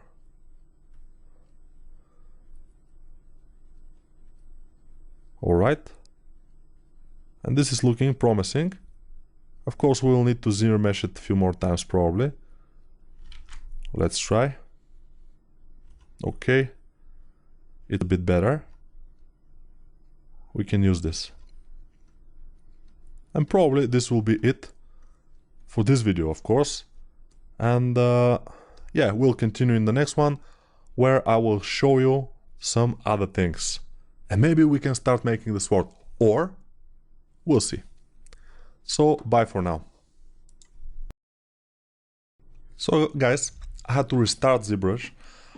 So I think this gives us the opportunity to show you how to load a file into ZBrush again to show. So first Control N, because I did this. Then I will close this by double clicking here, this side panel, and then we are left with this. So now, without closing this light box, we can close it, we can open it, it doesn't matter, but it's there. We can go to Load Tool. So in Tool menu, Load Tool, because we are saving from Save As in Tool menu. Now we are loading, Load Tool. Let's go to our absolute beginner ZBrush tutorial and this file, I think. So now nothing happens. In order to put the file into your canvas, you have to drag it in. And when you drag it, you can start working. So you drag again and oh, what happens? Okay, basically you have to press Edit here, Edit Object, which is T, the T key. Or press just Edit Object. And now you can rotate your object, but you cannot see it. Why? Because you have all those objects above it. So let's disable lightbox or just close it. And yeah, this is our object, obviously, but the others are also there.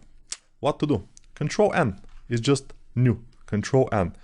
I don't know if there's a button here for Control N, but Control N basically is making this emptying all your canvas from the things that you don't need. And now we can click on this material here and get our basic material, or we can just click on our basic material here to give it to the object. And of course, one more thing we have to do is to put our image here. So go to Texture, Import, and I think it was the crop. Yes, open it. Now go to Texture again, click on it, and put Add to Spotlight, this button here, Add to Spotlight. Press it.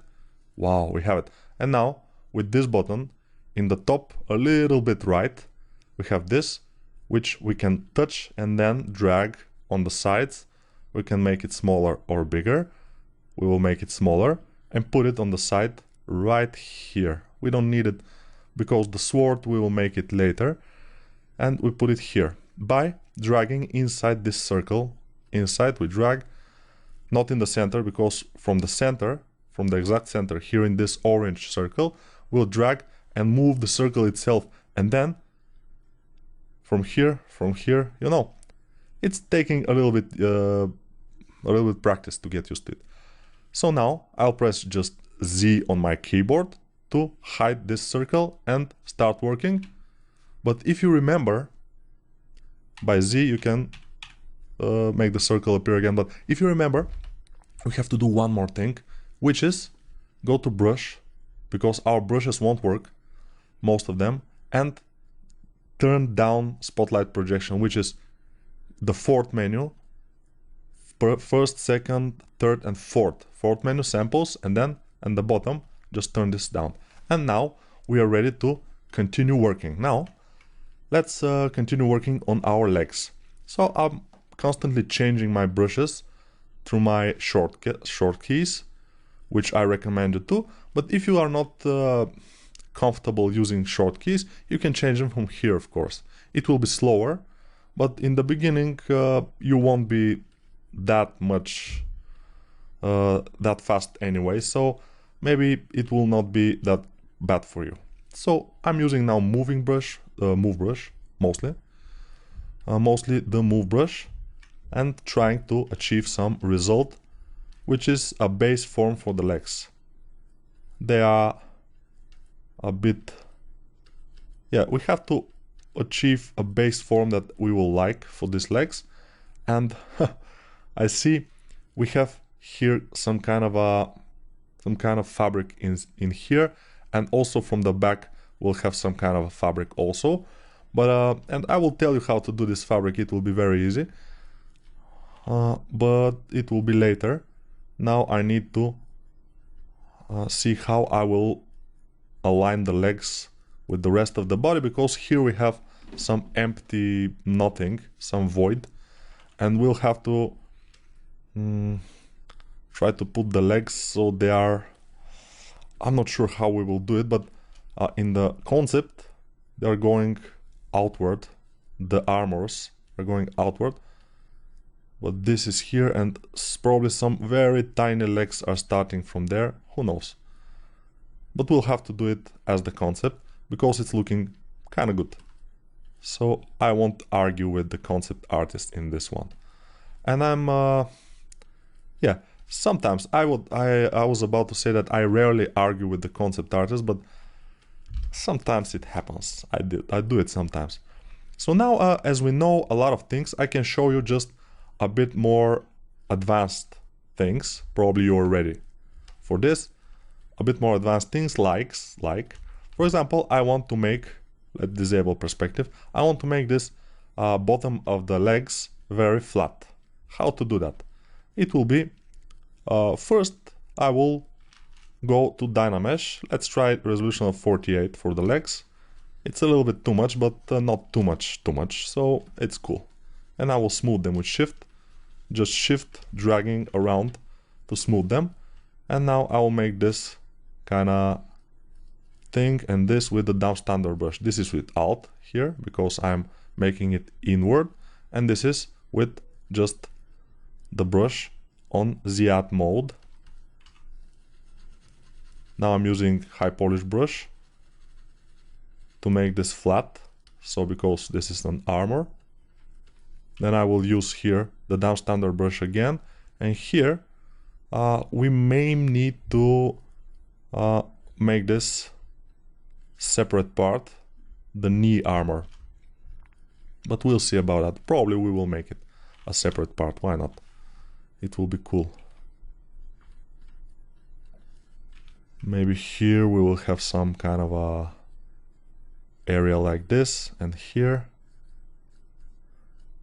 yeah, just using the brush. You know, this tutorial is about the tools, mostly about tools. It's not about how to make the character or stuff, but I can tell you a few things about the character creation. You have to be careful about the silhouette mostly. The silhouette of the character is, especially a character with this defined silhouette, is very important to have a good silhouette, you know, and that's what you have to be careful about. So we will be taking care of the silhouette mostly. I'm just yet to realize how big I want to make these legs, how fat. So I will again, yeah, I didn't tell you what I did. So I did this. I pressed W, this is Q. So Q, we are returning to our basic brush, whatever brush we are on. And W, we have the pivot. Then with Alt and drag on these angles here, I'm moving the pivot, and then I'm just rotating without Alt, just rotating, and then Q and move brush, and I'm moving this around. So from the side view, he looks a bit strange, but that's because he is going forward with his body, and he looks like he will fall. Probably he won't fall, but who knows. So for the advanced thing I was talking about, let's see what I can tell you. Let's make those a bit shorter, and this a little bit shorter too.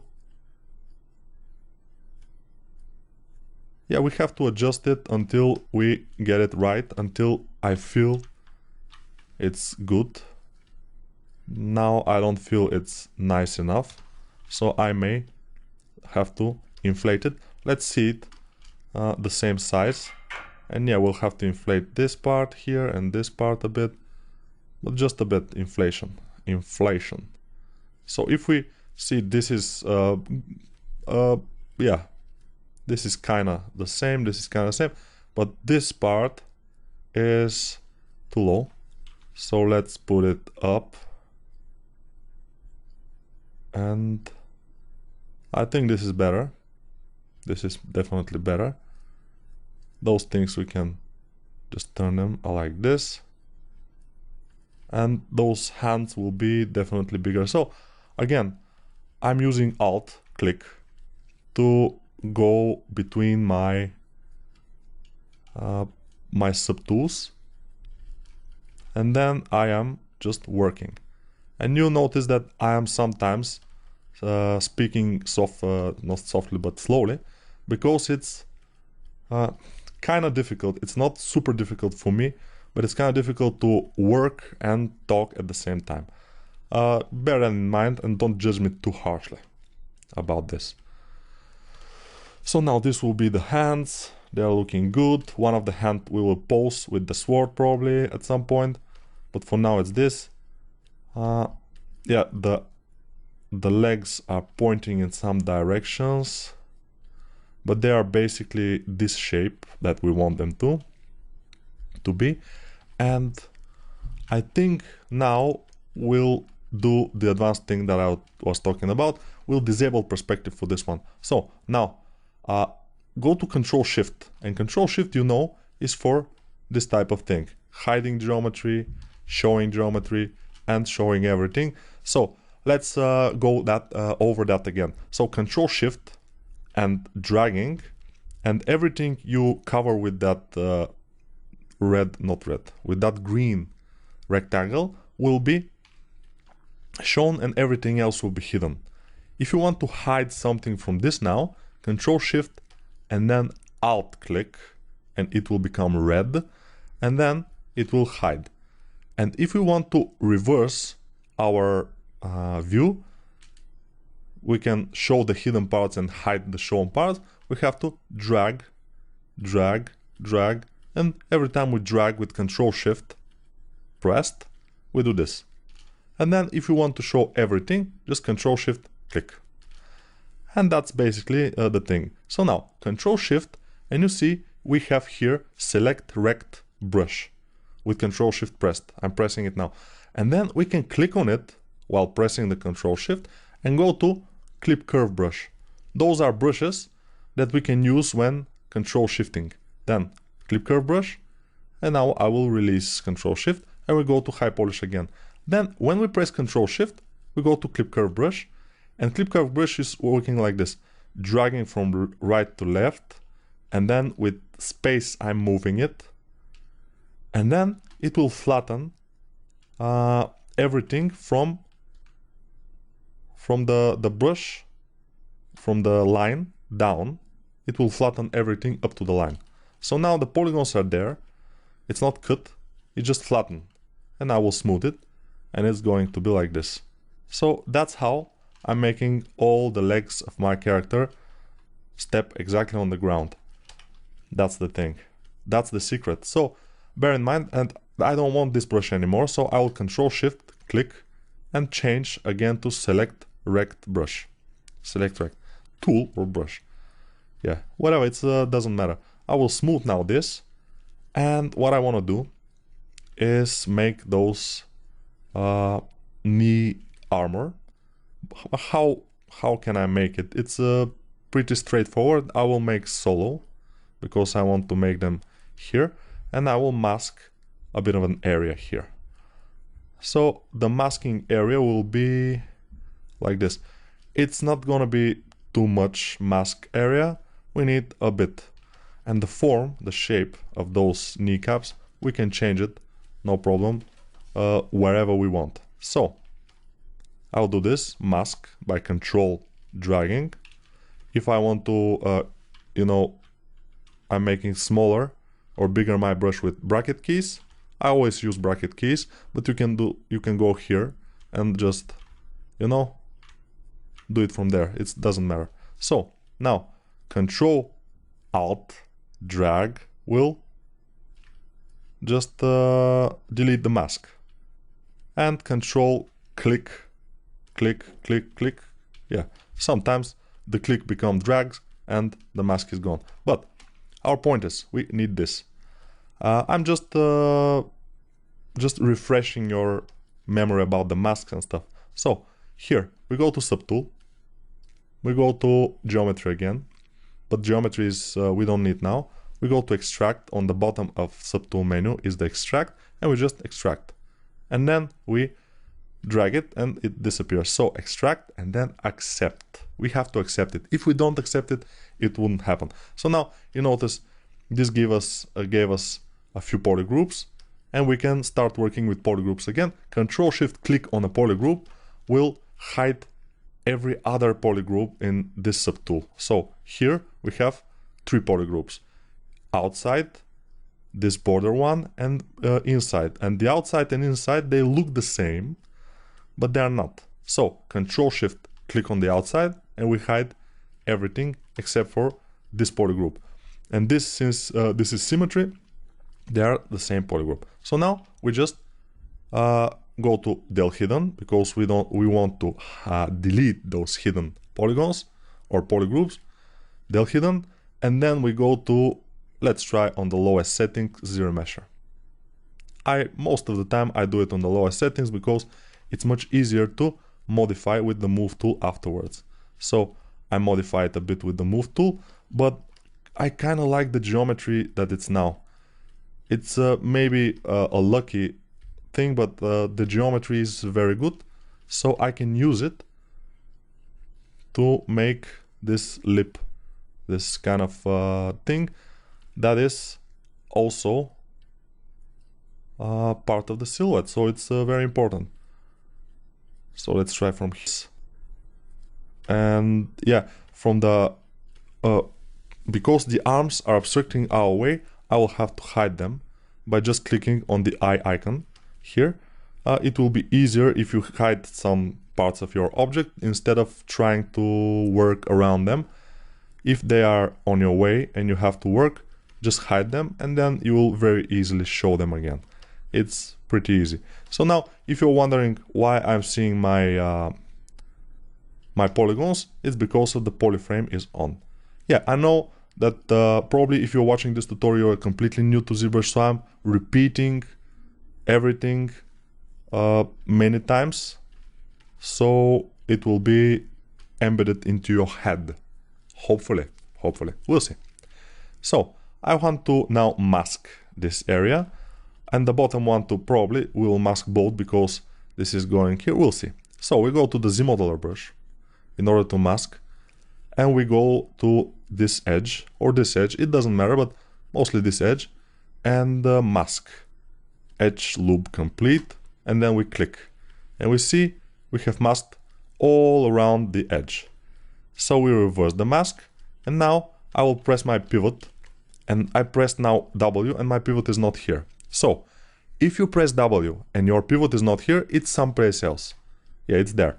But if you cannot see the pivot now and you need it to be here, you just alt click somewhere on the model. Even here we can, no, it's not that. So alt click on the subtool, yeah, and then the pivot will appear, but you have to adjust it because it will appear as a normal to the surface you clicked on. So if I click alt here, it will appear there. If you alt click here, it will be there. So bear that in mind. I'll have to alt click this and then this. So the pivot will go first, reset the orientation of the pivot, and then go to unmasked mesh center. So alt this and then alt this. And then we can just drag this in front and adjust it and make it bigger, probably. But when you're resizing things that are symmetrical, you have to be careful. I will Control Z a few times. Put local symmetry on. It will be much better. And now we can resize it, and we can alt rotate, then resize like this. And yeah, since it's masked, I can also do it manually with a big move brush and just move it like this. And the bottom one is not that pronounced, but I will do it anyway. And make it more squarish in this area.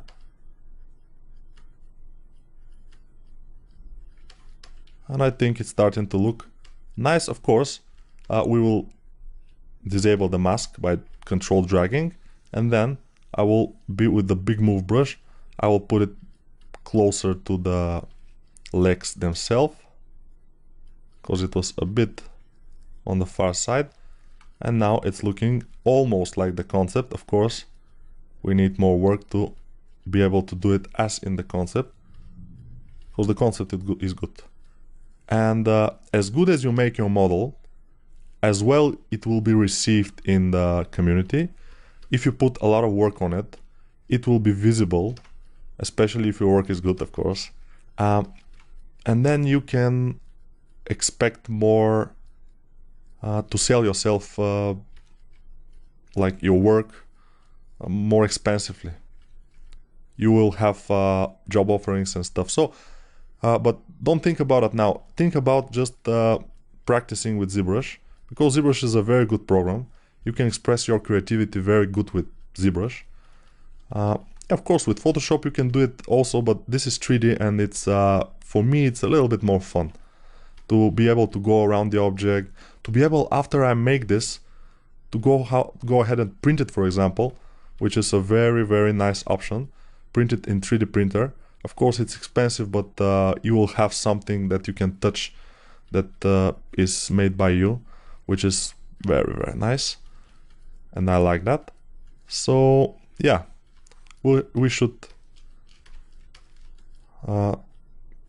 see the hands. They're looking good, perspective, and the model is starting to look pretty nice. And we'll have to go to the other video now. Just end this and go to the other one.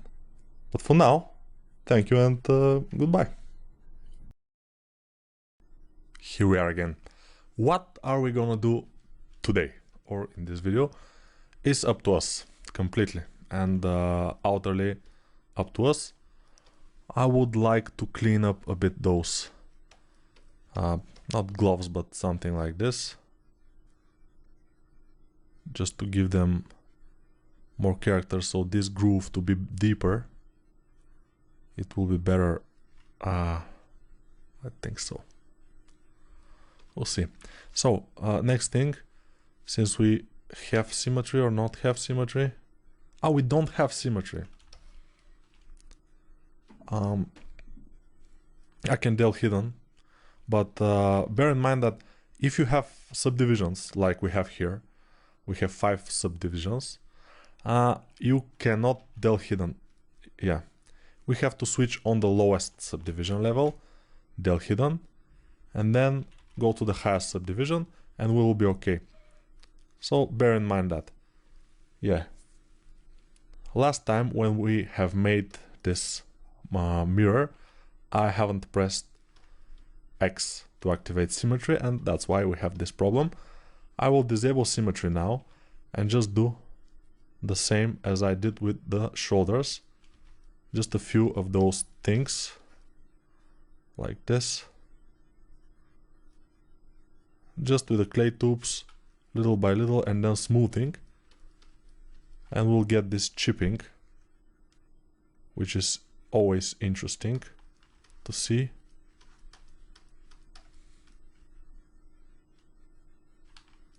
Maybe we can get also some kind of a deep groove or something like this. Also here, but why not? It's pinch. Okay, let's go to the down standard brush, then do this, then pinch the ends, and we can go closer and pinch this, so it's gonna be sharper and it will look more cartoonish, which I think is a good thing. I think it's a good thing. Okay, we have this. Now we go to the pants, not the pants, but the legs, and we have to make something here because the legs are very low poly, and before we start anything else we should fix them to make them higher poly. So let's go to resolution about 120 and polish and Dynamesh. The polish will make sure that we have smooth transitions all over, which is good, and I'll make some deep grooves with the down standard brush here, and then little by the down standard brush again, but without the alt pressed, I will go, but with very light pressure, I will go to the edges of this groove. I'm calling it groove. I'm not sure if it's exactly a groove in English, but let's call it a groove and call it a day, you know. Let's not argue about these kind of things. It's not professional. This also deeper, and then a little bit like this to make it sharper, to make it more appealing. It's a little bit more professional if we make it sharper on the edges, like I'm doing now, if you can see. And then we can go with the pinch brush. And with the pinch brush we can make this thinner, so it's not that thick. Also here we can try it, and also with the big move brush we can go ahead and make this sharper, like this edge here to be a bit sharper. And also I think with the big standard brush we can go and add a bit of a geometry here, so we can go ahead and with a high polish brush make it like this. Let's see if it's looking good. I'm just testing the waters. I'm not sure how it's in the concept because it's not very clear, but I think this is kind of good. This is kind of pretty nice. This is kind of pretty nice. Yeah, my English is the best, you know. Yep, just the perfect English, always. Yeah, I'm famous with my amazing English, as you can hear, probably. But it doesn't matter. What matters is if you learn something from me, even with this not so good sounding English. Although I've heard people telling me that my English is very that my voice is very soothing and comforting, but yeah, different people, different opinions. For some people I'm somehow irritating, I think, or They should be that kind of people. They are always people that will think of the other guy to be like irritating or something. Haters, you know, haters gonna hate, and the world will continue to turn, if we can say so.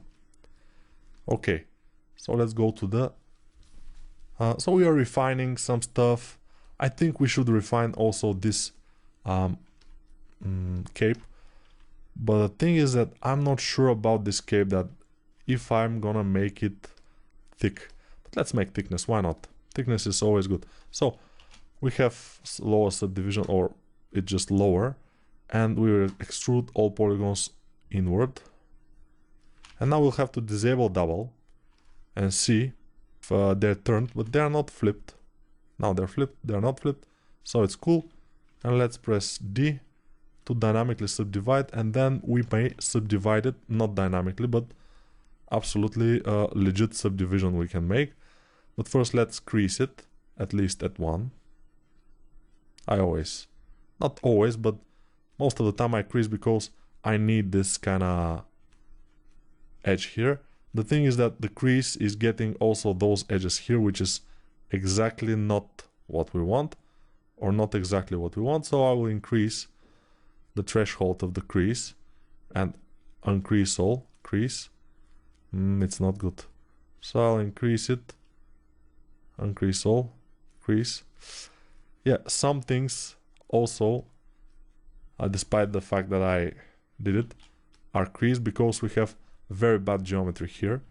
But I don't know if we can make it better. But let me just do it again and let's see if we can make it better. I think we can. So Control Z a few times until we get back to this without the thickness mode. Okay, now we go to B, Z. I'm pressing B and Z on my keyboard to go to Z Remesher Guide Brush, this brush. I select it, I make my brush smaller, and then I go like this. Just a guide here, then another guide here. I'm not exactly sure this will work, because those guides are a little bit selfish, but sometimes it could help. For example, this time, let's see, now we will zero mesh. Let's see, it's absolutely bad because of this here. What's going on? We can try it again, zero mesh. And now I think it's a bit better. The zero mesh is a bit better. So we may as well leave it as it is now. Yeah, now it's pretty good. I'm kinda happy with this. So I will use it, of course.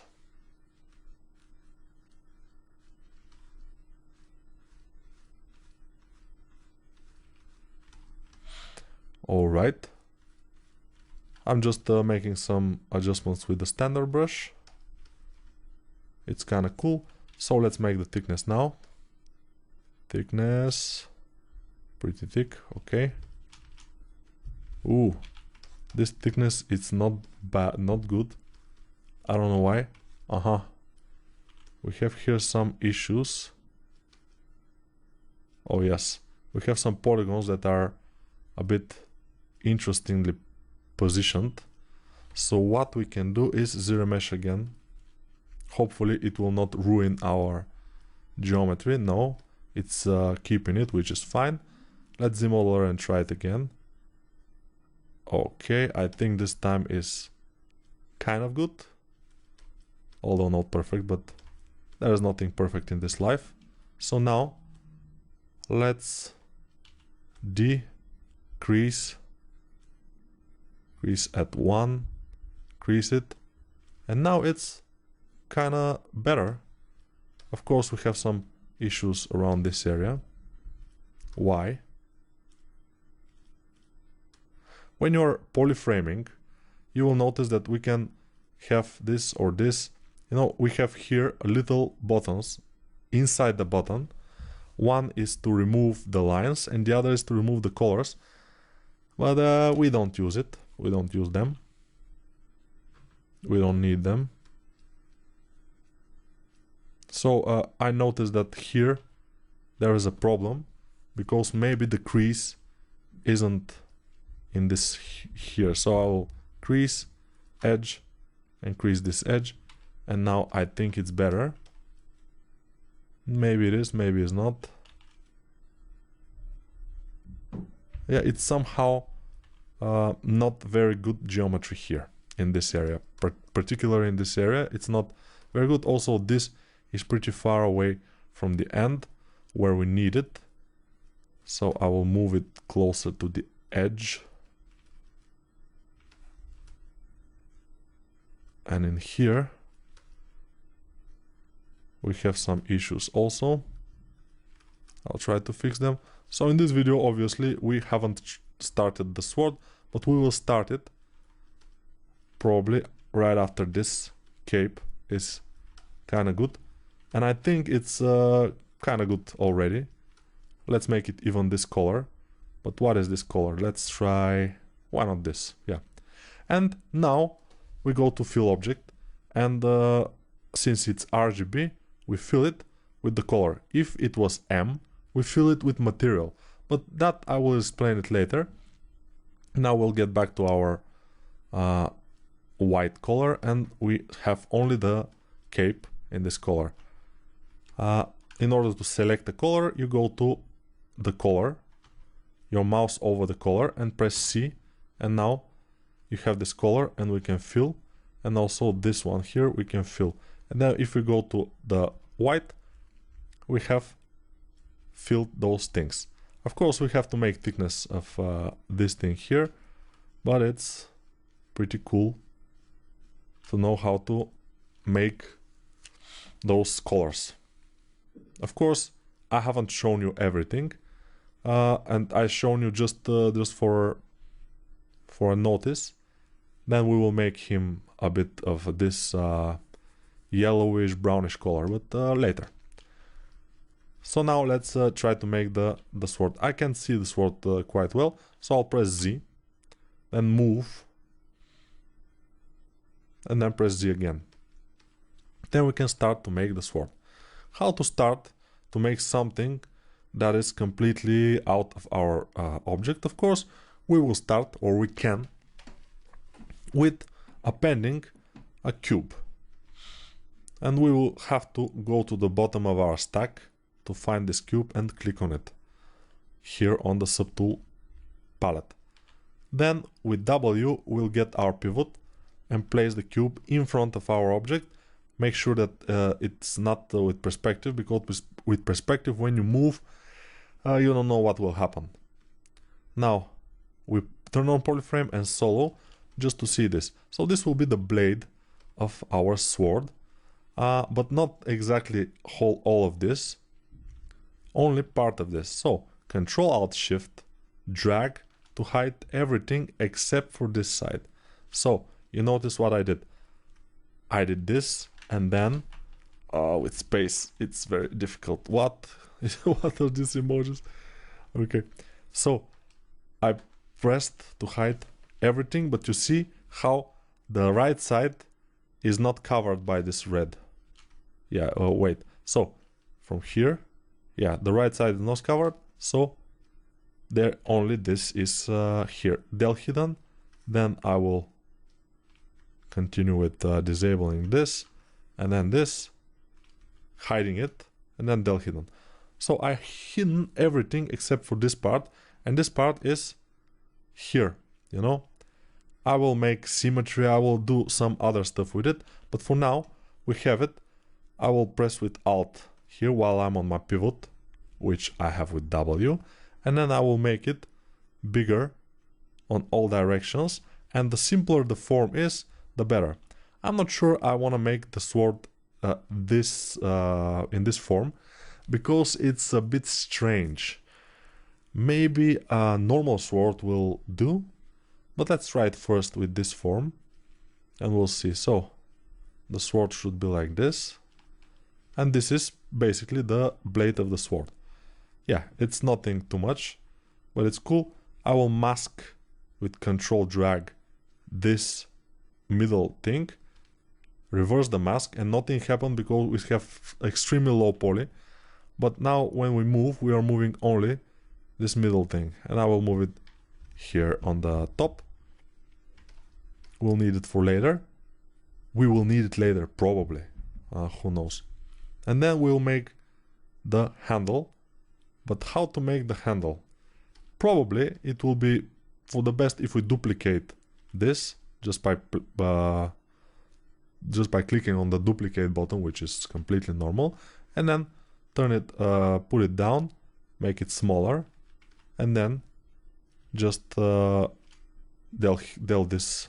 So deleting in ZBrush, as you can see, is by just hiding it with Control Alt Shift and drag, hiding the form, and then press del hidden. It's pretty easy, nothing to be scared about.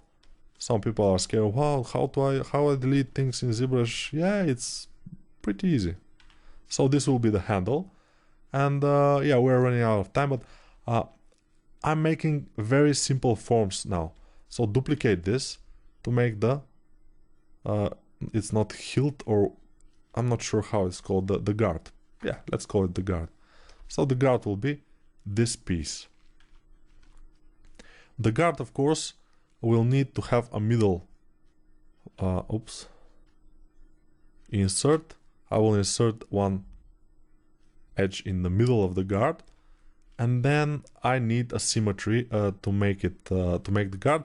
So let's press X to activate symmetry, but X symmetry, now it's X symmetry, it's not working for us. We need Y symmetry. Y symmetry is good, and Z symmetry also. We can have two symmetries at once. And now if I go to my move brush and move this down, you see what happens, because we have symmetry by this axis and by this axis here. So both axes we have symmetry on, and it's pretty good, yeah. So this will be the base of our guard. Now here I will add again a poly, not a poly, but the edge. Then I will mask this bottom edge, reverse the mask. When I want to move or rotate or just do something with some edge, I just mask it and then reverse the mask. And then I can work on it, make it wider, so it's the pommel of the handle. Then I release the mask and put it down a bit. So now this is the base of our sword. Of course it's 2D yet, but it's we will extrude and then we'll modify it after extrusion. Okay, let's extrude the sword itself. Extrude, flip it, then we'll have this, but it's not sharp, so we might want to sharpen it, of course, sharpen it. How? It will be pretty easy. We will mask this and then this, then reverse the mask, and nothing happens because we are extremely low poly, but we will put it in the middle, this, with alt clicking on this button, and then I will drag the slider right and it will become sharp. Yeah, you're noticing that I kind of know what I'm doing. So I disable the mask, then mask this, only this part, reverse the mask, and then do the same, alt click here, and then make it smaller, smaller, like this. And perhaps it's a little bit not good, but I will also move this thing upward here, and we can stitch it later, because now we are over our time basically. But this is kinda the sword that we want. I don't know if the sword is sharp on both ends. Probably in this it's not that sharp, so let's just make it a bit bigger like this. And yeah, maybe this thing just this to be sharp, and I will move this down. So you're noticing how I'm just masking something, reversing the mask, and then move it, scale it, or whatever. So this is the base of our sword. It started to look normal, like sword. We can make it a bit thicker. It will be fine. And then we can end this video, and I'll see you in the next one, which will be about the sword again, probably. Yeah. So guys, let's continue making this sword. Let's disable perspective, because with perspective we cannot see exactly from front or exactly from the side view.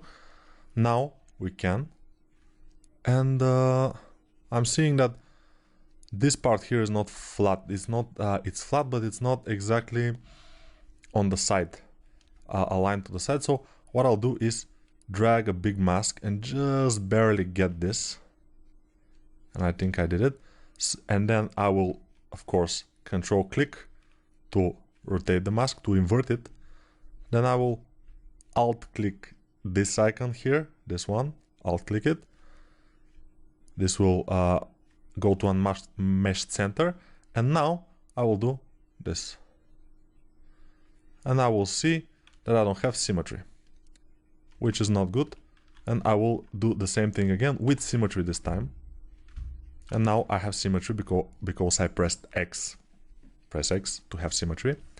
Then I will do this mask, invert the mask with control click, press W, alt click to go to the unmasked center, then alt drag here until it gets to this the widest point, and then drag this slider, drag it a few times until this is completely flush. So what we did here is we masked all those 4 points, and then by scaling them they just aligned to one plane. And since this plane is exactly on the view like this, it is completely good. So I can now move a little bit those things here. I can even probably move this. No, I have to, of course, disable the mask, or not disable the mask, but get rid of the mask, if we can say. Okay. So I think the sword will be good this way. Maybe. We'll see. But I think it will be good. I don't like it exactly how it is here, so I will make it like this. And it's looking fine. So let's make thickness for this part. Extrude all polygons, it's okay. Move it. And it's fine. We can always change it. Flip. How to change the thickness? We will alt click, so our pivot is here, but our pivot, we get it with W key or E or R, but W is the closest. I said that already a few times. And then we will make this bigger, and it's looking good. So now I will go to this one and make also thickness. Let's see how big. I think this is good. Flip it, and now we have this kind of thing. So the handle here should be a little bit rounder, or he will hurt his arms. Although his arms are pretty armored, but still, let's make it rounder, and it will be fine. So how to make it rounder? Let's press X, so we'll have symmetry, and then I will get one more symmetry with, no, not with Y, with Z. Yes, so I'll have 4-way symmetry now. If I move 1 point here, 4 points will be moved. So I will move one inside, and probably this one I will move also inside. So this will become a bit more rounded. We'll see. This will go like this, and maybe we can add one more with the Z modeler brush. I got it, and just click on this. Then mask only this area, invert the mask, then place with Alt our pivot in the mask area, in the unmasked area already, and just make this. Then again for this one, again mask, invert the mask, then put our pivot there and make it like this. Looking good, right? Yeah, the sword is starting to take a pretty good shape. Now we'll go to the top, to this one, and press X also. So now we have all types of symmetry here. But I will mask, no, why masking? We can do it manually by just taking a big move brush and just push this in that direction. And it's kind of good, except for this part here.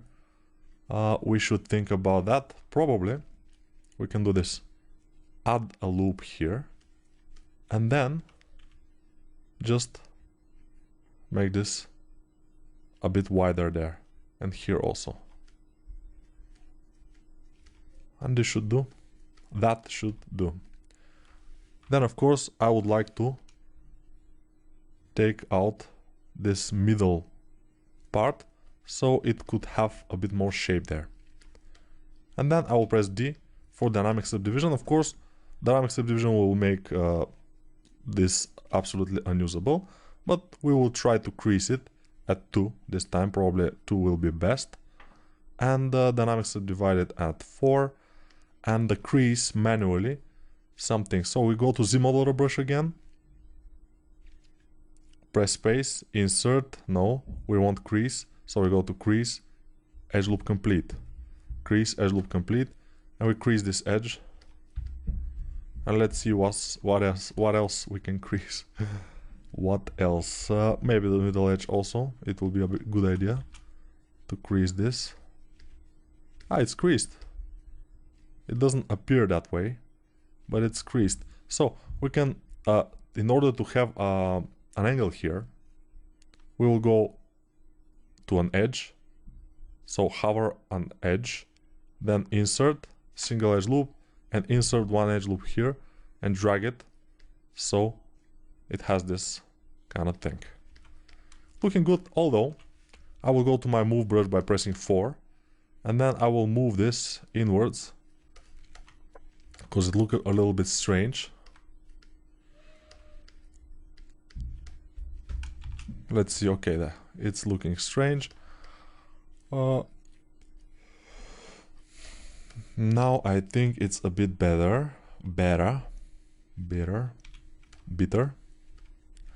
And if we want this to be a bit with more shape, we should do again insert here like this, but not until the end, a little bit before that. So if we press Shift D to see it without the dynamic subdivision, it's not exactly until the end, but it's looking good. So this sword, as you can see, is starting to take shape. Of course, we will again press D for dynamic subdivide. We'll crease at a little bit higher angle, maybe at 1 this time. Let's crease it. Okay, dynamically subdivide at 4. All right, and we'll have to probably uncrease some things, but we'll see. Okay, let's see what we have here. We don't have enough polygons in this area, so we will put one, insert a little bit here, so this will be a sharper transition, and probably also here and here we will put polygons. It's a good idea to have some polygons there, also probably in this area. So now it will be fine, although I don't want these to be creased, so what we'll do is go crease, edge loop complete, and click with Alt, so the crease will be gone.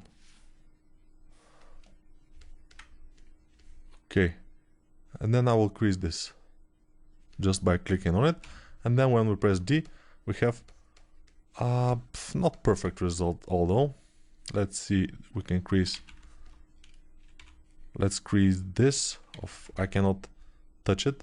Sometimes creasing is difficult. Okay, this is good. I will crease also this one. And this is kinda nice. I think this is fine. Yeah, a good handle. It's a bit thin, but since we'll have to push it into his hand, which is already in fist, it's a good idea to be thin. Then we will get, again, D. Amazing, amazing. Crease at 2. Crease it. Then dynamically subdivide at 4.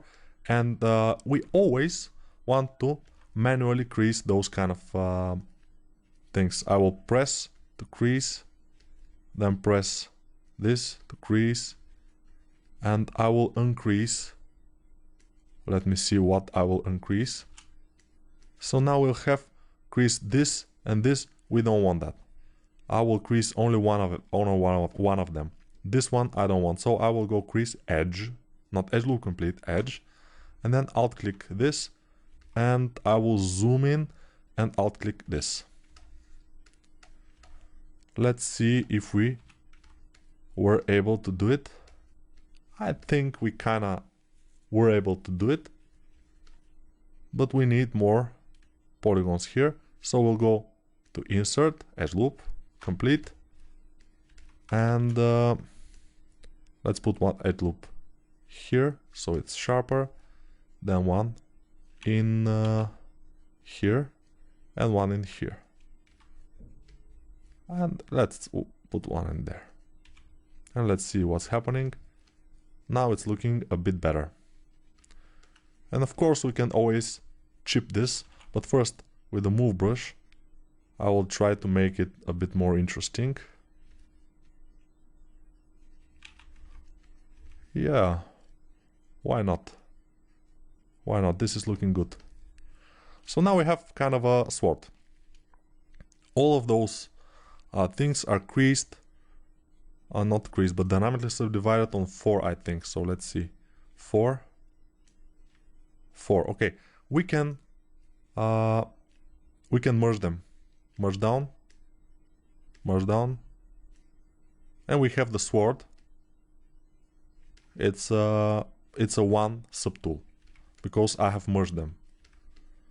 I've clicked on the top one, and there were 2 below, and then merge down 2 times. And now we have this. Let's see our model. Where is it? Shift click on the eye, nothing happened. Shift click on the eye again, and all the subtools will be visible. And we see our model. It's looking pretty good. And now I would like to color the handle and the other part of the sword. So I'll go here, press Ctrl Shift, click, and I see that this is there are a lot of polygroups here in our sword. Although I click on this, now we can make only the separate meshes inside this subtool, which are 3: the blade, the guard, and the handle. There are 3 separate meshes, but they have a lot of polygroups. So now we will make every mesh a separate polygroup.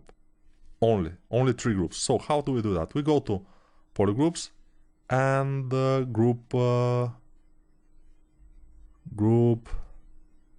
auto groups. Okay, yeah, this is auto groups, but I have it here. Auto groups is the same in my menu custom. So I will auto group, and now I can Ctrl Shift click and just have whatever I want selected. So I Ctrl Shift clicked on this, then I will reverse the selection and I will hide also this. And when I reverse the selection again, I will have selected only this one, and I can poly paint it with some color. Let's see what color will be this brownish tint. I think this will be fine, and I will just press fill object. I make sure whatever brush I am, it has to be RGB on, and I will just fill object. And now I will show this, and it will be cool. Okay, we have the sword already. Let's put it in his hand, or at least somewhere there. Ooh, without symmetry we have to work. I'm talking like Yoda. Without symmetry we have to work, young Padawan.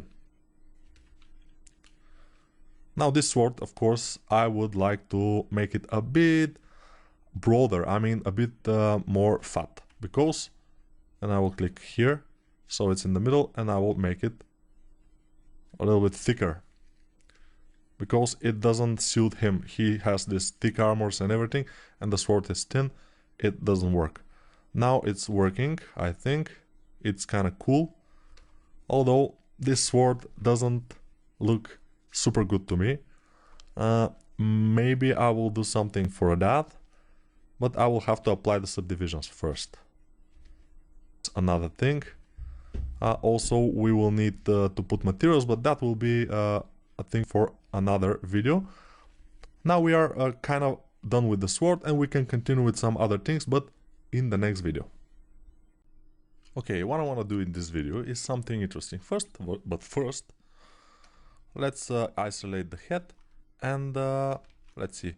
Okay, it's done a mess in resolution. Okay, let's increase the resolution to this one, polish, and do this.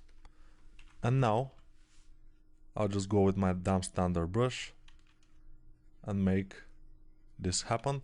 I don't like it, so I will go to the lazy mouse, increase it to 41, and just drag few times, and then on top and on the bottom, and then smooth a bit. But you have to be careful every time you work with this kind of things. Be careful. Then with the pinch brush, I'll just pinch this, and we'll have it. This is looking nice, though we can, let's move this here, so the lazy mouse to 1. Okay, and I'm not sure what exactly we should do there, but since this is a fairly stylized character, we can get away with almost everything except for a lot of detail.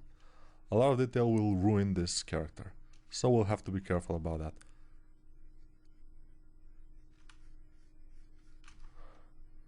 I'm just making this kind of thing. So he basically, I think, probably wears a helmet. But below the helmet, what is it below the helmet is the question. Let's think about that. So, to think about that, we will duplicate this. Let's just make this a bit more like that. Like that. Okay. It looks fair. Now I will duplicate it. What? Here. Duplicate. Then make it smaller by inflating it like this. Deflating it basically. Smooth it. And then we'll think how he will look just for fun. We'll never see this in the final thing, but sometimes if we have time, we need to just make some fun things. And probably his head won't be that with this thing in the middle. Maybe his eyes will be like this. Maybe he will have kind of a nose. Little bit of a nose. Smoothing. And just working with various brushes. Mostly with move brush. And one of my favorite, clay tubes brush. This could be the nose. We could smooth that. And I think he is a happy guy. So we'll make him smile. Maybe his chin won't be that sharp.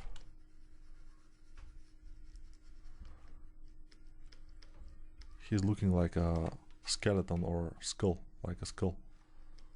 But it doesn't matter that much. We are cool. So let's make him smile.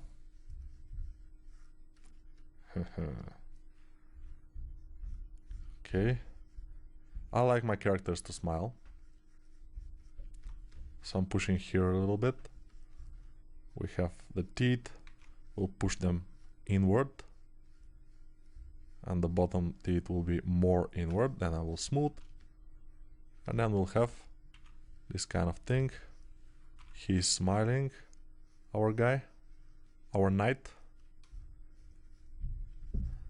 In the original artwork, he is holding here a kind of a rope, not exactly a rope, but some kind of rope, that he's having some kind of prisoner, which is I think a zombie, which is on 4 legs. But I think it would be a bit of a complication to make it, so we will make just this. The idea of the whole video, of the whole course, is to make you familiar with ZBrush, practice a bit, make you a bit more confident, and then if you start your new work, you can always just look at this one, look at this course, because you know you always can, and just repeat the things you learned from here. That basically will be fine. And now I'm not talking a lot because this is just for fun. You can easily skip this video if you want. Yeah, let's see. Okay, these eyes, they are looking pretty not good. So I'll make him like this. I think it would be better. A little bit of a Japan face. Yes, looking fine. And maybe after that we'll start refining the model a bit, adding details here and there, not too much, but we need to add a bit, otherwise it will look a bit dull, and we don't want dull, we want it to look good. So we'll add a few things. We'll move these things inward. Obviously his head won't be like this, he will be most likely something like that, and those will be ears. Let's see if we can make ears like this. Probably we can do everything, so ears won't be that big of a problem. So I'm making sure everything is going inwards from the base thing, because otherwise when we turn on the helmet it will go above it, which is not exactly what we need. So these are the ears. They're looking awful, obviously. But the thing is that we don't need to make them look super nice, because we are doing this for fun. So it's fine. Can make this. He's very happy, I don't know why. You know, now it's Valentine's Day here, and I'm making videos for this course. What's happening with my life? I don't know. But you know, I have a wife and 2 kids, and my wife has gone somewhere, maybe with some other guy. Probably not. But and yeah, whatever. She may have fun. I'm cool with that. I like to make videos.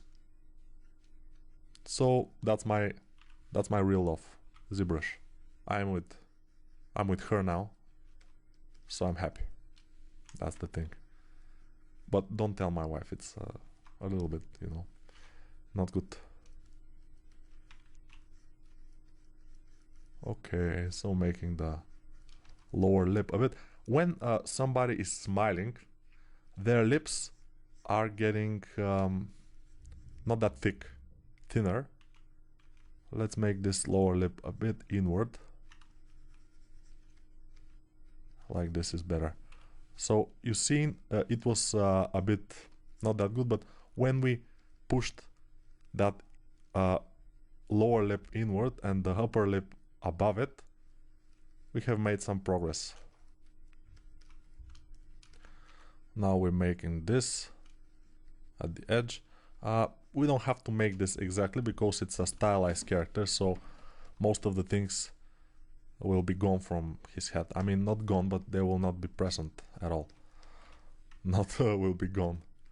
Let's make some teeth, which is absolutely unnecessary and even will not do good, but I just wanna see how it will look not good. Yeah, if you are making stylized character, maybe someday I will make a course about stylized characters. You don't have to go and make a lot of detail. You have to make some things in some places, and the good stylized characters have the exact things on exact places, few of them, but good looking. And that's it. The form of the skull, form of the anatomy skull, anatomy form of the skull.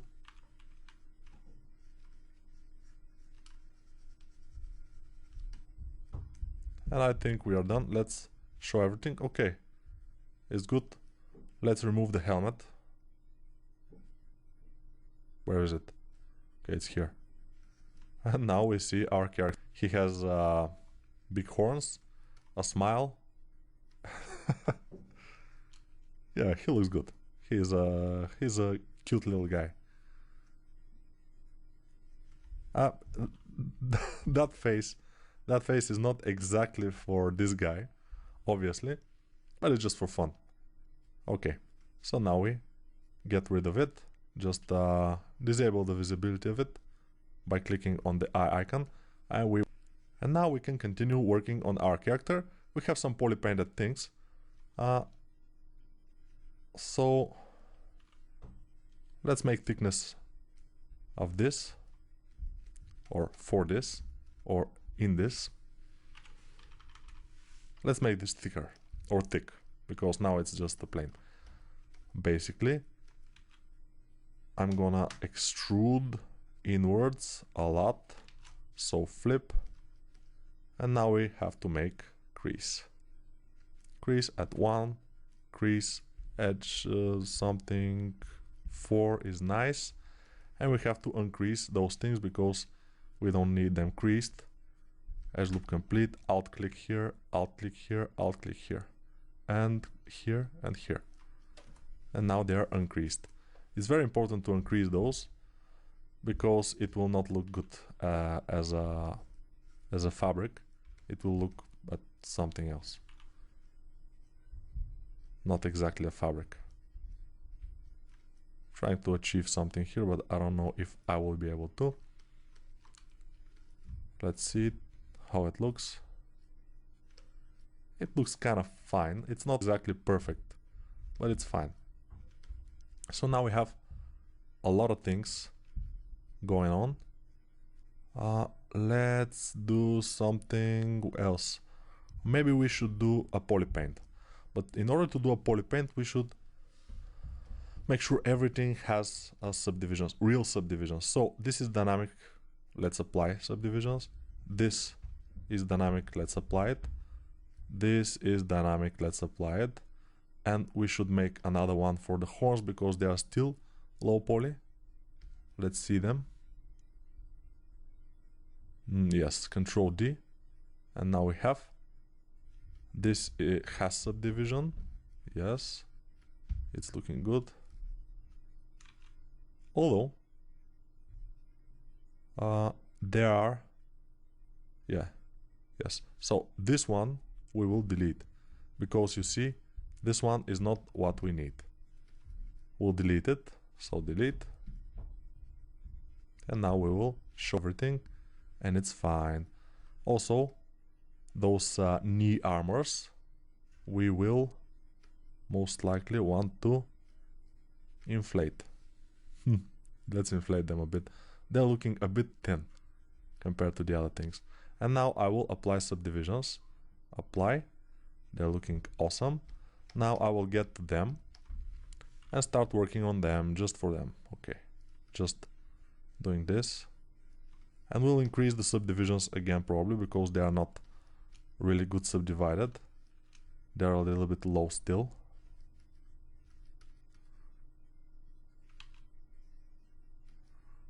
Okay.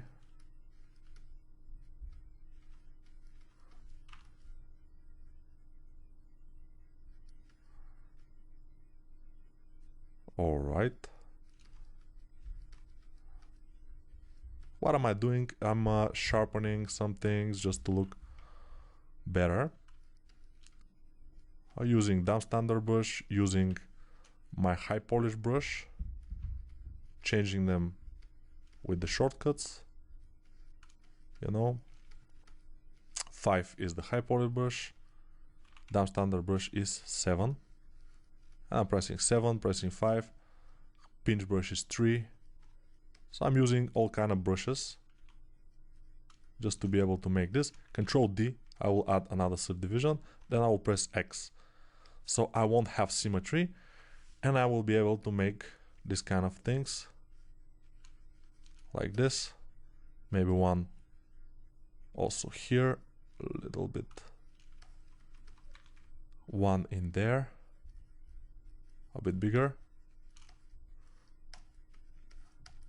One probably in here, dent.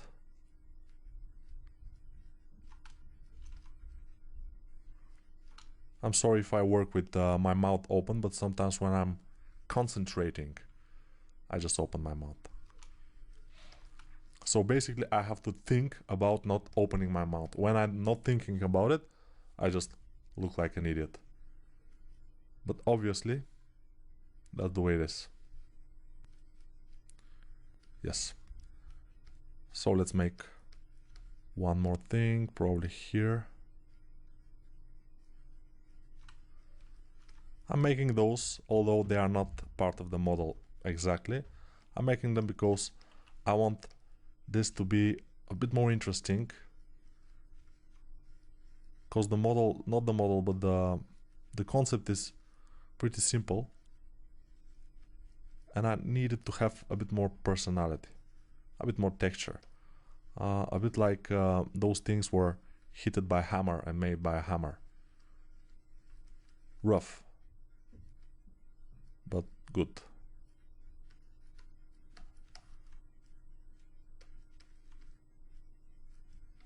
And this will just enrich the quality of the model.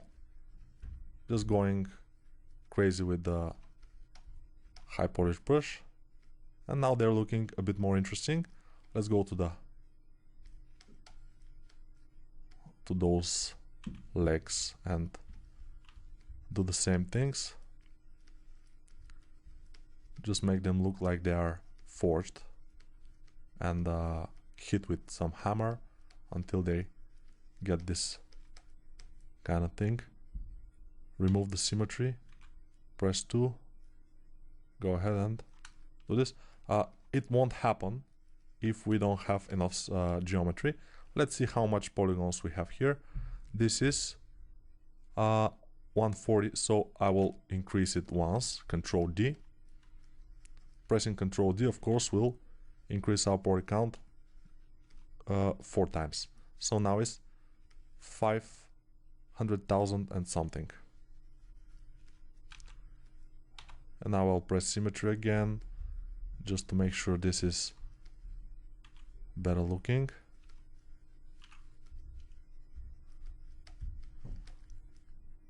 And then continue here on the top with symmetry for now. Then without symmetry, I'm pressing X to disable symmetry again. Going here with the clay tubes, smoothing. Do the same, but with, yeah, with probably with the same brush, it would be nice here. Because down standard brush is making a bit more not good things sometimes. X for symmetry again, and just adjust this, make it look good. Okay, and the armor too, we'll press Ctrl D, subdivide it one more time, so it's 500,000 polygons, a little bit more than half. And then we'll make a bit of a dent in this area. Smooth it. then get it around with a small pinch brush, just to make sure they are sharper. Looking cool. It's just a little bit imperfections here and there. That makes the character look more interesting. I'll make another one dent in here, probably from a hit from below, from an axe, maybe. Who knows? And we don't have enough polygons here, so this will be not very good. If we want to make a lot of good detail, we'll have to increase the poly count. Let's continue with this in the other video, with this refining and making some details. We'll make some details on the horns, we'll make some other details on the shoulder armor, and yeah, on the back probably. We'll fix this. Yeah, we'll fix the... I forgot the name of this, the cape. Okay. So we'll see you in the next video. Okay guys, let's address this camera issues that I have sometimes. When I move the model, especially, when I move it continuously, especially now when it's a lot of polygons, it's starting to lag my camera and starting to lag, so it's cool. I mean, it's not cool, but still, let's delete this because it's of no use to us. Delete it. This was one of the spikes that we have made on the spikes video. Now dynamic, when the dynamic is on here on the solo, this little tiny thing dynamic here, which is inside the button, it's a button inside of the button. If you turn it on, when you rotate, even if the solo is not on, it will show you only this tool, which in our case may be a good thing, because the hiccups on the camera side happened exactly when I move or pan the model, and if we don't have hold the model in the screen, probably it would be a bit lighter. Let's eat this here, smooth it, then with the down standard brush from a distance, let's try to do something. It's not looking good, so I will do it with the standard brush. Down standard brush is a bit strange brush. It doesn't just move, not move, but it doesn't just do the topology. I mean, it's pinching and digging, or pinching and adding geometry at the same time, and not adding geometry, but yeah, the principle of the down standard brush is a bit interesting, but you know, with experience you will learn which brush to use when, and you will learn that the down standard brush has its very good things where it should be used, and some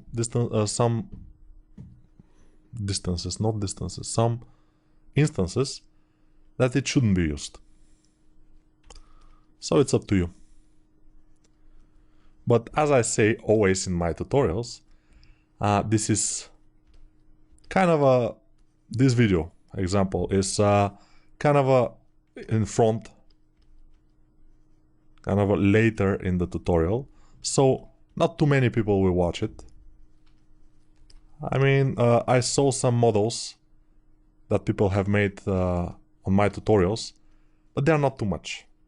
I mean, not more than 6, 7, I think. So most people are just watching. Most people are just watching the beginning, and they get bored, since these tutorials are not that expensive and they don't have this will to take it to the end, which is understandable. I understand that, but you know, if you buy this, it's a good idea to just get on with it, you know. It would be a good idea.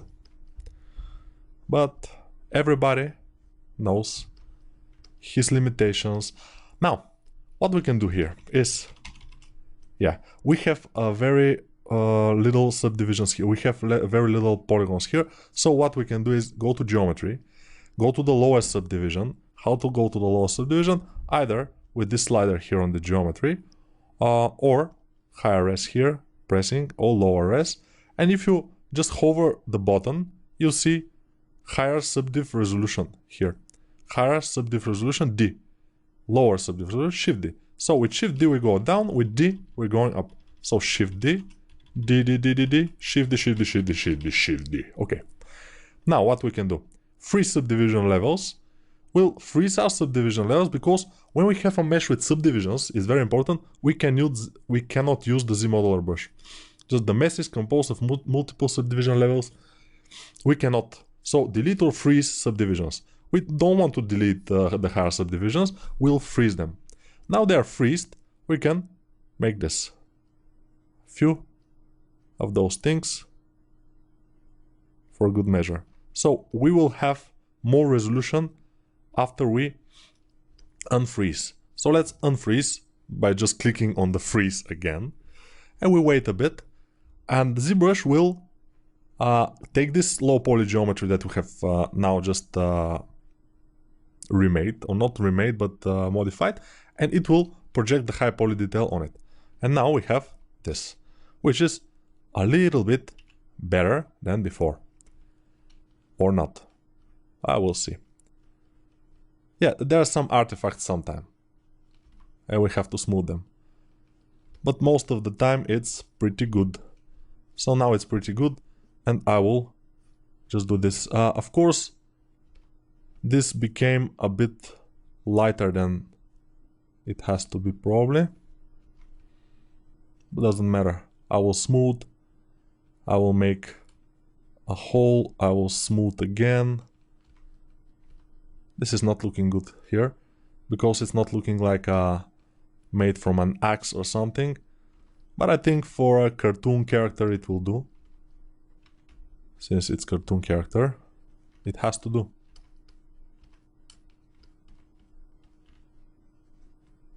And I'm continuing to use the high polish brush.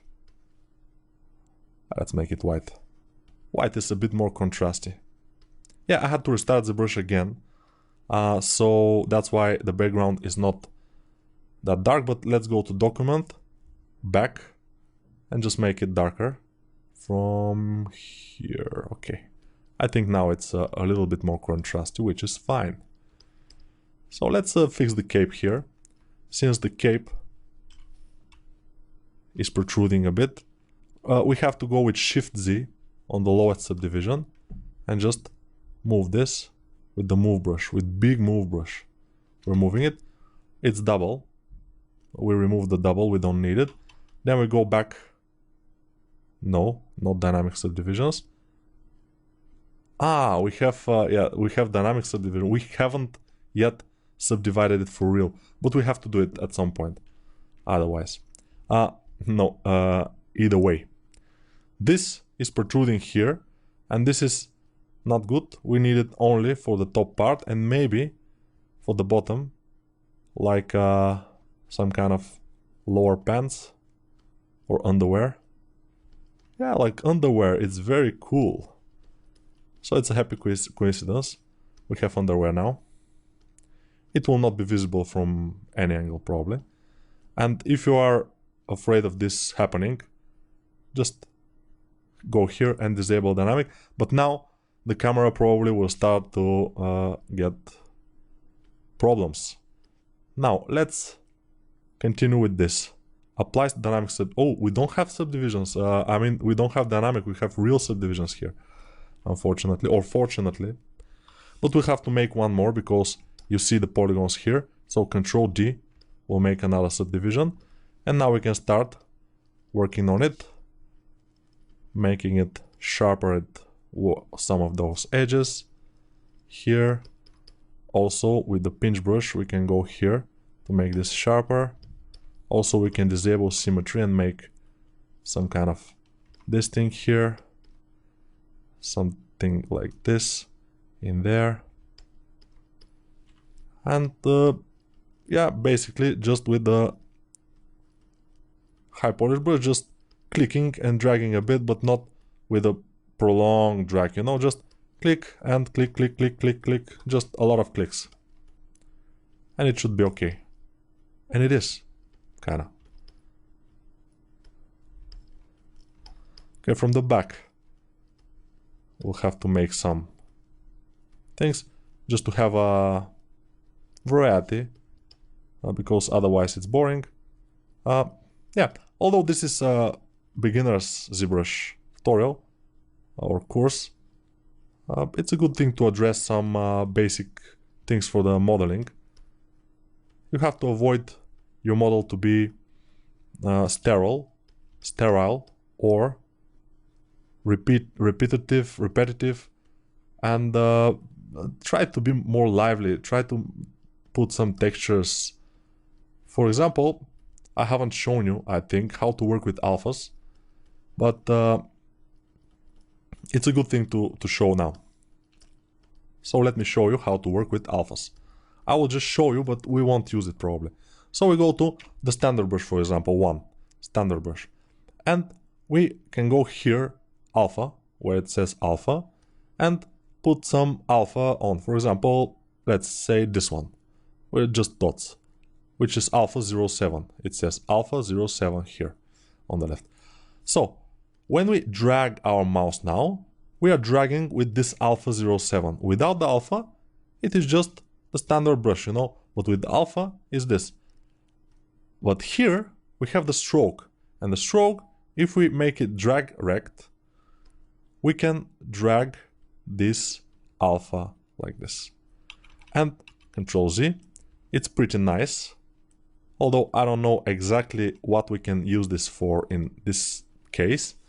But we can, for example, dial down the Z intensity to 7 and just drag it with Alt to have some variety. And then with the high polish brush, just go over it. And yeah, it will not be too visible, but still, it's kind of there. So we go to standard brush and go to alpha off, and here to dots, like it was. This is default, and we continue working. So you know now how to work with alphas. Of course, you can always import your own alphas. For example, now here there are alphas that I use for veins. Those alphas I use for veins. You can see little tiny veins,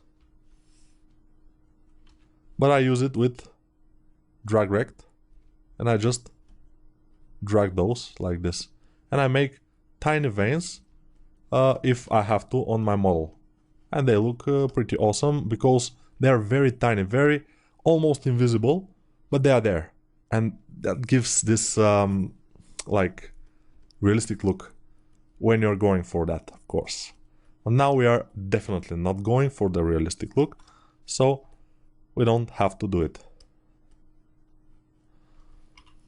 Let's make some scratch here, because when he was in some battle, some guy just hit him with an axe here, and he made this big dent in his armor. Ooh, now the camera will go crazy. But it doesn't matter. I mean, yeah, we can make a few more scratches. Just to have it, you know, when I finish some model, and I already make the renders and everything, and suddenly I realize that I haven't put enough detail. I make the forms pretty well, I do other things, but the details you have to put. Of course, this is again a piece that is a bit stylized, a lot stylized, so we don't need to put that much of a detail, but still we need to put some. It's good to have some detail.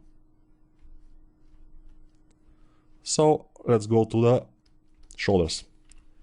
And you know already how to work with alphas, so I won't have to show you that, which is a good thing. Yeah, I showed you. And since we didn't have to work with alphas here, probably you won't... I just got you familiar with the alphas. You know, all the tools that I've shown you here in ZBrush, masking, polygroups, navigating the interface and everything, you can very easy now continue and learn next things from, for example, some of my other tutorials. Of course, they are not in my name exactly, because I made them for other people, but probably I would make some of my own, we'll see.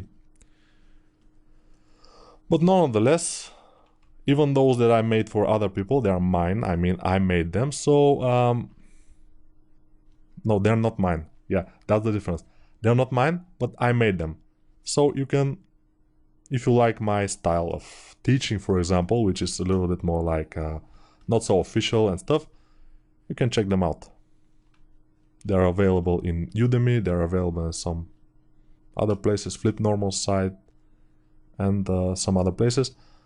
What I want to do is one of those horns to make it chipped, because it will look more badass. Yeah, not every horn or thorn or whatever should be super good looking. I mean, after all, we are dealing with a badass knight here with horns, so we have to be very careful with that. If we leave the model as it is, it will be good. I mean, the overall silhouette is nice and everything because of the concept is cool. But if we put just a little bit more effort, I mean, not few hours, but yeah, 2 hours, for example, just 2 hours more, just to go through every detail and just make it a bit more detailed, a bit more touched by a human, a bit more believable, it will, your benefits will be huge. I mean, the benefit for your the likeness of your model, the likability. Everybody will just like your model better when they see that you have put this kind of effort. Everybody likes to see the effort. You know, yeah, I think that the most important thing is to have a good silhouette, to have a right forms, to have the right proportions and everything. The silhouette, of course, is the most important, but the next thing you have to do is just put more effort. Just go ahead and touch up the model. And now with these models that are like knights with some armor, which is medieval or something, it's a little bit more easy because you just have to go with a high polish brush and touch here and there and it will just happen. Which cannot be said about models that are others, but everything is it has to be decided in person, I guess. Personalized.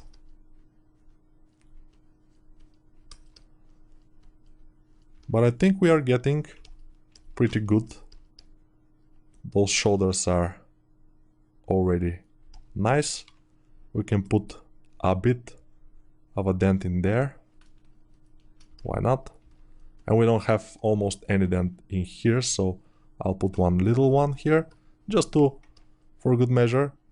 This also I will eat a bit. And you notice how the model is starting to look a bit more beaten up, but still a little bit nicer overall. Let's make some eyebrows here. Why not? It's my decision. Also, when you're making the model, it's your decision whether to put whatever you want. I mean, yeah, if you're working for a client, of course it's most of the time it's his decision. Okay, saving project. Now I will make a dent here with yeah, I don't have symmetry now. I removed it and I will make kind of dent. Somebody just slap him. One here, something here. This is bigger. Maybe also in this place. And we are approaching the end of this video, which is absolutely normal. Nobody has to worry about that. That's just the end of this video. We have more to come. Of course, what we have next is continuing to work on this a little bit and then making the poly paint. We will color the character. I will show you exactly how to poly paint. Then I will get you a little bit into the lighting, how the lighting works here in ZBrush. The lights, not the lightning, but the lights. Or the lightning, lighting, not lightning, yeah. And then we can make a little render in Photoshop. And we will be ready and good to go. And when you watch everything, you will be just ready to make your own model, of course. And it will be great. I'm telling you, this is just perfect to make models in ZBrush. It's just amazing. It's like I told you, it's still Valentine's Day here and Valentine's night already. And I love to sit here and just work with you on this model. I don't know, maybe I'm a freak, who knows. But yeah, see you in the next video. Hello again, and we will, of course, continue detailing our not orc, but creature. So I noticed that when I'm prolongedly dragging the model around the screen, it increases my CPU usage to 100% sometimes. That's why my camera is starting to lag a lot. And yeah, probably I should buy another computer, because my computer is already 5 years old. It's very, very old. So let's go to the cape. And let's see here. Is this the cape? No, it's not. So this is this thing here. Okay, let's go to it and just push it with Alt Move. The move brush, with, I told you what it does. It just pushes inwards or outwards, depending where you move your tablet or stylus or your mouse. But don't work with the mouse, you know, work with tablet. Do you see? Tablet. Wacom tablets, pretty cheap these days. I'm working with Intuos 4, I think. It has around 2000 pen pressure levels. And I think the most modern, cheap versions of Wacom tablets are having the same. So yeah, this, when I bought it, was very expensive. It was more than $400, and now for $60-70 I think you can find a very decent Wacom tablet, and it will be fine. I'm just trying some things here. I'm not sure what kind of detailing we will do, because I don't know. I'm just not sure. But we have to make something, some kind of detail here, like this. So it's not just plain. Not that it wouldn't work. It will, because it's a stylized character. But since we have some detail already done on some other parts, on the horns, it will be, you know, not very nice if we don't have a detail there. And I have no patience to show you and to see if the poly paint will be good, but to show you how to make a poly paint and some tricks to do with masks. It will be very much fun. And you know, the main idea here in working in ZBrush is to express your creativity, yes, but also to have, oops, yeah, this was Shift Z, and Z I pressed by accident, to have fun. Yeah, and having fun while making money is even more fun, you know. So that's why I support everybody who is starting to learn ZBrush. That's why I'm making these videos. That's why I'm making this course, because I want everybody to feel what I feel when I'm working. It's just amazing how you can work and have fun at the same time and support your family. It's just very good. It's a very good feeling. I'm from a little country called Bulgaria, if nobody knows. No, somebody knows Bulgaria. It's not super unknown, but it's not very, very famous. And our country is relatively poor. It's in European Union, but it's kind of poor. And what was I going with it? Yes, my standard of living is good. It's normal. Some people are living pretty poor because they don't work with ZBrush, obviously. But if everybody were working with ZBrush, then it will not be that well paid. So, but you know, you cannot make a good 3D artist from everybody. It has to have some talent, some skill, some will, and to want it. So this course now is for kind of everybody, but you'll have to, when you know ZBrush already, you can then make a decision whether this is a program for you. After you watch all of these videos that I have made for this course, you can say, okay, I think this is the program for me, because ZBrush is very specific program. It's not like Photoshop. It's not like 3D Max. It's a little bit different from all of those programs, and that's why it's so interesting. It's made by artists for artists, or at least that's what they claim, and I kind of believe them because it's pretty good. Like, it's a very good program. So let's make those grooves a bit bigger and not so many. I will just choose some to make a bit deeper, because as I told you, it's better to have few details but very well defined and very well placed than to have a lot, because a lot means nothing, you know, it's not that good. So we have to pay a little bit more attention to the horns, since they are a pretty big detail, pretty obvious. They're on our point of view, I mean, not on the point, but they are very close to the center of the image. Not exactly, but they're making a lot of the silhouette of the head, and they will be pretty much visible from all the angles. So we have to be careful with the horns. We have to make them pretty nicely, and now they don't look that nice. I don't particularly like what I have done just now, but we'll see. Maybe it will be kind of nice. I'm not sure.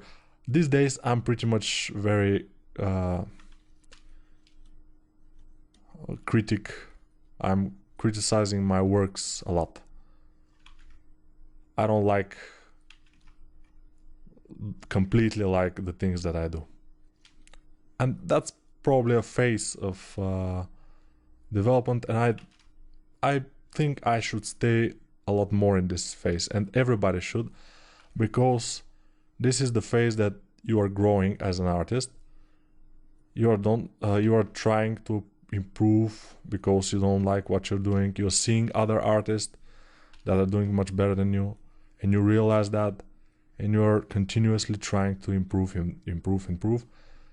and that I think is pretty creative, pretty good. Yeah, I'm trying to figure out some better word, but it's pretty good, obviously.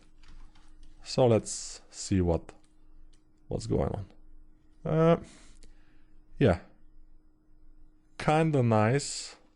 but exactly those things I don't like. I don't really like those things to be very parallel. I would like them to have some kind of interesting relation to each other or something like this. Oops, I've chosen the wrong brush, which is interesting because I pressed 3 and 3 is a pinch brush, but probably I didn't press 3. Obviously I haven't pressed 3. I pressed 2. Yeah, probably I'm some kind of tired from this weekend. Now when I'm recording this, it's Sunday. Yeah, tomorrow I'm at work and everything. And yeah. And at work, if you are curious what I'm doing, I'm working with ZBrush all day. All day, working, making models. Then, of course, because my models that I'm making are for games, I'm going to 3D Max and working with Max. Then working with Substance Painter. And I can probably make a base tutorial about Substance Painter, but tell me if you want, if you're interested, and I will see what I can do. Yes. Because I have made a tutorial about for the whole creation of game characters, but it was like a year and a half ago. Probably now I can make better, but I'm not sure that the demand is very high for this kind of things, because there are a lot of tutorials like that, I think. Who knows? So let's see what we have now. We have almost everything, except maybe let's try the hands to define them a little bit more. Not defined, define. Ooh. Okay, let's see. We have dynamic. Yes, we have dynamic on. I will disable dynamic because dynamic on a very high resolution model, like our arms now are very high, it will be bad. I mean, it will always be lagging and stuff like that. So you have to be very careful about that dynamic when your model is very high. Particularly this subtool was high, and the dynamic was making the things very much worse. But I don't know why I don't have this kind of groove here. Let's go to our orb crack brush, and I'm sorry if I'm shouting too much on the microphone. I will go with the lazy mouse a bit, and I will do oops. Yeah, when it doesn't work, I just Control Z and I start again, because I like it to work. That's the purpose of what I'm doing here, what we are doing here. Let's see, okay. This wouldn't be that visible probably in this area here, but let's do it anyway. And let's see it with everything. Looking kind of cool. Okay, we have almost everything. So probably we should start. Let's see this. This is still on dynamic phase. So I will apply the dynamic subdivisions. I will go down a few levels with Shift D. And I will disable symmetry because I don't need it now. And I will try to make this a bit more good looking, because it's not that good looking now. Yes. So, to tell you something about myself. No, you know, I can talk about how I'm doing this. I'm just moving with the move brush and rotating the object from... but you are seeing this. Why I should tell you what you are exactly seeing. I don't know. Some people like it, you know. Because when I'm watching tutorials sometimes, and I don't watch that much tutorials anymore, but when I watch tutorials, one thing is very much what I'm trying to avoid on my tutorials that I've seen in others that I don't like. Silence. When I am watching some tutorial, sometimes I'm working also. And I'm listening to the guy. What did the guy is saying? And if he stopped talking, it's awkward. It's boring. It's not good. So I'm trying to avoid that. I'm trying to always talk. I'm trying to always, always speak. It's just that. Almost always. Of course, you cannot speak for 20 minutes non-stop, although I'm trying. And I'm kind of succeeding in that. Maybe not quite. But still, yeah. I'm trying to achieve now here a better looking cape. Because it was kind of bumpy. And I'm trying it to be like very smooth. And for it, I'm saying smooth. Those folds that are going from up down, I'm trying to make them smooth, and that's completely cool.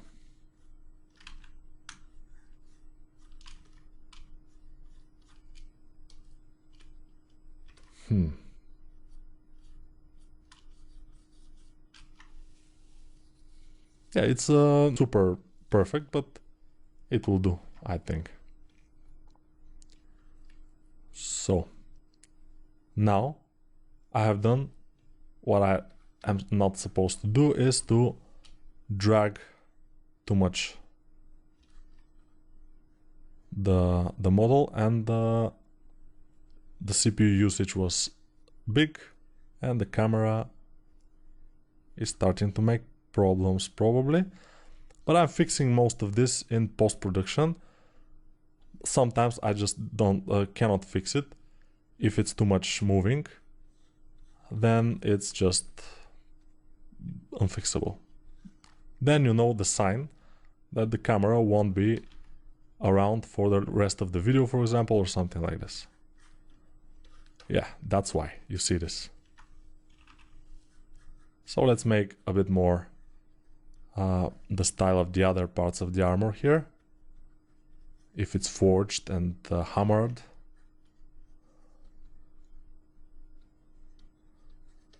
Let's make it like this, and we will be kind of ready with the detailing. We can start working on the polypaint in the next video, of course.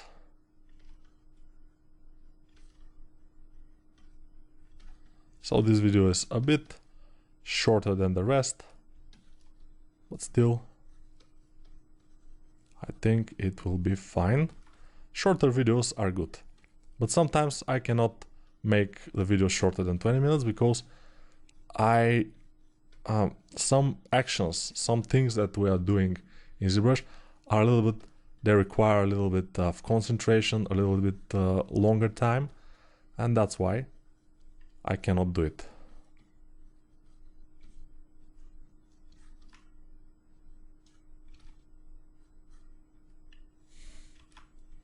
This is not looking good, so I'll get my standard brush, down standard, then the standard, and then I will try to improve this. Although I don't think it's very much working. I will get my brush to be a bit smaller with the bracket keys, if you don't know how. But I think you know already. In this part of the tutorial you should know that I'm always working with bracket keys for this. And now this is looking kind of good. I will go ahead and with my move brush do a bit of this, so we have a bit more distance and a bit more visibility of this gloves.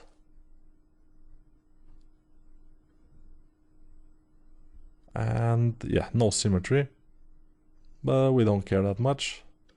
Now already the symmetry is kind of not an issue. Let's see the front. So this video probably won't be that short as we imagine. So apply. I'm applying subdivisions here and I'm smoothing now. I'll try to do it with the damp standard brush here and then smooth. Let's see how much polygons it is. Okay, it's a lot. 200,000 polygons, which is kind of a big deal for this kind of small detail. But it's okay. We can handle that, it's no problem. Let's smooth. Let's go down on subdivisions. Put this here. Now smooth.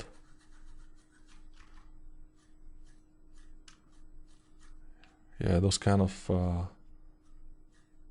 folds are not very easy to make, so I'm smoothing a lot.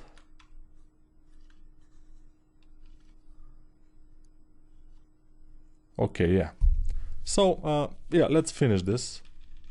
Let's call it done, and then go to. Let's make this a bit more interesting here. It's not very nice. This is not very good looking. I will have to fix this. I don't like it at all.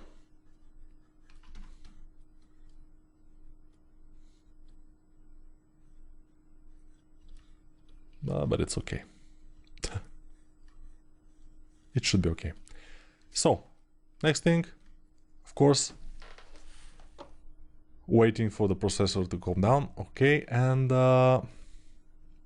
poly paint, or a little bit work on the sword. We'll see. Bye. Here we are again. Of course, we will continue with something, because obviously it will be a bad idea to continue with nothing. So I think something will be more appropriate to continue with. And the thing is, I've looked at the cape from this angle, and I see that it's a bit more, you know, it's smashed or wrinkled, or I don't know how to call it, but it's not exactly good. Those things has to be at the most straight, not at the most, but mostly straight down.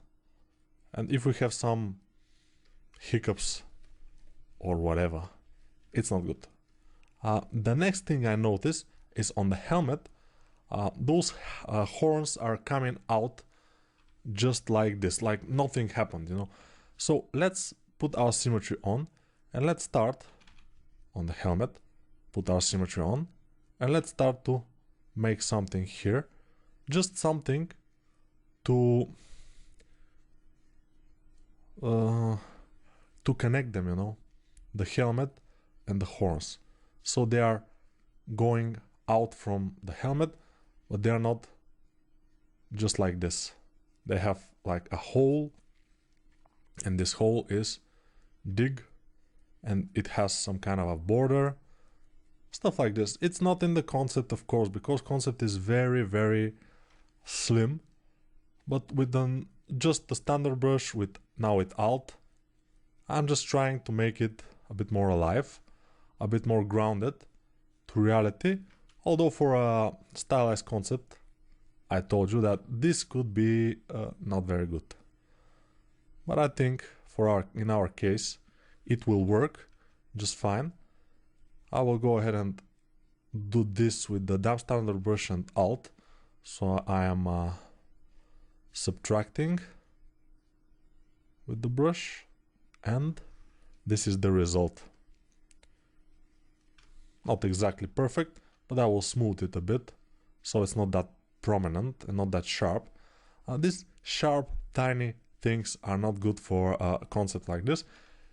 If they are tiny like this, thin, they should be not so sharp. So I made it not so sharp. Let's try something here. So let's just try this.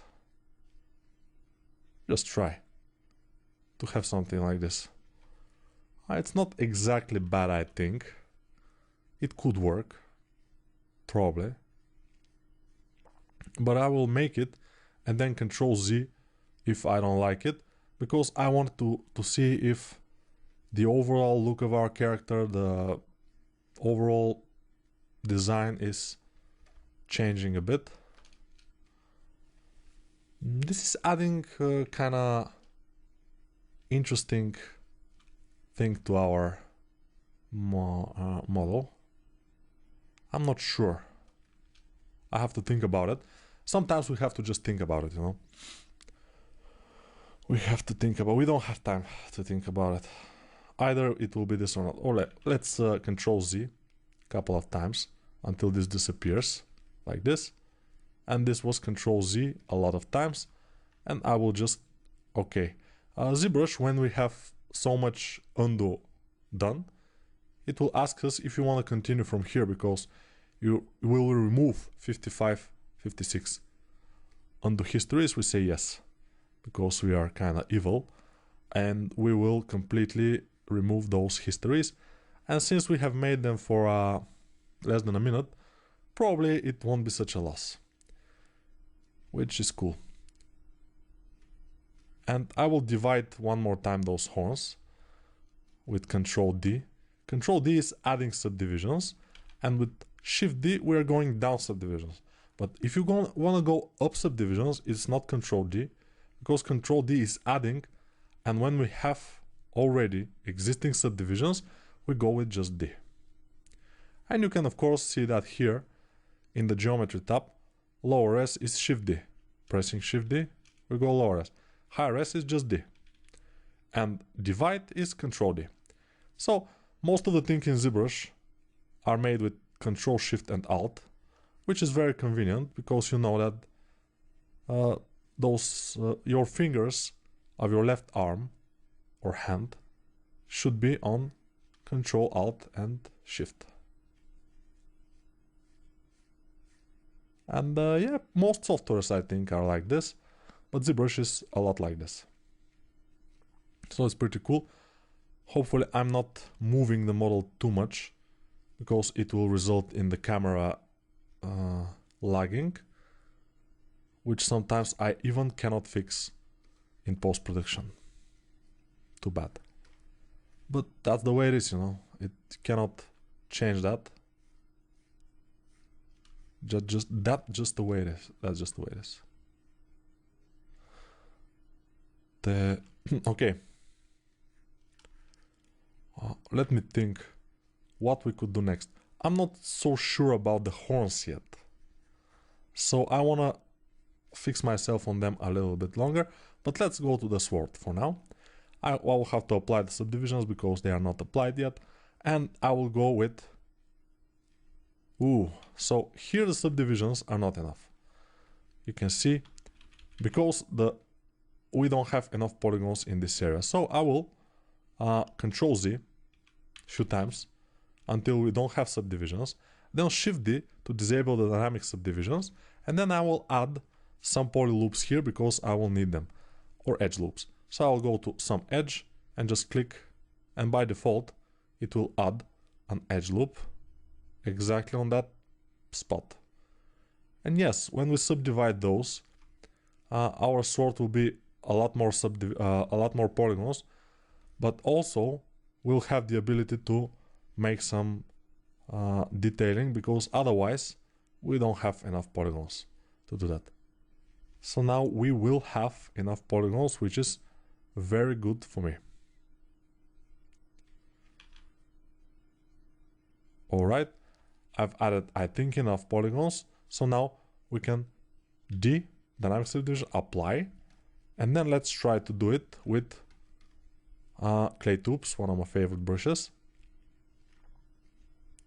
just to make it like he has hit some other sword and it's going inward. It's not perfect, but I think we can do it. I'm using a pinch brush also. I'm using whatever I need to make it work. So now it's looking a bit more interesting, a bit more like it should be. I will make this a bit like this. Yeah, I'm sorry if I sometimes speak like riddles. This like this, and this a little bit like this.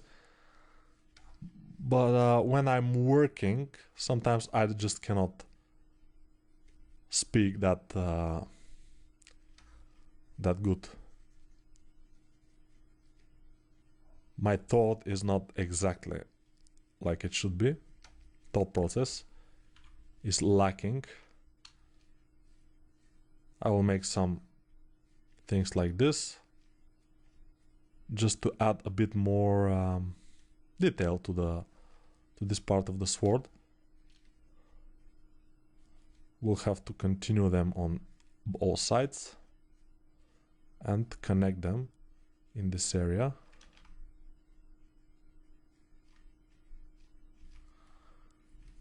And I will make just a little bit of this and probably some scratches in this area.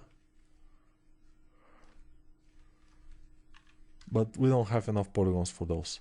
Probably just one more little this thing, and this will be fine. I think the sword is good as it is. So now we can continue detailing a little bit more, and then we can start the process of poly painting, which will be very much fun. I'm telling you, because I know, and you have to believe me, because we have a lot of instruments to make automatic kind of things in poly painting, which is cool. I'm just gonna make those eyes pop up a bit. If those are eyes, of course. They should be kind of eyes. Ice cold. Cold ice. Okay, this looks pretty good now. And I think we are cool. Although this the cape is not exactly perfect in my opinion. It's even worse than perfect, which is obvious. But I don't think we can make it in this time frame to be as good as we want it to be. So we'll just play with what we have. I'm just trying to make it work. And it's not that it's perfectly bad, but it's not perfectly good, which sometimes is bugging me. But I'll have to just deal with it, you know. It's my problem. So I will deal with it. Here I will inflate it. Just make this good. And I will make a bit of this area.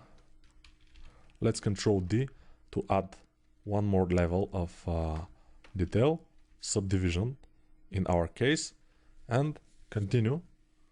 Sorry if I'm touching my nose sometimes, but this is because it's just itching me, which is I think absolutely normal thing to do, to just scratch it when it's itching. Maybe it's the coronavirus, I'm not sure. It's just, I don't know. Nobody knows. Or just I'm old, which is also correct, probably. So these things are good. Kinda. It's not perfect. It's not close to perfect even. But I think we can leave it like this, because we don't have too much time to deal with it. And the time is ticking. And I'm trying to keep this course a bit smaller than my other ones that are like 30 hours or more. Since and that's why I chose this character, because it's kind of easier, kind of less time consuming than others. We see here the pants. And those pants, let's make them like Dynamesh. Ooh, this Dynamesh is... it's not that bad. Although it's 200,000 polygons, which for the thing that will not be that visible is a lot. But we will see it in some areas like here, if we want to see it, pants, and also here. I don't know what I can do to make it more interesting here. Maybe kind of this. I'm not sure exactly. But let's finish this video, because now I think we have enough. Let's no.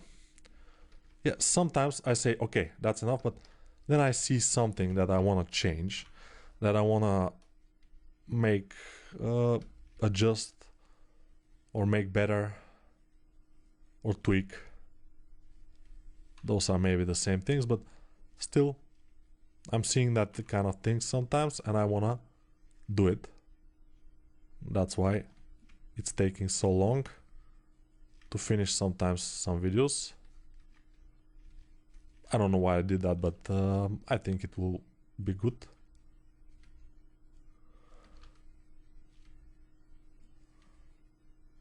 All right.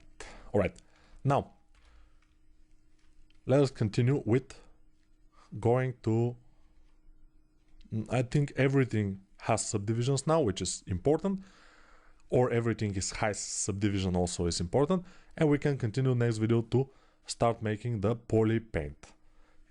It's important to have a good poly paint because we have a stylized character, and we don't want too much shadows and stuff. We'll get almost all the things we need from the poly paint, but let's do that in the next video. Now guys, very important, let me show you the basis of poly painting in ZBrush.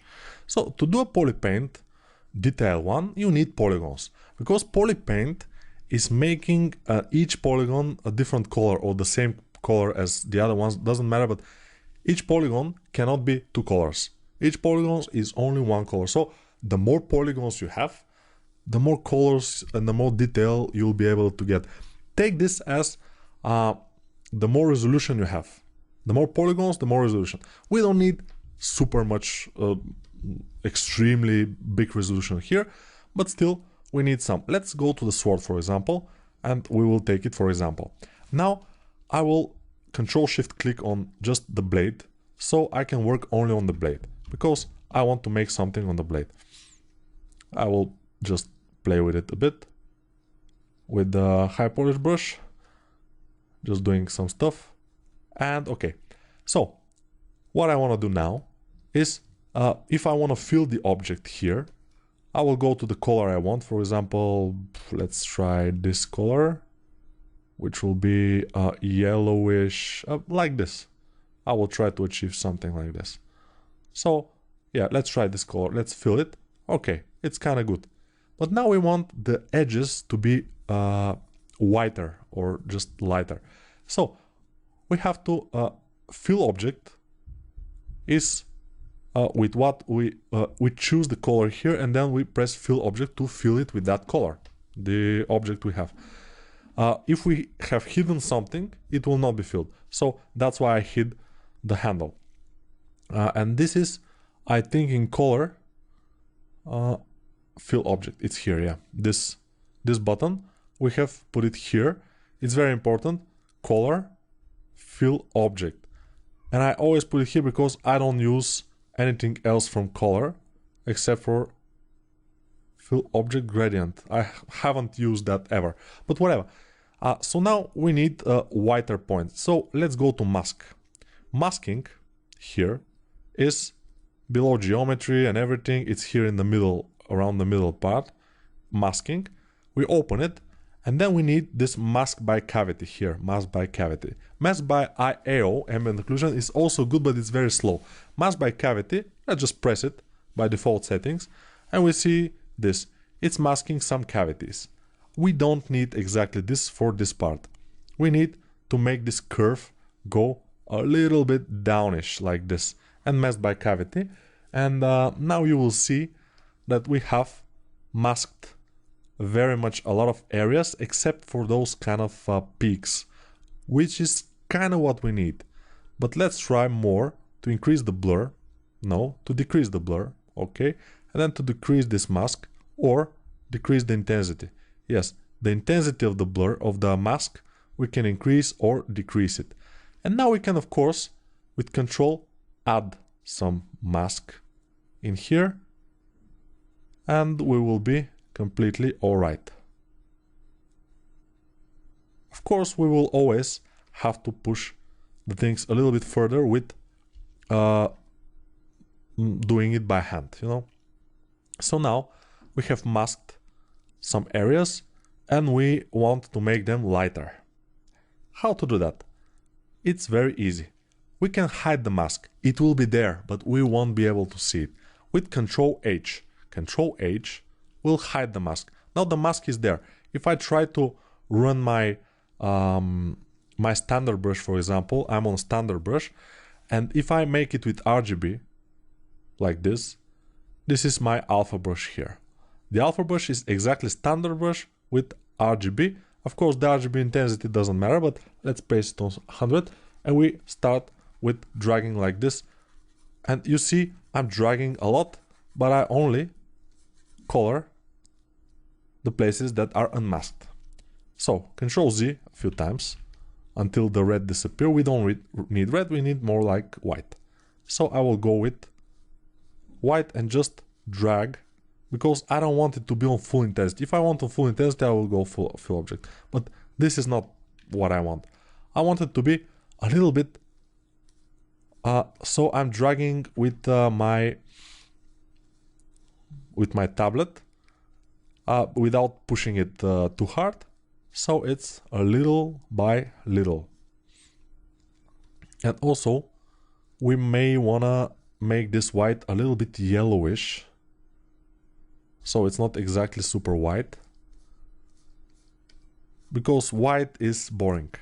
Black, also boring.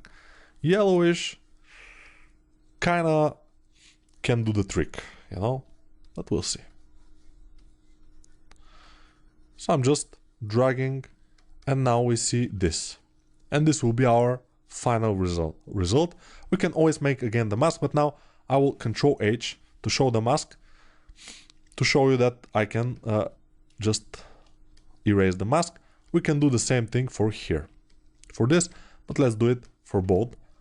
Let's again mask by cavity.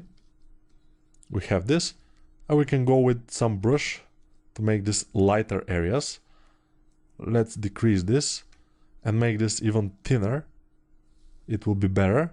And we can even invert the mask by control clicking outside the object. Control click, invert the mask, then control click on the object to blur it, and then control click again. So now the mask is a little bit blurred and it's a little bit more interesting probably. I will fill it with manual masking here.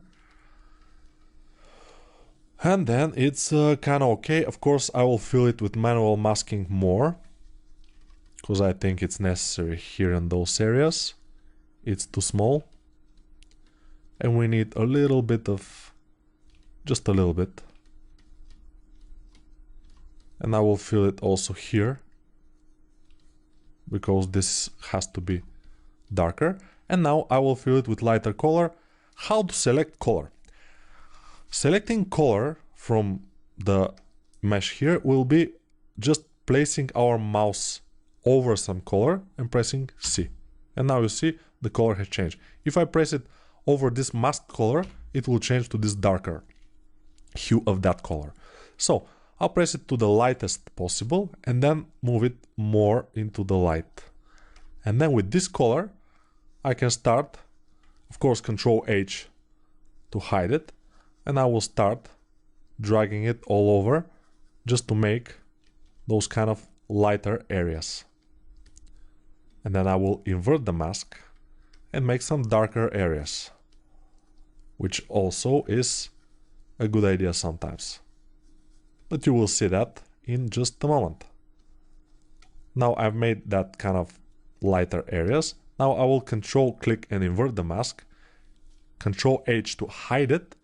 And then I will select one darker color and make it even darker. And I will go to the most darkest places in the world. And I'm trying to hover my mouse and drag over the areas that that has to be dark, and not over the areas that are light. Although I have mask, sometimes manually you can do more. And I think this is looking kind of good. Let's see it. It's not super good, but it's nice. I will drag some with a big brush in here, also in here, and release the mask by control dragging.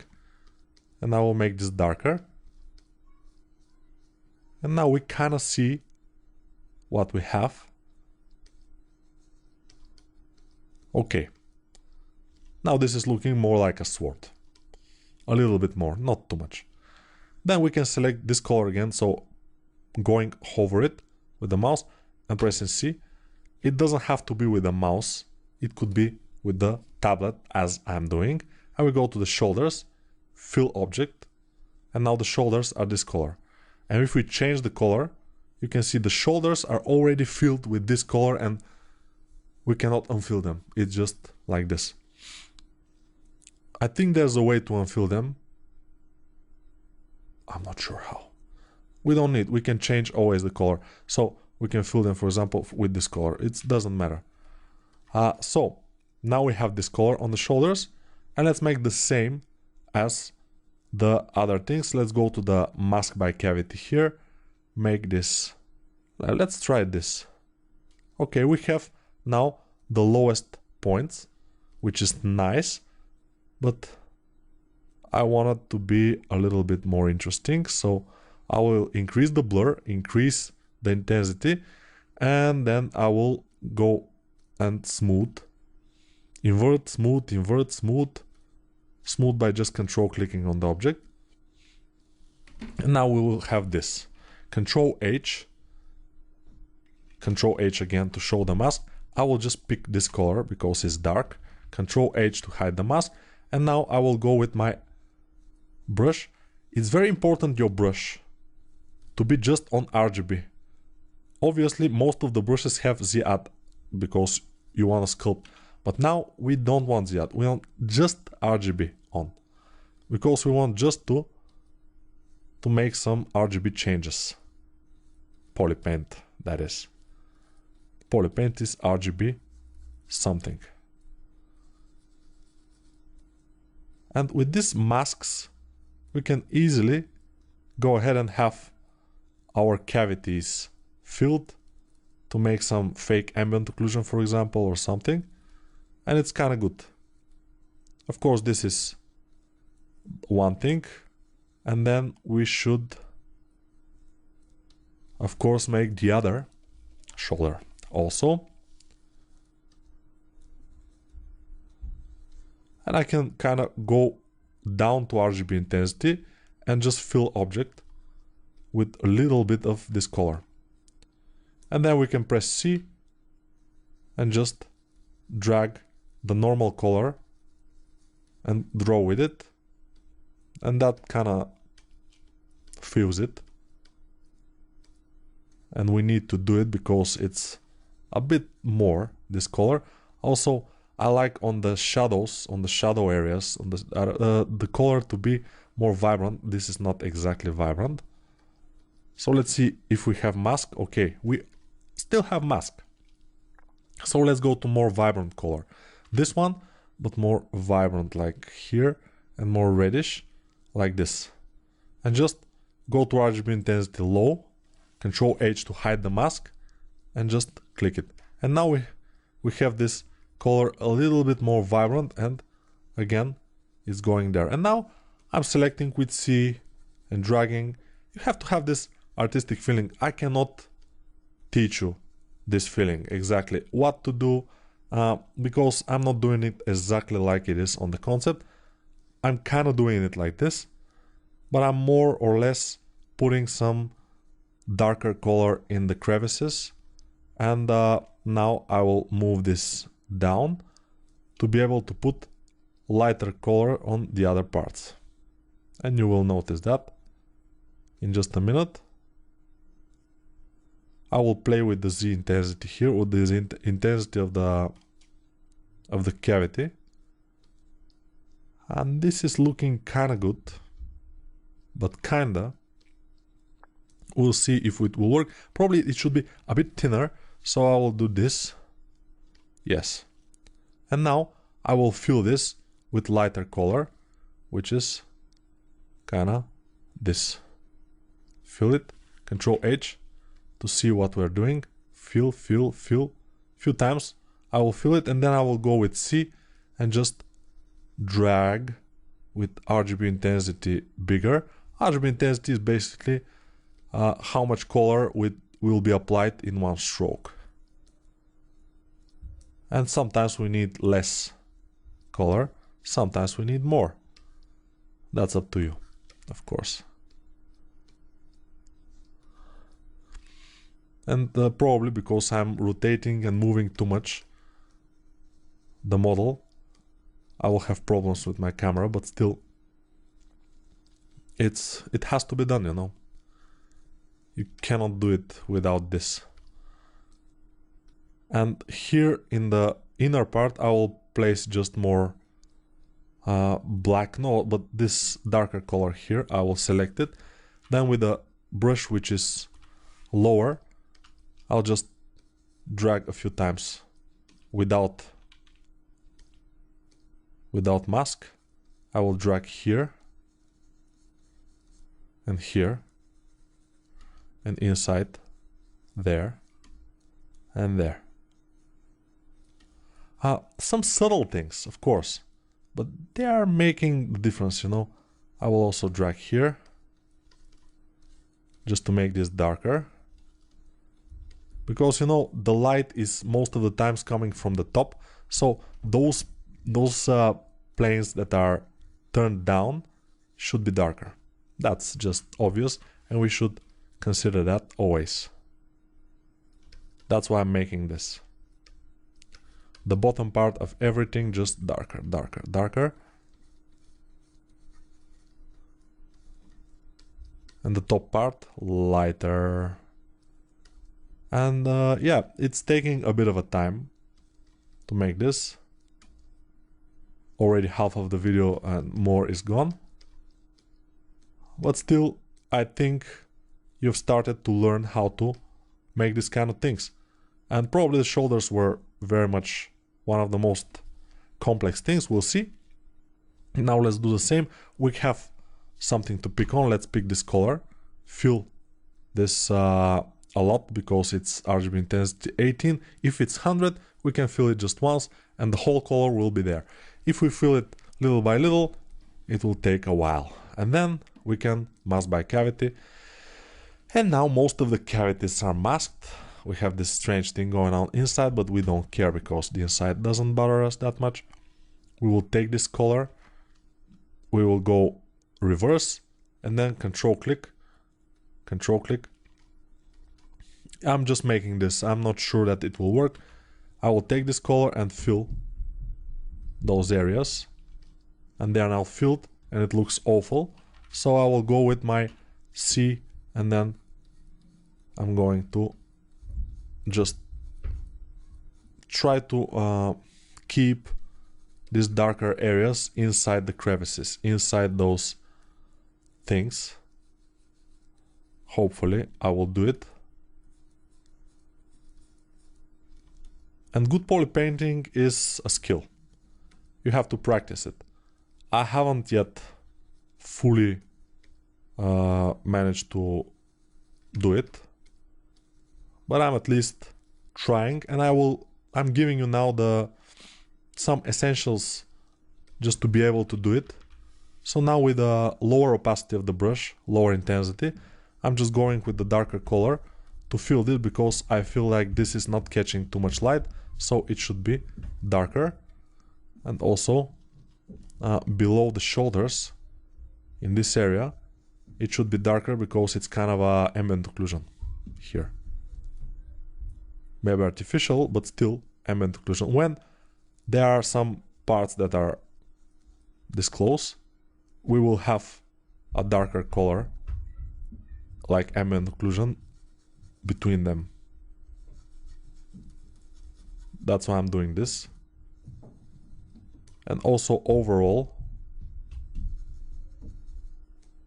the lighter color will be here upward, and then the back will be a bit darker, like this. And here will be lighter, so I will select the lighter color here and just try to apply it in this area on the top. Of course, it should be a bit more saturated, I think. Yeah, this is kind of better. And then we will do the same thing all over and all over for the helmet and for the other things, but this will be in the other tutorial, in the other videos, in this same tutorial, in the same course. Don't worry. So see you in the next one, of course. And here we are again. We'll continue with this model, but the thing is, we have some a little bit darker things that I don't know if they are good, but we always can go to the detail that we have darker things, go to the alpha brush or our standard brush with RGB selected and no Z add or Z sub, so only RGB selected. Press C on a lighter area here and just drag a few times, and probably it should be okay, but it's not. Let me see why. We have standard dots, we have this color, we have RGB intensity, everything, fill object. Okay, when we fill, it's okay. Because I've restarted ZBrush, and notice I haven't checked this spotlight projection off, and that's bugging everything. Is it off? It's off. And again, it's not working. Maybe we have a mask? No. It's pretty strange now. So let's see if my brushes. So this is the standard brush. This is RGB on.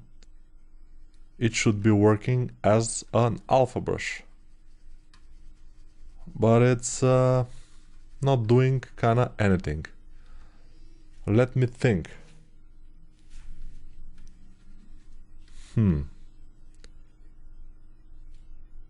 Why is that?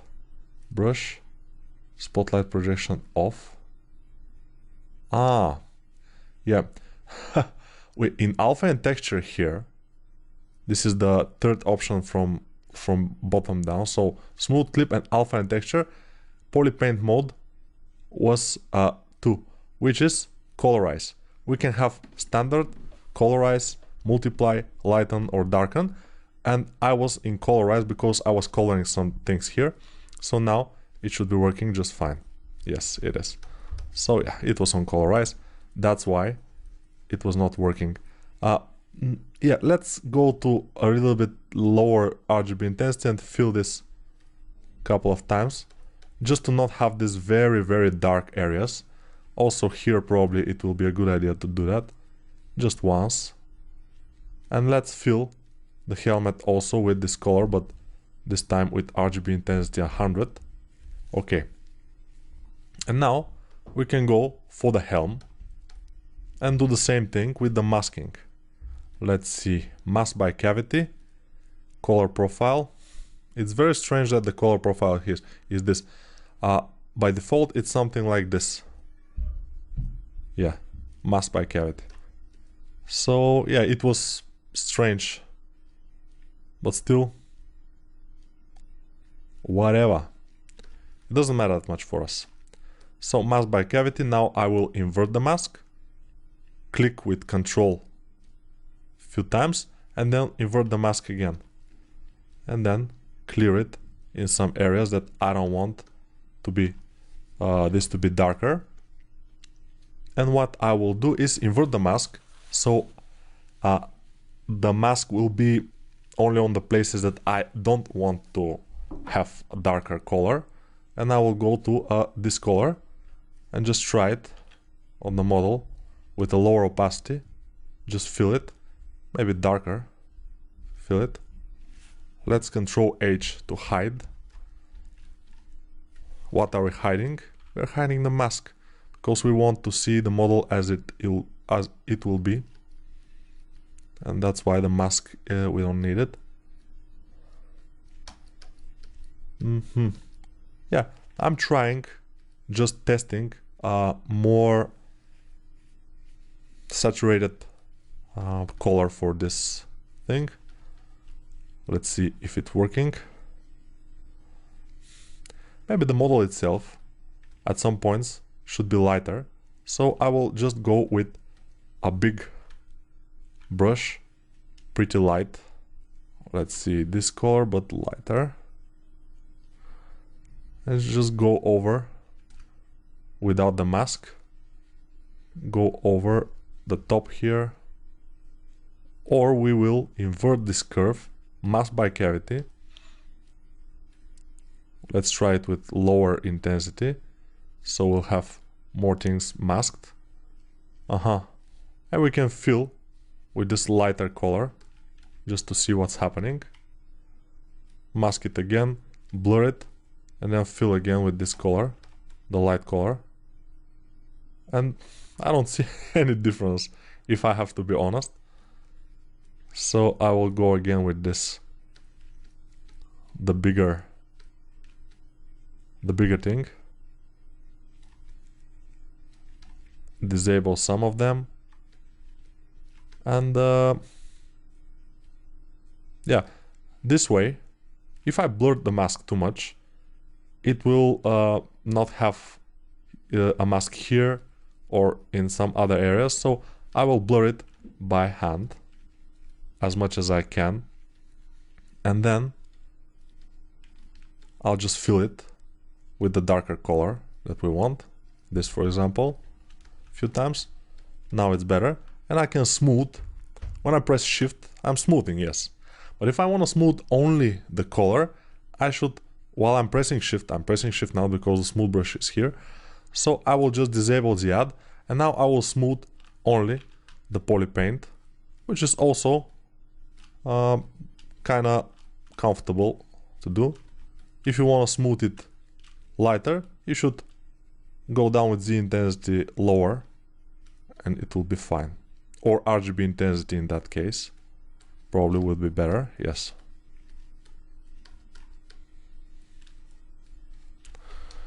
And now the head is kind of good. I don't know what else. Probably I could go with this darker brush with the standard, with RGB intensity very low, and just drag here in the front part, because if the light is going from above, it will hit this area, and this area will be a little bit more on the shadow part. So I think this could be good. I'm doing it. Yeah, okay, now it's good. Let's go to the horns and just fill them with this color, of course, 100 opacity. Then we go to mask again, and probably by default our mask is not what we want it to be. This will be okay. I will reverse it, and then no, this will be too much. So I'll take this color, make it a bit more saturated. Sometimes I forget things, of course, and fill this. But first, Control H. So now we have only our crevices. We can work only on them. I will Control H, and then I will fill once, twice, 3 times, and then with Shift I will smooth whatever I feel that it's too harsh. And it's starting to look pretty good. I think we have done a great job here for the horns. Let's go to the other parts, like this. Maybe the horns we can do a little bit more on the bottom part without the mask. We can just draw with this color, just to have more like an ambient occlusion or some kind of a shadow.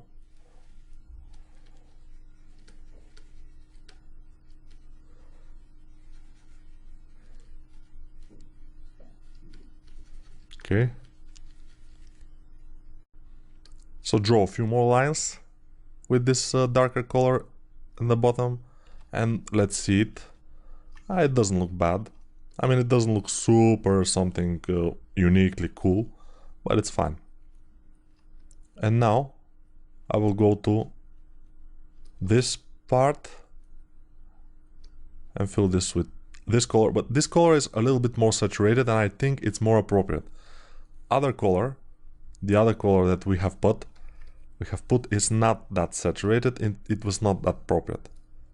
It was too dark, I think. So let's go to this, press C on some light area here to have this, and maybe we should go to 100 RGB intensity and fill this.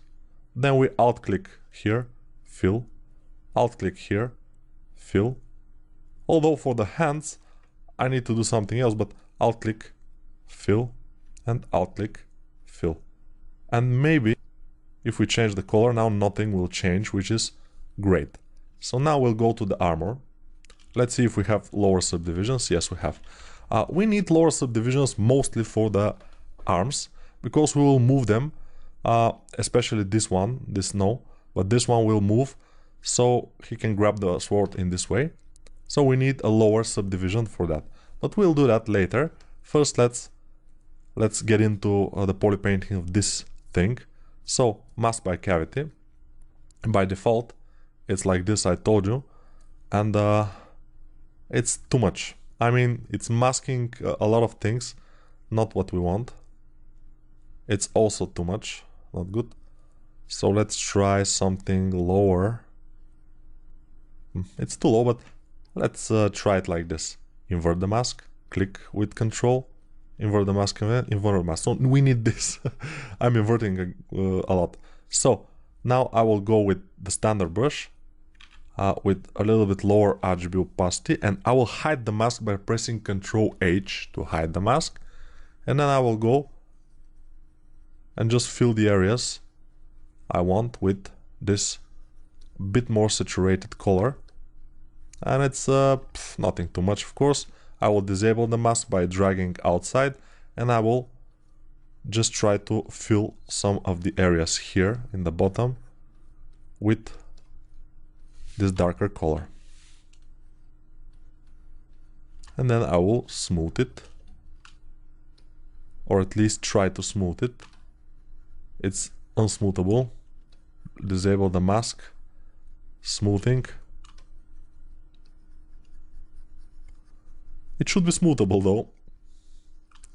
I don't know why it doesn't want to be smoothed, but whatever. The thing is, we need the other way around. The mask to mask the light parts. Probably it would be better. Okay, I'm trying to smooth those things. It won't happen. So let's mask the light parts like this. This seems pretty much okay. And now I will just hide the mask by pressing Ctrl H, and then I will go to a much lighter color and fill the object a few times. Although this lighter color should be kind of white. And I can go ahead and fill some areas by hand with this white color. And it's cool. So now we see this is too much saturation, obviously. I will go ahead with this a little bit crazier brush, a little bit darker. Just go ahead and push those planes that are pointing down. Make sure that they are a bit darker. And also I will try to make some kind of a ambient occlusion, artificial one, although we will probably have ambient occlusion after that when we are starting to make passes in Photoshop in ZBrush to go to Photoshop. That's my idea. And this RGB smoothing is not exactly working as intended. Ah, it's working now. Probably it should be at 100 everything, and then it's working. Before that, it was kind of working, but not exactly. Now it's working. And I think the armor is ready. We don't need to do too much on that. Let's go to the legs.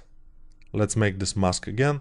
I mean, this method of coloration, it's not super... you don't have to do it. It's my point. You can do it, or you can not do it if you want. I mean, it's up to you. Because it's... when I'm doing some kind of a realistic models or something, I rarely do this. This is only for things that are more or less stylized.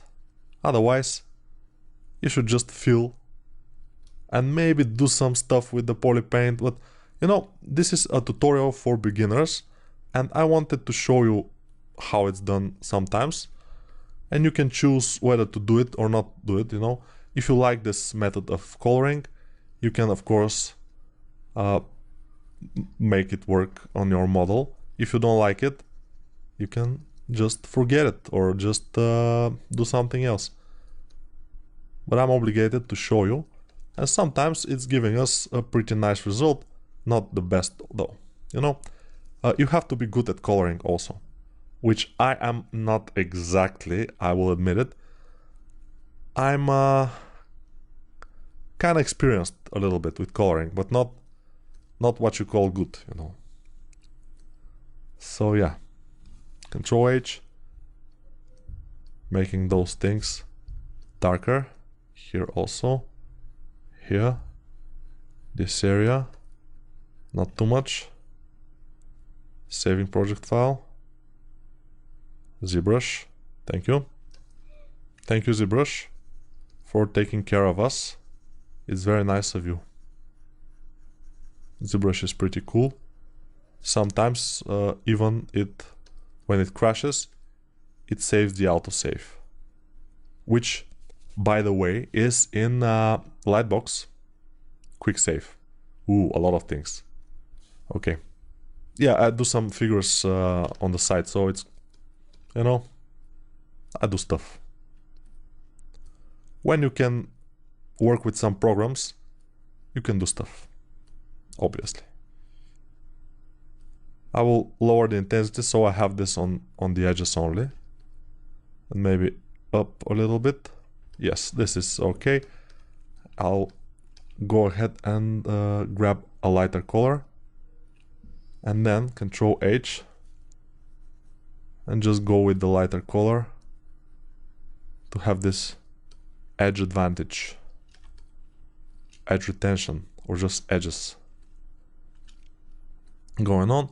We are left with the arms, and we will do them in the next probably video. And also the cape, we can do the same for the cape. And also let's do, oops, not dynamic, let's do this a bit. So let's get this, get a darker color, and just fill this with this darker color here, since it will be like an ambient occlusion from the armor and stuff. So it won't be the color of the cape, it will be darker in all cases. I can make even darker color, and then we can take the color from the cape and just drag a bit here where it's the most light part. And I think this will be kind of good. Let's continue doing this here, because this should be darker. And maybe we can go to the cape, mask by cavity, and smooth a lot, because this is a cape, it should be smooth. And then I will fill. When my crevices, the inner parts, are unmasked, I will fill it a lot. And then let's see. Yeah, it's not bad, it's kind of good. And also we can drag with the darker brush here on the upper side where it should have some kind of ambient occlusion. And that's kinda it for this video.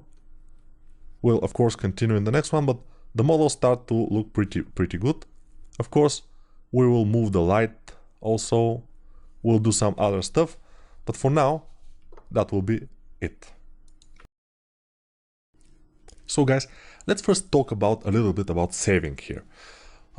You have to save often, like I told you already, in ZBrush, because it's usually sometimes the power goes off in your computer, goes out and everything. So there are things that could happen.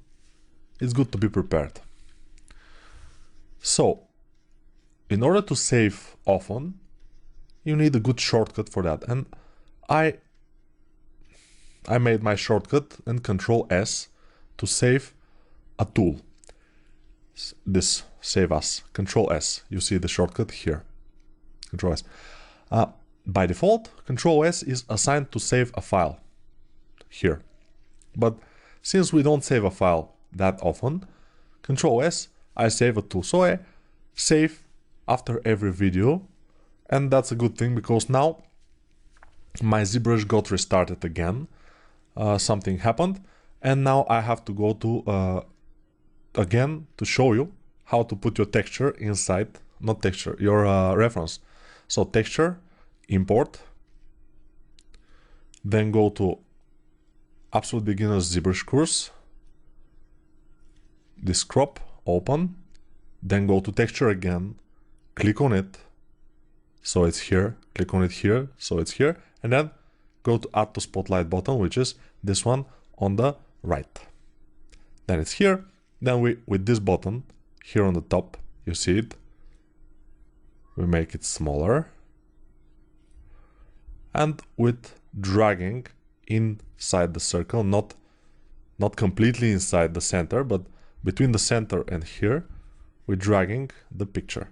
And then Shift Z will do the thing that we don't want to do. So Shift Z again, and we'll have this. Z, only Z, I'm pressing Z now, or Z on the keyboard, it's very easy.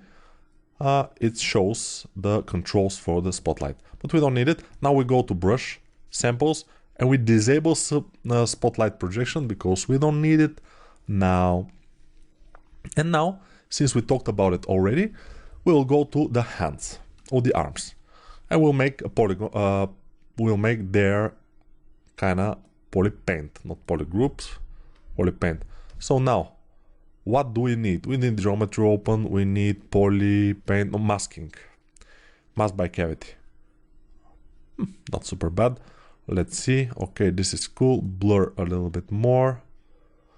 Okay, but I will disable those since I don't need it, and this is cool. I will reverse the mask. You know how to reverse the mask, right? Control click on the canvas, and then Control click on the object will blur the mask. Then Control click on the canvas will reverse the mask, but we need it to be like this. So I will Control H, but first select this color, which is darker version of our color. So C, and you see here, this color is here now, the mask color, and we will move this, so this color to be a bit more saturated, not as desaturated as it was. Then I will go and mask this because I don't need here exactly like this. And now I will try with the alpha brush or standard brush with RGB selected and ZR deselected again. Control H to hide the mask, and then just drag here. So we have something like artificial or man-made ambient occlusion. That's basically what we're doing here most of the time, is this kind of artificial ambient occlusion. We are embedding it into our model. It's not mandatory, of course. I'm telling you, if you are rendering this in a good rendering software like Keyshot, for example, or even some max thing like Corona Render or V-Ray, you won't probably need this. But for ZBrush, although it has also ambient occlusion, maybe it's good to have it. Maybe, I'm telling maybe. It's not mandatory. So now, let's go and try again this. Blur to 0, this to lower, and wow, not bad. Let's increase it a bit. And now, I think it's fine. We should select this color here, the lighter, and make it a bit more lighter. And then Ctrl H to hide mask, because we need to see how it will look without the mask. And it's looking rather good. Not perfect. I will just smooth it a bit here. It's not good. But a little bit of smooth never hurt nobody. Just a little bit. Because a big smooth will hurt. Definitely. So now we don't have mask because I've made this control dragging outside the canvas. I will select a darker color here. Let's select this more darker color. And I will just lightly draw where I think there should be ambient occlusion.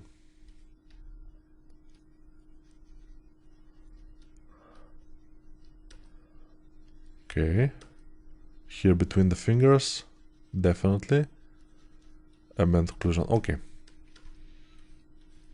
I think this is good. Let's show everything.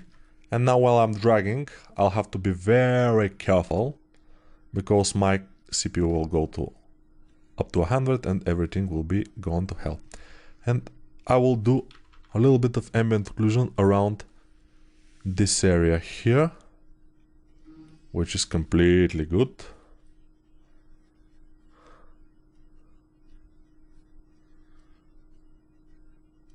And I think this is fine.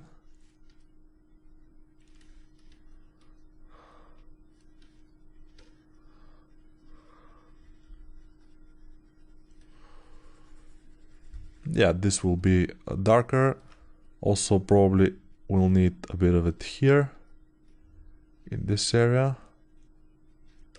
around this. And of course now I think it's good. Let's go to this one and make an ambient occlusion around these corners. And this is kind of a shadow thing, but whatever. Let's mask by cavity.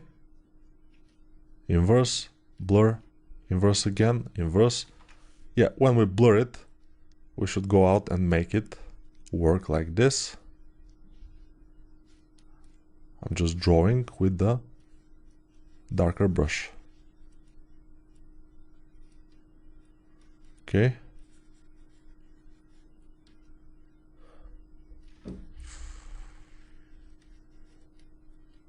I think it's going pretty well.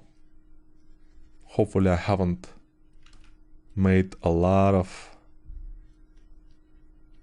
dragging the model, because then it's going to hell. It has to be smooth. This one, it's too harsh. So obviously, not obviously, but now I think it's fine. We don't need any more work to do, and we may start doing the posing, which will be a little bit, I will not get too much into posing, but I will show you basically how to do it. The posing of your high poly meshes. It's not difficult, but it's it depends.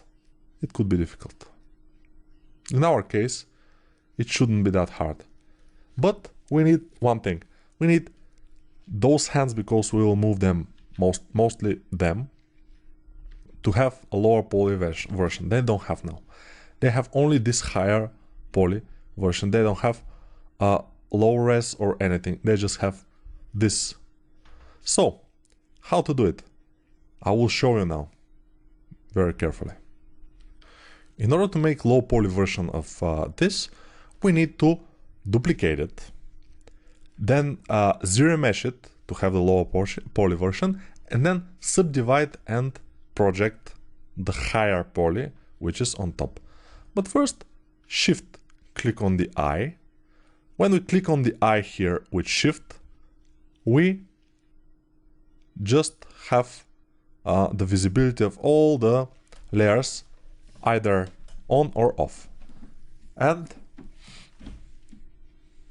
so now we will make the zero mesher of this this tool. Let's zero mesh this subtool. Let's zero mesh it and see what's happening. Yeah, I'm zero meshing on the lowest polygon count, which can be a little bit of a mistake, but we'll see. Let's see how much time it will take. A lot of time. We can rest until we are done, or I can pause the video and play it when it's done, so you don't have to wait, just me. So here it is. It's low poly, but I think it's good, it's bearable. So Control D will add subdivision here. So you see now we have two subdivisions and we can project. If we disable solo, we see that we have our high poly active, which is important. We have to have the high poly version active above or below, but the tool that not active, visible, but the tool that's active has to be this one. And now project all, the poly paint, always yes. And now we see this, Control D, project all, Control D, project all, Control D, project all. And now it will be a little bit slower. Let's see how much polygons we have here. Yeah, we can make Control D again. And maybe even not project all, but let's see. I think we will project again. And this will be the last projection. Of course, now we will wait a little bit longer because now we have a lot more polygons that has to be projected on. But it's done. And now we have the lower poly version. We can delete this, the upper one. And now you see Shift D, down, D, just D, up. And we have this higher poly. Now we Shift select this and we have everything active and visible. Visible. Now I will disable this guy here with Shift Z and we will make the pose. But first, let's go to the next video because it will be for the pose and then we'll continue. Okay, now let's do the pose. And the pose in ZBrush, when we have this kind of a object, is done by going to Z plugin, Transpose Master, so we will pose it. And in the Transpose Master plugin, which is, those plugins are coming with ZBrush, so it's nothing that it's downloaded separately or something, no. So Transpose Master, we press the first button, T-Pose Mesh, and we wait. What ZBrush will do now is take all the subtools, take them to the lowest subdivision level and combine them into one subtool here. And now we have this subtool right here. It's with the color of our color here. So with white, it will be like this. So that's why I made this arm a low poly, because I needed the lowest possible, so I will be able to mask it and bend it and whatever I need. So the sword, let's try to select the sword. How? Let's see. Okay, the sword is one group, which is good, and we can just Control Shift click on it and everything else will be hidden, and then we can mask it with Control click, mask it with Control click on the canvas and unmask it with Control click on the canvas too. But mask it, then Shift Control click to get everything else here, Control click on the canvas to invert the mask and then move the sword a bit. So it will be easy to select. What we need now to select is only this arm here. How to do that? We can select both arms, then deselect this arm, then we can select those, deselect this, and we can invert selection with Control Shift drag, which I did already, if you don't remember how it's done. And now we can mask this. But why? Because now we can show everything with Control Shift click. Basically everything is used what we learned before with the groups. Control Shift click is showing everything. Control Shift drag is showing the hidden parts and hidden the already shown parts. But control, just control, because we are masking now. This is masked. We need this to be unmasked and everything else masked. So we will Control click, and it will just invert the mask. Now with W will show our pivot, whatever it is, even if it's here. We will Alt drag it to the place of the shoulder. So I'm rotating here to see if I have it correctly placed from all angles. And now I will rotate this hand a bit like this. And that's it. Basically, we can do everything with this. Maybe I will move it a little bit down because it's showing here, which is not exactly what we want. But we can, of course, go ahead and move this a bit like this, and it will cover it most of the time.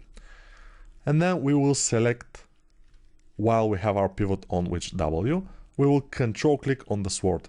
And now it will be the only thing selected with mask here. And I will move it into position and position it into move. Very good, right? Move it into position and position it into move is completely good explanation, I think. But you're smart people, you don't need more than this as explanation. Hopefully.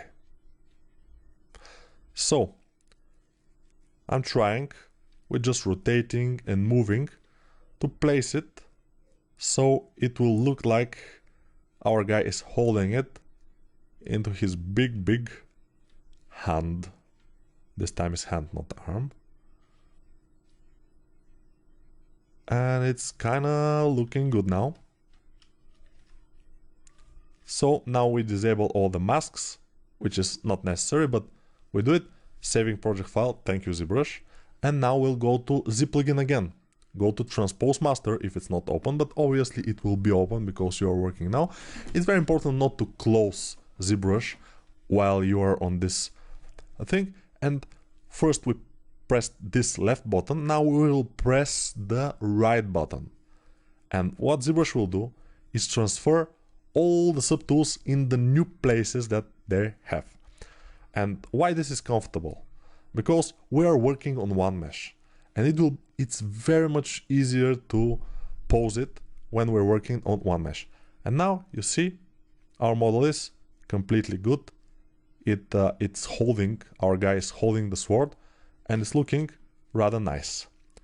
Let's see, by the way, this sword is, let's see, yeah, it has to be a little bit pointing upward because it's not looking super good. So I will just select the sword, and since our sword is a separate subtool, it will be easy to do it like this. We just press Alt and this, then go a little bit to this area around the middle, place it right where the handle is, which will require for you to rotate the canvas by just dragging your mouse around. Then my pivot is not exactly well placed, but still the white circle is for rotating according to our view. So it will be good for us. And let's rotate it again. And I think this is kind of enough. I don't know what exactly is this. Let's see. What is this? Shift Z. I'm disabling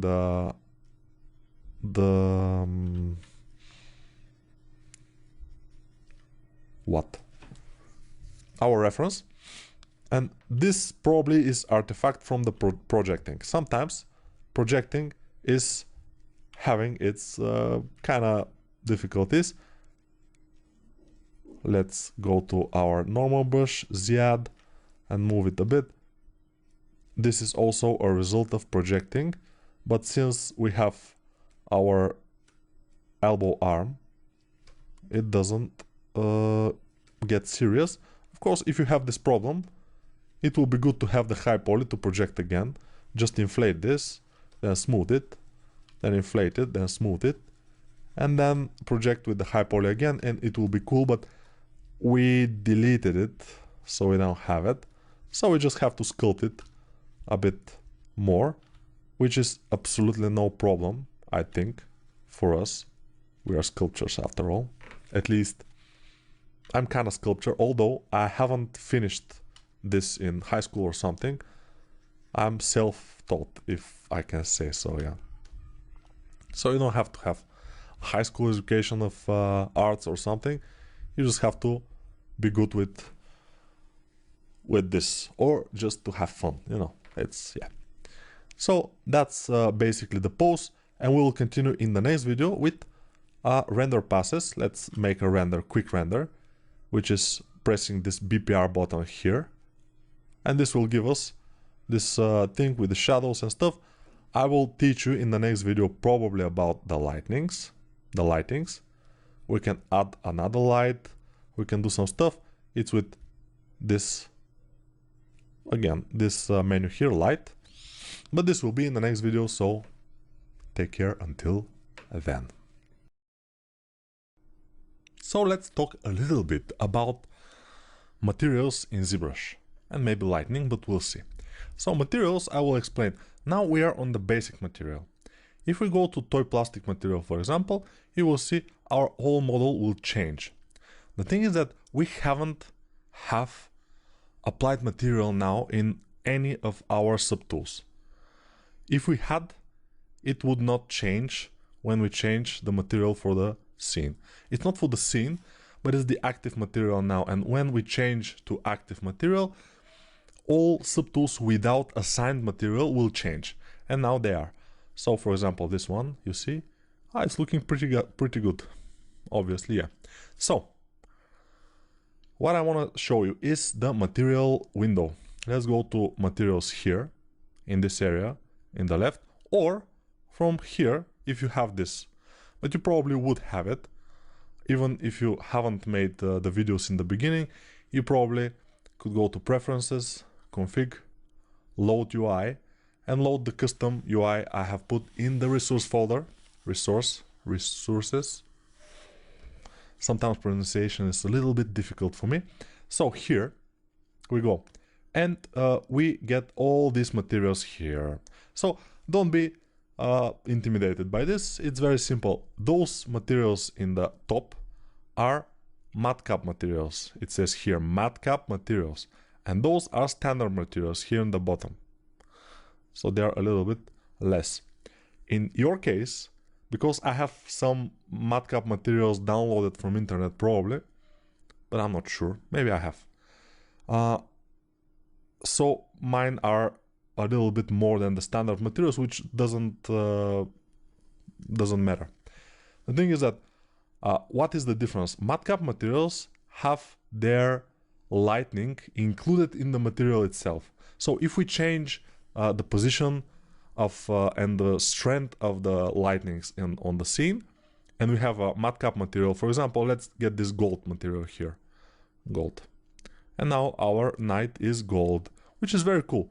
But when we change the lightning from here, you will notice that nothing will change, and also if we change the intensity, nothing changes. So that's why we don't particularly use this kind of materials. Maybe for show off sometimes, but not too much. So let's dial down the intensity. Now I press the standard material. That's why the lights are changing. You can see when I'm changing the light here, and when I release it, the light is changing in the scene. So basically, let's click again here. We have the matcaps, which we don't use, but they are fun. We can make clay or some other interesting effects. I think this is also interesting. This too. But whatever, I'm using mostly the basic material, which is this one, the second one here. Sometimes I'm using the flat color. Flat color is very useful because you can see, I think, yeah, it doesn't affect, it's not affected by light. You can see only your polypaint. If you don't have the polypaint, for example, if I press Shift and click on the brush here, on the subtools. So on the subtools you have those things here in the front, and then you have brush and eye. The brush is responsible for the materials and the polypaint. If I press Shift and the brush, all the brushes disappear and we have our current color here. Everything is completely flat. So you notice that we are, now I'm, getting all the brushes again, the brush icon, and we have this. So next thing, this is the flat material. We will go to the basic material, and now we have shading, and we can adjust our light. We can make it a bit brighter, and now it's kind of fine. So those are materials. We can go to the material window, which is here, material, and just press this to dock it, and we will have our material things. Those render and zip plugin are not concern of ours. The thing is, we have to open the modifiers, and since now we are on the basic material or standard, no standard brush, basic material, we can change the ambient, diffuse, specular, and some other things, noise and stuff. We don't care about those things too much that are below the noise. All those things are not that used by me, for example. So ambient, if we increase it, you see it's better because we don't have that harsh shadow, which is cool because our character is cartoon. If we increase the diffuse, it's brighter. If we decrease the diffuse, it's a little bit. If we increase the specular, you see it's wet. And if we decrease the specular, it's more dry. And I think more dry will be better. So by default the specular is 12, but we will make it lower value. Some materials have S1, S2, S3, some even have S4. What is S? S is shader. Shader 1, shader 2. So when we go here, you'll notice that we have tri-shader material, quad shader material, and those are complex materials, but I will not get into too much details for those materials because this is a base learning of ZBrush. I'm basically showing you what is it. If you want to learn more, you can always do that in more advanced tutorials. So I think our material is kind of cool, except for one thing. I'll go to mixer here and just increase the outline. Just make a little bit of outline. It's always good to have. So you notice that we have now outline. Whatever we go with this, we have. If we get it down, we don't have, and now we have. And I think this outline will help to make our model a bit more interesting. Yeah, when we restart ZBrush, of course, since we haven't saved this material, it will be bad.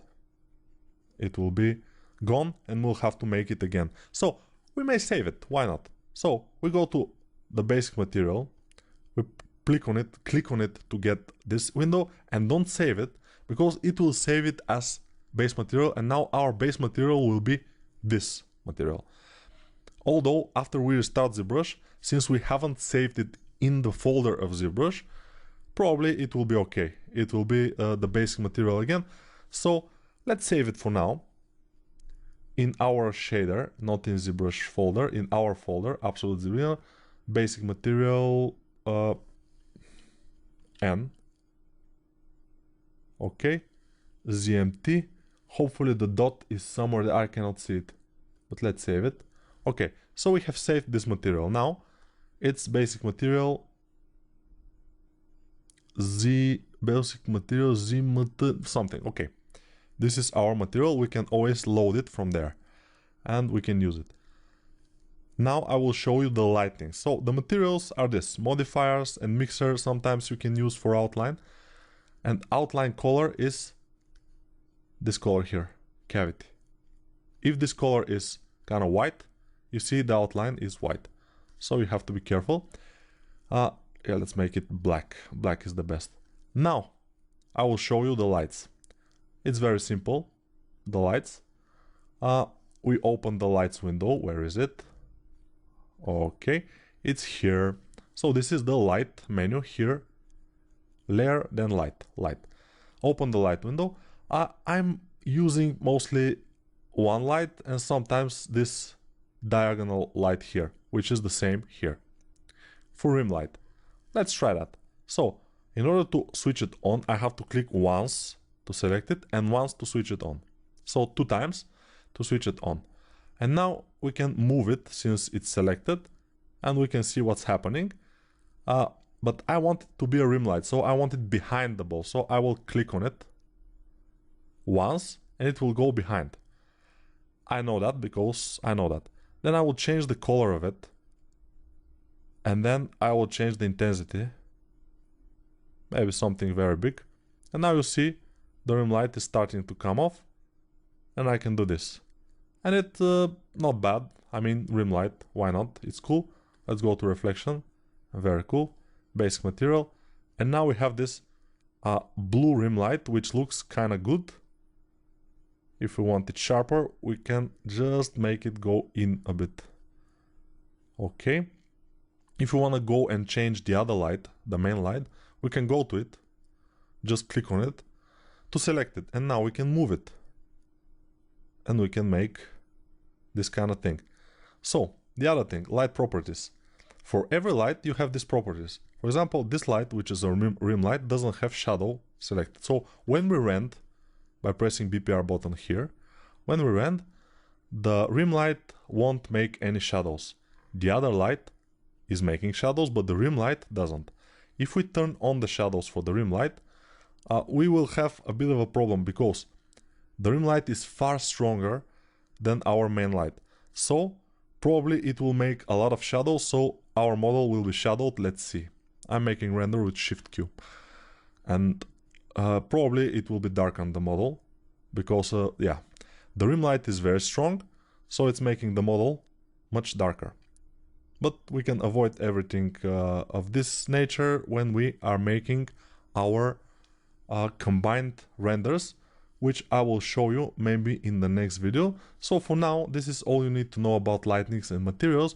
This is the base things. Since this is very simple model of ours, let's remove the shadow. We don't need a lot of things to do, a lot of different materials. For example, we can make a different material for the cape. Let's try that. Toy plastic for the cape is not good. Basic material, which is this basic material 1 for it's darker, this material. I don't know if it will be nice for the cape, but we can try it. Let's apply it to the cape. How to apply material? Let's talk about this. We are filling object when we are trying to fill it with some color, right? But if our brush, whatever brush we have, is M selected, not RGB, but M is for material. So when I fill now, our cape now is filled with this basic material 1. And when I go back to my basic material that we have made, everything else will change to that, but the cape will remain with this that we have applied to it. So now we can select the front part of this thing. We go to our basic material 1, M is selected, fill object, and then go back to our basic material. Now this thing is also selected with this or filled with this material, the basic material. And we can basically fill different parts of our model with different materials, completely normal thing.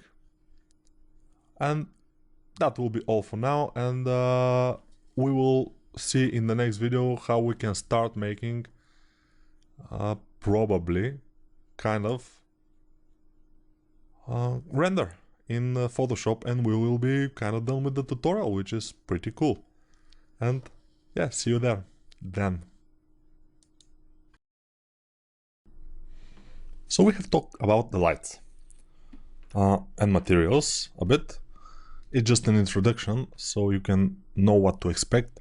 But now we will talk about the render a little bit. So first, we need to make this canvas a little bit bigger, because the bigger the canvas, the bigger the render, of course. It depends on the canvas. So if we go to this button here with zoom, it will zoom out and we'll see our canvas size here. Since this is not very different from this color, it's barely visible, but you can see it. This zoom is, you know, and it became pixelated. We can press actual and it will be okay. So with here you just can see how your model will fit into this area. And it's we can fit it a little bit better, so a little bit bigger like this, and it's gonna be, I think, okay. But if we need bigger thing, we can go to document, and then here in the bottom, not in the bottom but a little bit below the middle, is our canvas size. It's document width and document height. Now is you see 160 1600 by 1000. So this is not exactly the best possible solution. We need to make it bigger, so I will increase it up to 250 and 160 and resize. When I press resize, ZBrush will call us and say, ZBrush will call us on the phone and say, what are you trying to do? Are you trying to piss me off? No. It will just get this message. Are you sure to resize the document? It's not undoable operation. No problem, we say yes. And now we have this thing. And you notice it's not very good, so we drag with our mouse, and what happens is it's starting to lag a lot. And we have a lot of models on the screen. So what's the problem here? The edit is disabled.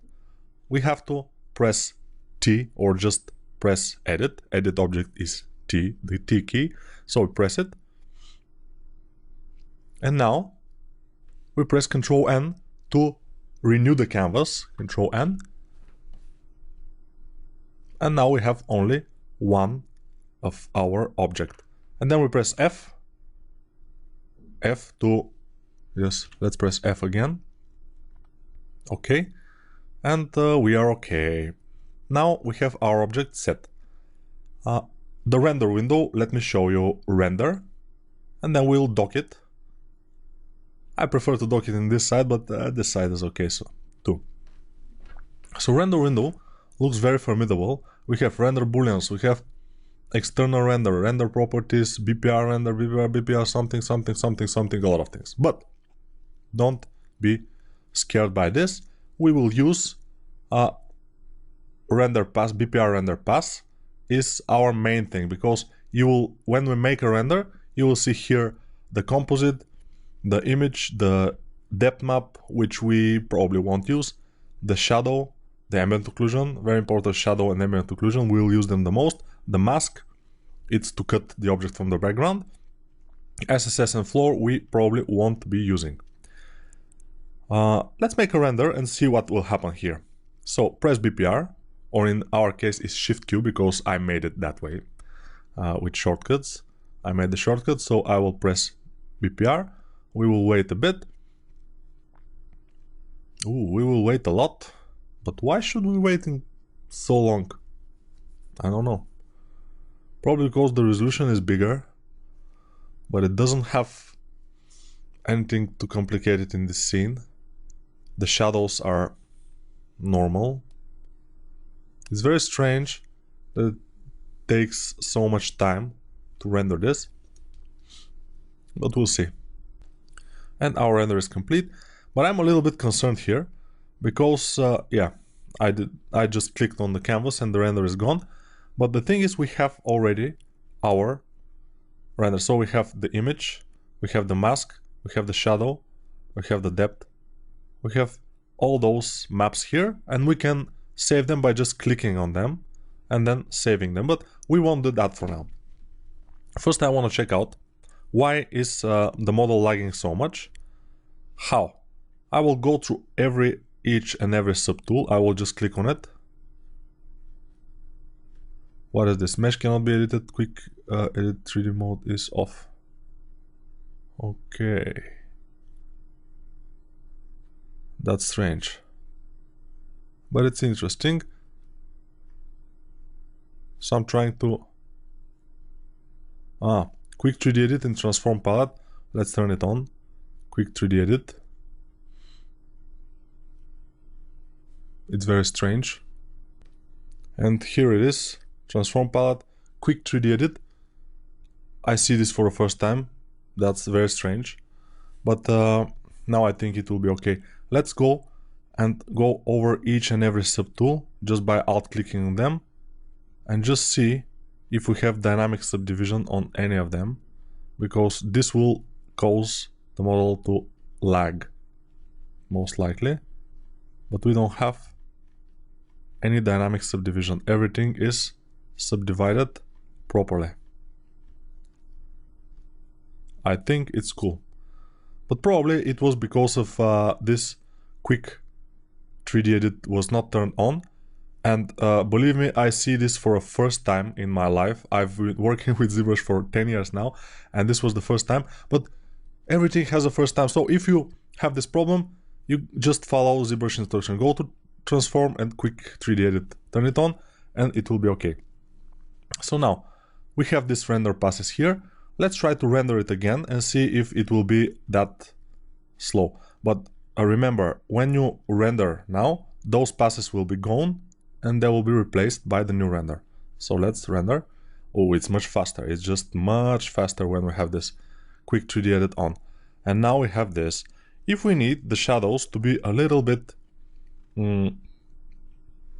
not so thick and not so sharp, we can adjust them. If we need the ambient occlusion to be on, we can just adjust it from here. But since it's not on, it's not adjustable yet. But we can go to BPR shadow, open it, and we will work only this window, BPR shadow window, and BPR ambient occlusion a little bit. So all the other things, you just don't need to know for now. And maybe you won't be needing them anyway, but whatever. So, render properties. If we go to render properties also, we can turn on and off some things. For example, we can turn off shadows, and then when we render, it will not render shadows. It will be pretty quick. Sometimes it's useful. When we turn on the ambient occlusion, when we render, it will be slower, but now we will have ambient occlusion. Remember always to go to ambient occlusion and increase the raise. Not the raise. The raise will be good. 2025. But the resolution, not to the maximum, but 4000 or most of the time is fine for resolution. Because default is very low and your ambient occlusion will be very bad. I mean, it will be not detailed at all. But with a good resolution of 4000, it will be slower, yes, but the resolution will be nicer. For the shadows, if we want to make the shadows a little bit blurred, we can increase the angle here at some degrees and increase the blur at 4, for example. Let's see it now. It will be slower because we have ambient occlusion. At the big resolution, we have shadows, we have everything, but since our model is pretty simple, it wouldn't take so much longer, you know. Sometimes, for some models, I've seen renders that take like 2 or 3 minutes. Now this is for a couple of seconds and it was ready. And now you can see that we have also ambient occlusion here. Let's save this ambient occlusion here. Let's make a folder, new folder, rend, and save BPR ambient occlusion here inside the rend. I save it as TIFF most of the time. Save. And I will show you the ambient occlusion now. Let me see, where is it? Rend, BPR ambient occlusion, and it will be open in Photoshop, so you can see it here. Let's make it bigger. And you see we have kind of good ambient occlusion because we have all those things here on the horns and everything. We have detail on the ambient occlusion layer, which is fine. If the resolution is lower than 4000 or at least lower than 2000, all of those details will be very blurred and not very nice. So in the next video I will show you how to render, but let me show you one more thing just fast, and in the next video I will show that again. So let's make a rim light. To make a rim light I always go to this light. So this is our main light, and I go to diagonal light, diagonal light. But let's go to the light, and this is the light. So you see I switch it on by twice clicking on it, and I think I already did that once, but I will move the light in the middle and then just click on it. And when you click on the dot here on the ball, when you click on it once, it will go behind the object. So now the blue light is behind the object. We can make it a little bit lighter blue. And then the intensity, the ambient we won't touch. We just need shadow and intensity. That's why they're here. So the intensity I will increase it like this, or maybe even more, or maybe even to a lot. So now we have this kind of very interesting rim light, but let's keep it not that big. And then let's see, the main light is here. We will move it a bit on the side, and then this light we will move it a bit on the other side. So that makes this light on the left side here, and it's lit on. You see the ball here. The ball is lit on from this side, and here there is a shadow here, and then this rim light is just following the surfaces behind the shadow, and it's making them more interesting. So now you can see it's looking good. Of course, if we render now, I show you already that because of this light, the rim light is stronger than our main light, which is less than 1, and this intensity is 3.7. If the rim light doesn't have shadows, it will be cool. But if the rim light have shadows, then our model will be dark. Because the rim light, since it's stronger, will shadow the other light, which is normal. Don't think that ZBrush is very good for rendering. It's not exactly the best rendering program.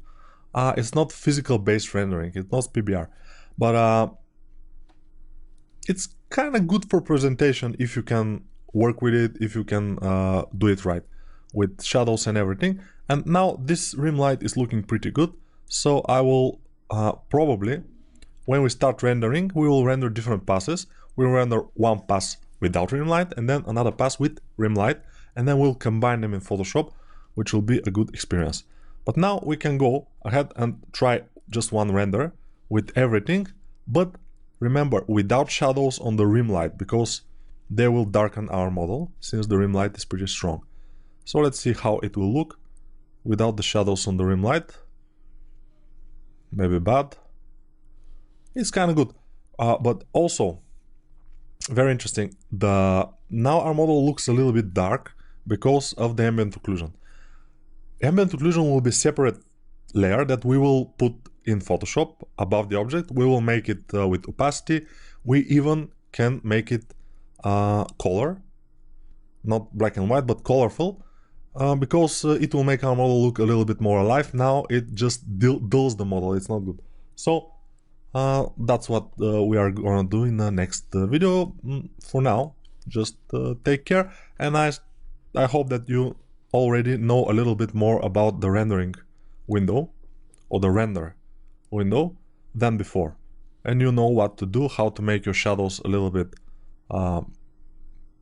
blurrier on the edges, not so sharp, and also the ambient occlusion to be sharp and good. You need at least 4000 resolution is fine, and you see it's not that it's not slowing that down that much, so it's cool. So see you in the next video where we will make the render passes, then we'll put them in Photoshop, and we will make the final render, and we will be cool and good to go. So now we will prepare ourselves to make the render. Let's press actual to be sure that we are on actual pixels. And of course, when we're making the render, probably we will zoom out by just clicking on this button and dragging. Zoom out. And then we'll position our model better. But for now, actual pixels, and then pressing F 2 times, just to be sure that our model is fitted on the screen itself. What I noticed is that our model is not exactly flush with the ground, or all its parts to be flush on the ground. How do you notice that? When we press floor, our floor will be here, but in the beginning, our floor will be probably around this size, so very small. Why do I need a bigger floor, you will ask? Because when we render with shadow, let's try to render with shadow, you will notice that the shadow will fall only on the parts of the floor. Not this case here. Let's see. It's cool. So it's cool, but still, you see, he is floating. Okay. So what do we need to do is go to disable perspective, just drag and shift snap the side view, and let's increase the size of the grid so we can see exactly where it goes. We go to draw, and then down here you see grid size. It's very difficult to notice this grid size because there are a lot of things here. This controls the perspective here, and by default is 50. This is new in ZBrush. Before that, the perspective was controlled by this angle of view. If we disable this camera by clicking on it, we can work with the perspective here, but this is more convenient. So we go to draw, and then down here, grid size. I always search it for about a few seconds until I found it, but still, we'll just increase it a bit, and that's it. And now you see that in ZBrush, the floor, this here, the floor, is exactly where the lower part of the most bottom subdivision tool is. So now the cape is the lowest part in all the model, and it determines where the floor is. So we have to just lift it up a bit. What do we do is, let's see, put it here, then click on the cape to select it. Let's see, yes, we're on the cape. Shift D to go down subdivisions, or just from here you can go down. And then we mask, control drag, masking here. Then when we mask this just piece of it, the lower piece, we control click on the object a few times to just make it feather so it's not sharp. Then we control click to reverse it, then control click again to feather it even more. So it's now it's a lot feathered, and it will be easy to just go and with our pivot here, place our pivot here with Alt. We can, move with Alt. Yeah, I already told you that, but I'm trying to make everything as clean as possible. So now we can see we have to lift it up until probably this place here. And you see another cape here, but when we move, it will disappear because it's kind of a ghost image. I'm not sure. So now it's kind of good, but we want to also move with the big move brush, a bit like this, so it lays on the ground flatter. I will try to do this here. Probably we'll do this here, and in this area also. Just manually pull it and push until it's exactly the lowest point of the cape is exactly at the lowest point of the feet, which will give us, okay, when we move a little bit, it refreshes the floor, and now we see we're almost there. We can lift it up a little bit more, but not too much. Okay, now we see our feet are not exactly flush with the ground because they're not exactly straight in the bottom part. So what we'll do is Control Shift. I'm pressing them. Then I go here, and I'm on Clip Curve. you will be on select rect probably. So you click on the select rect and select clip curve from here, or if you already have selected it in this session, it will be on the quick pick. So we select the clip curve and then drag from right to left, because if you drag the other way around, it will cut, it will be awful. So from right to left and just okay, but this has cut the cape. So now we go to the legs and do the same for the legs, cut them exactly where the cape is cut, then move a little bit and everything will be exactly flush on the ground. And this is very important, because if we want to have, let's turn on the perspective, if we want to have a shadow on the ground, it will be good to make this. And now let's see how the shadow will look. Probably the model will not float anymore, which is completely perfect for us. Yes, it's very flush to the ground. Of course, something else I want to make is just get the legs, because it will be easier for me to work, and just smooth this with shift drag here to smooth a bit. And then with the high polish brush, I'll try to make kind of a, I don't know if I will succeed, but I will try.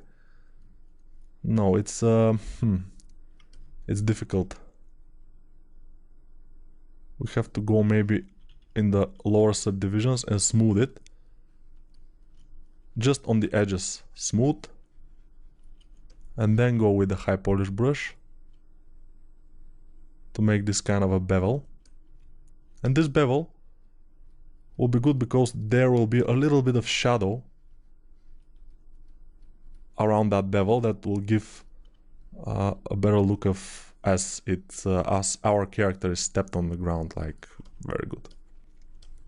Hopefully, at least. I'm not sure that this will work exactly as planned. I will move this a bit with the move brush and Alt. And okay, go up subdivisions, smooth this things up, they don't look that good. And I think we're okay. Let's see. Get the floor in. And now I think we are fine. So I will go to the cape, of course. Get rid of the mask. Press D a few times to subdivide it to the last subdivision. And then go to zoom. And then F. And just position it as I want to the final render.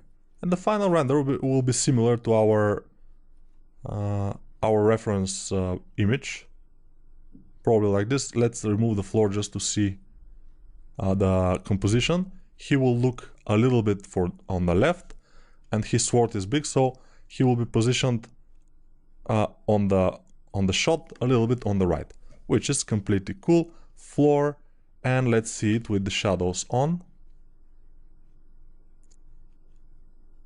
I think this will be our render. We could do it, I think. We'll see. So the main thing is, when you make the render, because we will make few things about the render, don't move the camera.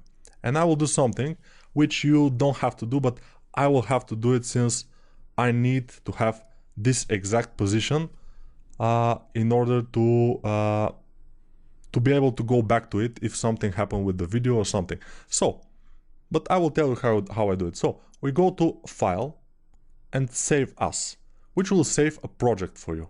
And I will save it here in Rend. So it will be Rend ZPR. Okay, save. And now the project will be saved. It will require a bit more time, but no, it's obviously light project. So I've saved it, and now I will go to this view. For example, this view I like.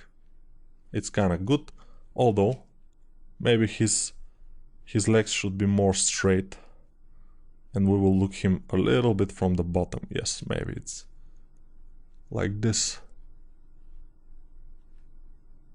Yeah, I need to adjust my view just to be sure that his silhouette is the best. So take the floor, put it in, make sure it's good.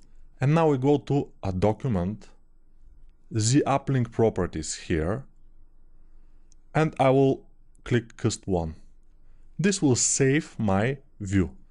and I will save it as view. Save. So now if I move my my model, I can go to a document, the uplink properties, press cust 1, and it will apply the same view as before, which is very, very useful. When I load my Z project, and I save it as Z project because I want to save my resolution too, because this view that I have saved will work only with this resolution here. With other resolution, it will work, but it will not position it correctly. So yeah, that's probably a little bit overkill that I'm telling you all these things. So if you want, you can check that out. If you don't want, you can check it out later or never. It's your choice.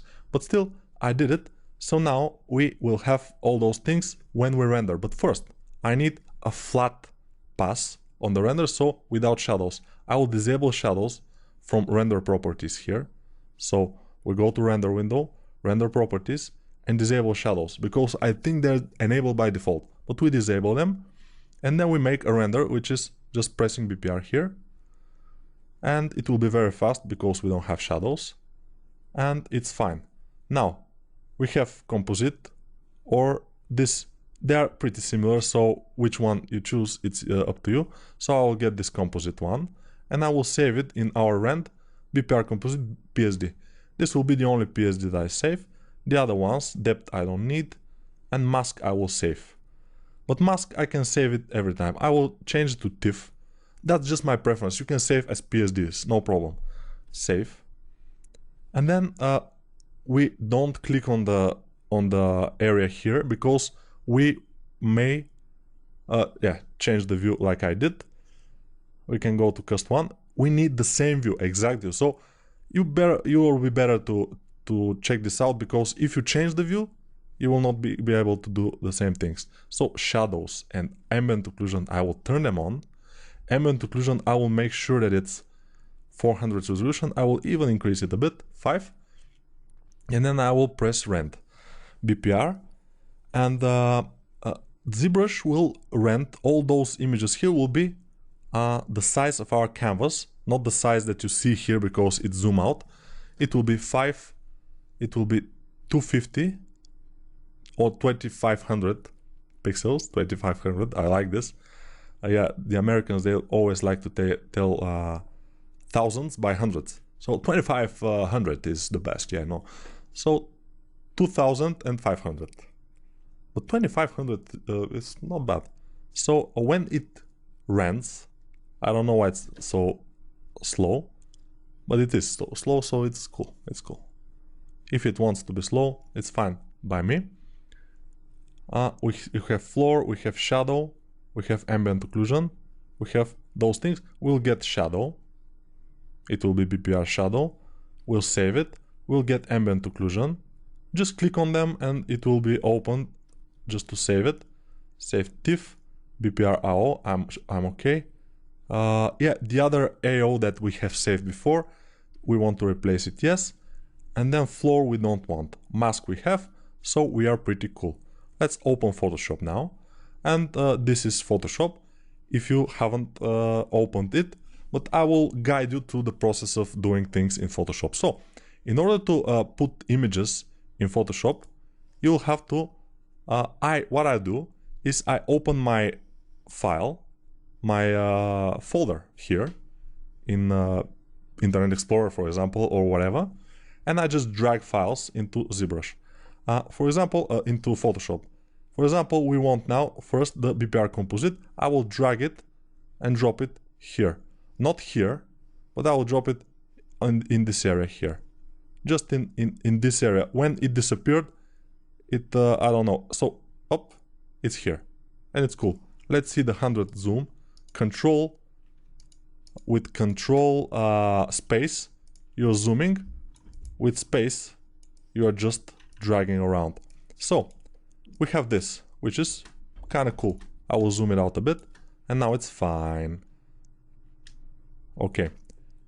Next thing, we go again to our folder, but I will move it to my other screen because it will be easier for me. When it's on the other screen, it doesn't disappear below Photoshop after Photoshop became active, so it's better. So I will drag the mask here. And what we'll do with the mask? We will Control A, which will select everything, and then Control C, which will copy everything. Control C is copy, of course. We'll go to the channels, make a new one with this icon here below, and then we'll Control V to place the mask that we have copied just and place it on this alpha channel. And then when we Control click on the alpha channel, you will notice that we have selected only the inner part, which is the white. Then we go to RGB, and then we Control J on the keyboard to just copy the content of within the selection to the upper layer, and now we have this separated from the background. Very good. Claps, thank you. Yeah, that's what we do with the mask. We can disable it or close it. We can go to the shadow, put it here. Very good shadow. But the shadow will proceed a little bit with cautious there. We will Control A, Control C, which will select everything and then copy it. Control A is all, select all. And then we will make a new layer by pressing this little button here. And then we will place the mask in this layer. Then we will Control click on this which has already transparency, and it will select only the non-transparent things on the layer, and we will go up to the mask layer and then Control J. But we will keep this one down. What we'll do with it, we will go to this brush, magic wand, which is W, the short key, and we'll click to select only the white areas. Then we'll click here also, because we want to select only the white areas. And since our tolerance is pretty big, 23, we are selecting parts of the model too, but we don't care that much. So we'll press delete, and we have deleted parts of the mask, so it looks like this now. But this is only for the floor. It's not for anything else. So we'll put it below our object, below our guy, and then we will make another layer, which we will drag below everything, and we'll fill with some color. For example, a little bit like maybe like this. How to fill with the current color? So I selected the color here. How to fill the layer?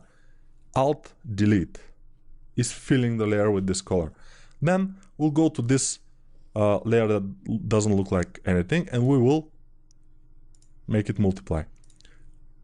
You see, we can preview the things, but multiply is the best for us. And then I will press E on my keyboard, and nothing is happening, which is very strange because it has to take us to the brush, the eraser. E is eraser, but since I'm recording, sometimes those shortcuts aren't working. This is what we need. Then we put our model, and suddenly it has shadow. We of course can adjust the opacity here of our shadow because we are on that layer. We can adjust it so it's a little bit not that visible, and we're good. Now we go to the layer of the shadow itself, which we can again make multiply, and now you will see shadow on the object. Now you see the mode is here. So this is normal, which is normal. This is multiply, and this is multiply because it is shadow. And the top, since it's too much shadow, I will just lower the opacity of it a bit, like this. Then what I'll do, I want to try something here, but let's continue in the next video because we are out of time for this. And save your files often in Photoshop, in ZBrush, save it. Don't let the program beats you, because sometimes every program crashes, and sometimes they don't make saves automatically. But Photoshop is very good with this these days, ZBrush also, but sometimes, rarely, it's good to save. So See you in the next video, of course. Okay, let's check out what we have. We have this model now. We have it in Photoshop. We have it with background. We have a shadow and floor shadow also, but we don't have ambient occlusion, so I will now insert the ambient occlusion, drag it here. It will open, and then there is another way to add it into our composition. We'll just grab it here, but we have to be on this tool here, cancel. So grab it, drag it, and go to the tab here, then continuing to hold the mouse or the tablet, drop it here but with shift pressed. If you just drop it, it will be like this. But if you drop it with shift, so drag it, hold a little bit there, so this will open, and then press shift and drop it, it will drop exactly where it should be. So yeah, assuming that they are the same size, and they are. So I will control click this here, so we'll have this selected, then control J. Then I will delete this by dragging it into the garbage bin, just drag it there. And now we'll have the ambient occlusion layer, which I might need to colorize a bit, because now it's black and white, and when we press multiply, not bad, not too good. Overlay, a little bit too much. So you have to avoid this kind of very white areas. For example, here and here, and all those like burned out areas. It's not good. Even if we dial down the opacity, they still are a little bit like off. They don't look good. So what we'll do is multiply, and let's turn it off and on and see if it's good. It's a little bit too dark with this ambient occlusion. We might get the opacity a lot down, but first let's make it color. How? Normal first, so we can see what color we can make it, and then we go to image, adjustments, let's play with hue saturation, and in order to make it color you need to press this, click here, colorize, and now it's this kind of blue color, which I don't want. I want it to be a warmer color, so I will move the hue layer, but with the tablet, yes. So let's go to this and then make it more saturated, and I think it's okay. And let's now make it multiply, and now you see it's a little bit too saturated, probably. Control U is showing us this, so let's desaturate it a bit, not too much. This we won't touch it too much. This one is off limits. Okay, for this, so a little bit of saturation, it's visible, and now okay, and now opacity down to, let's say, like 40%. It's maybe a little bit too much yet, but whatever. Now I will take our normal layer, I will duplicate it because I want to have a backup copy, and I will press Ctrl M, and it doesn't work because of my things, but Ctrl M is basically curves. I will open curves, and now I will go, if you'll see curves, this bottom part, if we press here in the middle, we'll press a point. If we move this bottom part down, it will increase the strength of the shadows, and this will increase the strength of the light parts, you know, like this. But we don't need the shadows to be increased, so I will move it up. And basically, if you want to delete a point, you just drag it to the top and it will be deleted. It's very easy. So this is the now, and this will be a little bit more vibrant colors. Yeah, I think for a cartoon render like this, and this circle is because I'm working with my tablet. I should work with my mouse, it will be a little bit better. But let's see. Yeah, we have to be careful not to burn the dark areas to be too dark, and not to overburn the light areas to be too light. So we have to make some kind of a middle decision. This I think is good. And let's compare it. Yeah, a little bit more vibrant, a little bit more contrast. It's cool. So now we go to our layer, which is here, the bottom layer, and we will make it darker. Let me think. Okay, let's make it a bit darker from here. So I opened hue saturation by Control U, and now I make it darker. And now we need a little bit more variety in here. So we will open O, which is, I think this is O. Let's see. Dodge tool O, yeah, okay. And I will press on the background. You see how it's getting a bit lighter. While I'm pressing, it's getting a bit lighter in this area here. But since the shadow is this way, maybe the light should be this way, but still most of the time the light should be where the character is looking, should be a little bit more light, and then behind him should be the dark area. So yeah, and then with Alt click I can press Alt and then just drag above and in these areas to make them darker, and we should have this kind of a interesting view. And one more thing I want to do, I want to put a rim light in the right side, so his left. We have to go to ZBrush. How to make a rim light? I will render it, but I will render it in a different way. We'll go and disable by shift clicking all those materials and the polypaint that we have made, everything that we have made, I will disable it. I know it's counterintuitive, but bear with me here. So then I will go to this reflect material, which is kind of good. We can incorporate that into our thing, but we'll disable shadows and ambient occlusion for now. And let's render it just for fun, just for test, because I like it how it looks. We can just put it. I'm not sure that it will be looking okay, but we'll see. So compose or shaded. Let's compose. Composite. Composite. Where to put it in the render? In the rend. Here. It will be not JPEG. It's not good. TIFF. It will be Chrome. Chrome. And save. Not delete. Okay. Now we save that. So we disable this front light. We enable the back light, which is our rim. And I will make it thinner. I don't want it to be too thick, the rim. And then I will enable shadows.